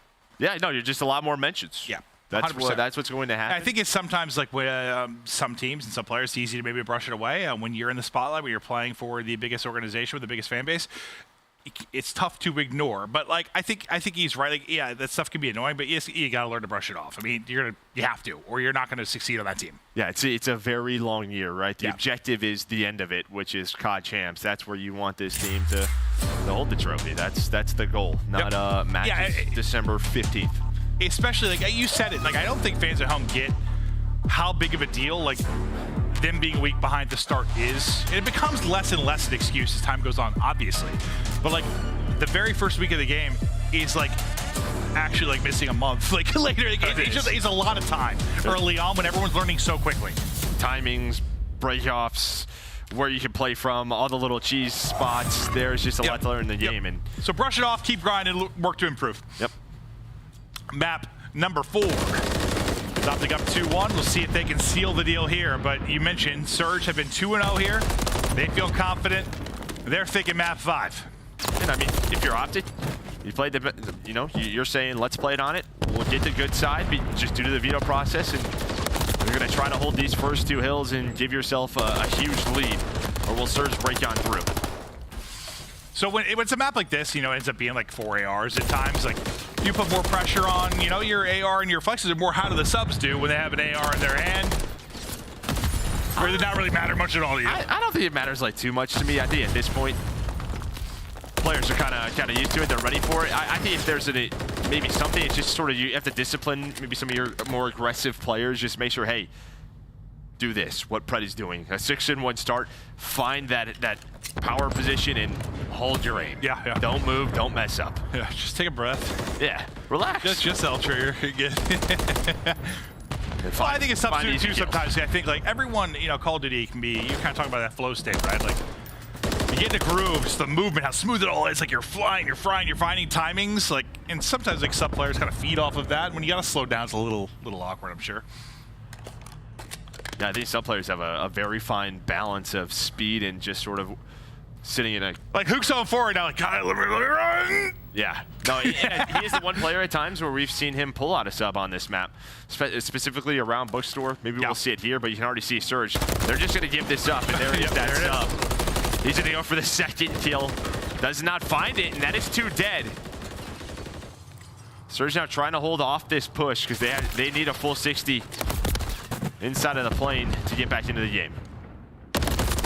And it really looked like, yeah, maybe a chance for a nice chain here from Texas, but the regain is in for Seattle. The new hard point has popped, and now you're looking to get to double digits on the scoreboard, and you successfully do that. So now you claw back into this, but trying to just answer the hot start now from OpTic Texas, and they've got 3 here they're looking to send. On rotation, it will be Shotzzy. Nice teamwork right there out of Abuzah and Illey. They just figured out where the push was coming from, watching that cross, had the back-to-back setup. Abuzah turns. And now you can already see what OpTic's doing. They're trying to just control P4 and Bookstore. This may be a chance. Not going to happen quite yet, but a couple of players spawn out for OpTic, bottom Skyz. So maybe a chance here for Seattle Surge. I mean, we see it all the time. Like, if you have that early P3 control, it's like, we'll send 1 in rotations, then 3 at it. Pray for a miracle. Maybe there's a break and we get some time. Otherwise, like, make sure you spawn up and are ready to go for the next point. And they're able to deal with, you know, maybe any messiness you were talking about, maybe with Surge finding an opening. So they'll be set up in position, looking to push this lead out again, but the great start from Texas, answer with a nice 50, 60 points there from Surge. But if you're Surge, you might give up this first, you know, this 60 points because you're thinking ahead, right? If you control the left side where Abuzah is on the minimap, you have the spawns for the next 3 hills, right? So you may be, you know, if you're a Surge fan, this might look ugly. Down 80 or 90 if they don't get a break here, or they might just break this and really open the game wide up. Or they won't, as Priestahh Dashy just trying to hold on. But you're really just saying, next 3 hills, let's give ourselves the spawns and the advantage. It's one of those, it's probably like a hard thing to like swallow at times. Like, he's like, all right, we have to sort of suck and get slammed here, but just think about the long game. Like, this is where we can take over. Might be in the blender for a bit, but now we have a chance. But the left side's wide open, and OpTic is pushing right through, so the people in Bookstore know eyes to the cross, and basically the entire conversation you and I were just having is completely and utterly pointless. Or is it? Because this time, maybe not. It looks like they do get the spawn, so a nice little regain there from Seattle Surge. For a moment, I was like, whoa. Shotzzy with the nade, trying to find these kills. Burger Town fight going on. And all 3 kills the other way of Surge. But yeah, now you can have the spawns for P5, P1, and P2. So this could be a phase shift if Surge are able to hold on. Now you're in the Skyz blender. If you're Texas, trying to fight out from some very tough positions. We'll see if they can get across. Dashy at least able to get 1. You win one on the bottom side of the map if you're a Pred as well. And still, you know, it's hanging out reading books as RC. He's almost holding a fastball, but trophy out in time. Dropping, winning gunfights left and right. Arcitys, a beast. I wonder what books they have in here. Probably like some romance novels, like probably, I don't know, John Grisham's 700th book and some former president. I don't know. New autobiography. Yeah, that's my guess. That makes sense. 30-point game now as we go back to P1. So nice shot by Surge, regaining there. But now again, can they hold on to these spawns? Illey on a pinch through the hallway, Abuzah with the third. And yeah, Seattle, again, they invested very early to keep this side of the map controlled, and it is paying off.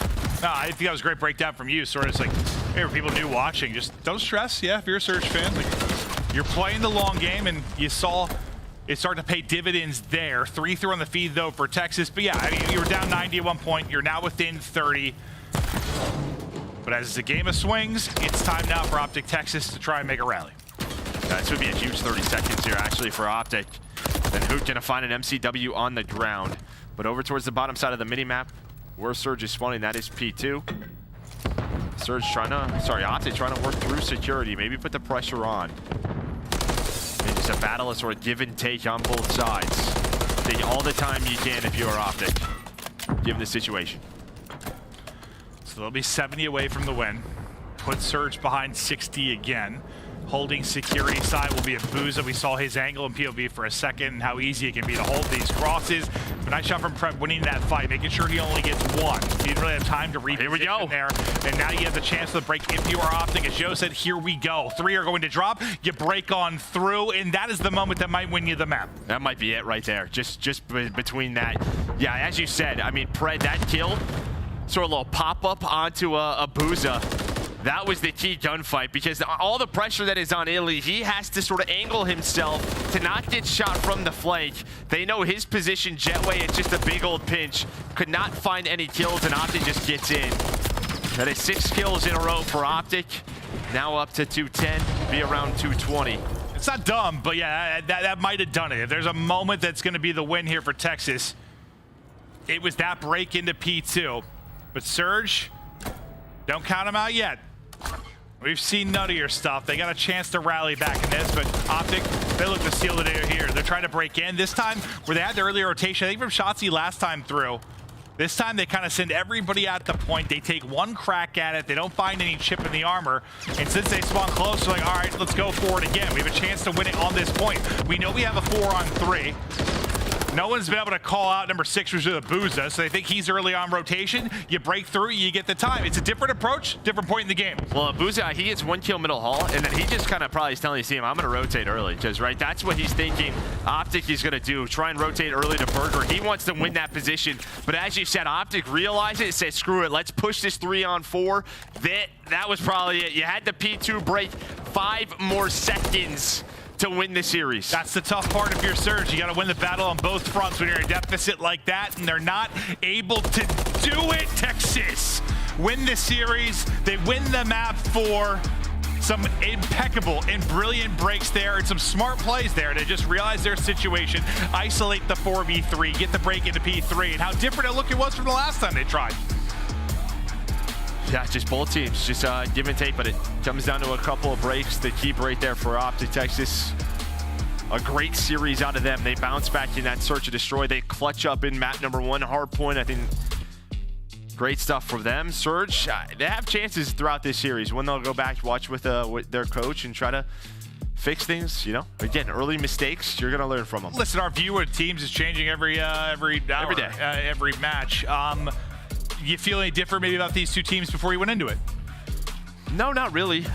Honestly, you know, 3 round 11 searches for OpTic, you lose. That changes a whole lot of the conversation in week 1. They still go 1-1 for Surge. It's like they 2-0, but you just kind of tell that they were ahead. It felt like their game plans were ahead of the rest. And usually that margin just thins out more and more as we go on. Like, it's just that how many times have we seen teams that are ahead early on and like trying to maintain that advantage is just not realistic. Like, the more these teams are playing against each other, the more there's VOD to watch, the more people are catching up, especially nowadays with the coaching staffs, everything we have. Yeah, the fact is this league is very competitive, and with what I've seen, these two are going to be in the mix the entire year. Yeah, I mean, I think for Surge, you're just happy, like, you know, you start out 2-0, which is great, but we have Texas as probably one of the top 2-3 teams in this from a talent standpoint. They're battling them already. Some amazing stuff from them so early on, but it's OpTic that gets the win. Fantastic stuff. To break it all down, though, to the desk, Christopher Puckett, you are a hottie. Thank you so much, young Maven. All right, welcome in, everybody, and congratulations to OpTic. Allie, let's start here with you, because we all picked green here on the desk. We all look super smart right now. Yeah. Is that right, Amos? Did we all? Yeah. Oh, no, sorry. And they just decided to not watch Cross on Junk. All right, Allie, let's break it down. How did OpTic get the dub tonight? I mean, they clearly did some VOD review, I think is what this series kind of told me. I thought playing Terminal Hardpoint against Seattle Surge was a bit of a bold play, but obviously now I see why. Is OpTic were ready for literally everything Seattle had to throw at them. I mean, I think this was one of the more comfortable hardpoint wins Texas has had. And what's with Pred and Map 4? Is Map 4 versus Minnesota Røkkr yesterday, he went 26-19. Today he went 21-14. So it's good to see him kind of warming up on the OpTic Texas roster, as well as later on as the series goes. Yeah, also I'd like to talk about Pred a little bit. He had an incredible performance in this series. You talked about that map as well. He also led the lobby in damage, 14,000 popping off for the squad. But for OpTic, just like prioritizing the right things. You know, that's two Skid Rows that we've seen now where Kenny has made the game-winning play. And now you talk about the Terminal, what they just do there. I mean, we saw all of security was held by Seattle Surge, right? And OpTic just keeps pushing through Røkkr, trying to play that trade game. They're able to do that, stall a little bit of time on Dreams, and then they get that beautiful break into the plane, fixing that P3 situation that they had the first time around, and they close out the game in a very comfortable win. OpTic prioritizing the right things clearly worked on their game from last week, and today it showed a lot versus a very tough opponent. They were scary in hardpoint last year, looking even scarier tonight. And a quick reminder, you can get your games in all weekend. While you're online, make sure you're picking up all the CDL bundles, including the Warrior Pack. For now, though, we got to give a shout out to Kenny for play of the game. This is game number 1. Young Kenny, sneaking behind enemy lines. Nameless, why is this so impactful? I mean, well, first off, they have Illey set up in, top P2 building, which you can basically see everything. Another player inside of the hill. Everybody watches the cross from Ticket. I don't know what they're looking at, what's going on in the comms, but they give that up. Kenny gets across, and he throws a little bait stun over at Ticket. So then they start to pay attention, but he's already behind him, takes his time, finds 2 kills, and that's very reminiscent to the last Skid Row, where Kenny made the exact same play on a different hill. He just gets behind enemy lines and closes the game. All the time, Chris, Allie, we talk about who's going to be the closer on these teams. Well, for OpTic, it has been Kenny. Closer, Kenny. Yeah, I'm so happy that you said that, because I was immediately going to piggyback off and be like, Kenny has already kind of made his statement being put onto this OpTic Texas roster as a player that maybe could be kind of that missing piece they would need. And like you said, to close out some of these games, because Kenny doesn't make that slip by. He doesn't shoot those two players in the back. They lose the game. They go down 0-1 in the hard point. You know what I'm saying? We go to the map 2. They already are on a 3-loss streak, and the ball keeps rolling. So shout out Kenny. No revenge tour for Illey and Huke tonight, but we do have their teammate from the World Championship Empire on the line right now. It's your monster winner spotlight, Shotzzy. What is up? How good does your second win feel taking down the undefeated Seattle Surge? Hey, give me 1 second. Let me tell my teammates to shut up real quick. Wait up, boys. I'm doing an interview. Yeah. Yo, this man commands the troops. Sorry, go ahead. It feels good. Honestly, that entire series, I was not honestly doing much, which is, I guess not. Well, yeah, I wasn't really doing much. My teammates were honestly just doing everything. I felt like we played really good in terms of our fundamentals, and that's what, just kept us throughout the series. And, obviously winning the search was huge for us, but yeah, I didn't do anything today. Honestly, they just won 4-3. So shout out to my teammates. You didn't need to do anything today. You did everything last series. It felt like I did nothing. I might have done something, but it literally felt like I did. You contributed a little bit. I promise you did something on the map, Shotzzy. Listen, what has it been like for you having Pred and Kenny now on the team? What has the OpTic vibe been like adding those 2 new additions? Yeah, Ken he's in terms of the way he thinks about the game is so identical to me, so I feel like that helps just the way that our team chem is right now. And yeah, we're kind of just building off it, and then obviously having aG as my sub dealer, he's kind of just picking up the cuts that are just annoying to play, and I know how it is playing against him, so the fact that he's on my team now is just I don't have to worry about that. So I mean, I kind of just do make sure I'm rotating all that good stuff on this team, and yeah, I feel like our chem is slowly getting there. Shotzzy, we've been giving Kenny a lot of flowers for the success he's had with you guys so far. I wanted to ask, from your perspective, obviously brand new roster, and like you said, you didn't have to do much today, sort of taking a back seat, taking the routes. How's that been playing with somebody like that who you've had so many battles with in the past? Wait, repeat the first question of that? Yeah, how's it been teaming with a guy like Kenny, who you've played against for so many years? Yeah, no, I've heard that Ken is the way that he likes playing the game. He wants to be on top of his fundamentals, and that's the way that I try to approach the game. I feel like if you're taking the correct routes and all that good stuff, then it's just easier on your team. And you know, I have Ken, AG, Brandon. I feel like we're every single day we're in practice, we're just trying to build our fundamentals. And I mean, because like obviously we're individually gross. If we're just on top of our fundamentals, I feel like it will be a really hard team to beat.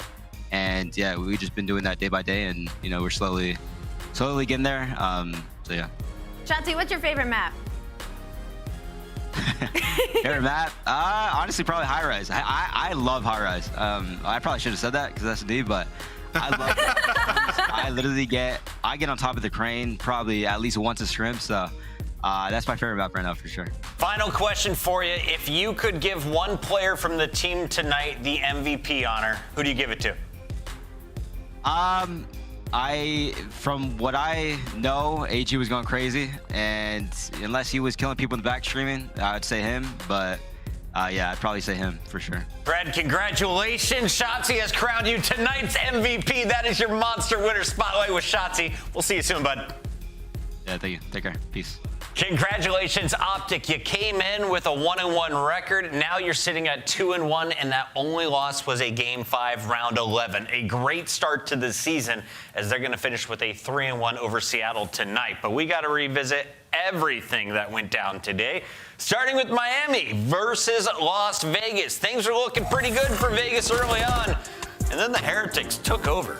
Yeah, no, again, we talked about it earlier, that first map, that terminal, I was like, wow, Vegas Legion has really come to play. They're out rotating, and Purge was having a really, really good end of that game mode. And then we head into that map number 2, and then suddenly we're in a round 11, and Lucky's dropping 6, and then Journey's dropping like 30, and then we move into map number 4, and we got Metals going 24 with 1:30 in hill time. I mean, just the composure at Miami Heretics was really shining through throughout this entire series. Yeah, people gotta stop playing relaxed against them. They wanted more. I mean, you could tell in the interviews and the way that they're playing. Also, you bring up Metals, so he popped off in the control and in the hardcore, right? Like the guy was going nuts today. You love to see that. I feel like in both their series so far, they've just been sound. Comebacks, some maps they've been dominating. The Search and Destroy has looked very good.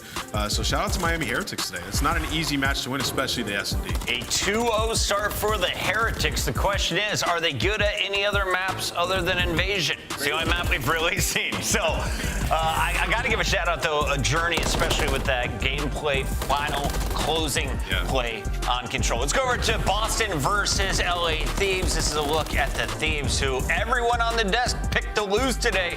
They come out with a hot 3-0. Yeah, this was not the result that I was expecting to get when these two teams matched up, and I especially wasn't expecting a stat line of 217 to 83 to open up map number 1. Now, Boston Breach came back just a little bit, but thankfully, LA Thieves in the past week have learned how to close out maps. So now they take our third 3-0 of the season.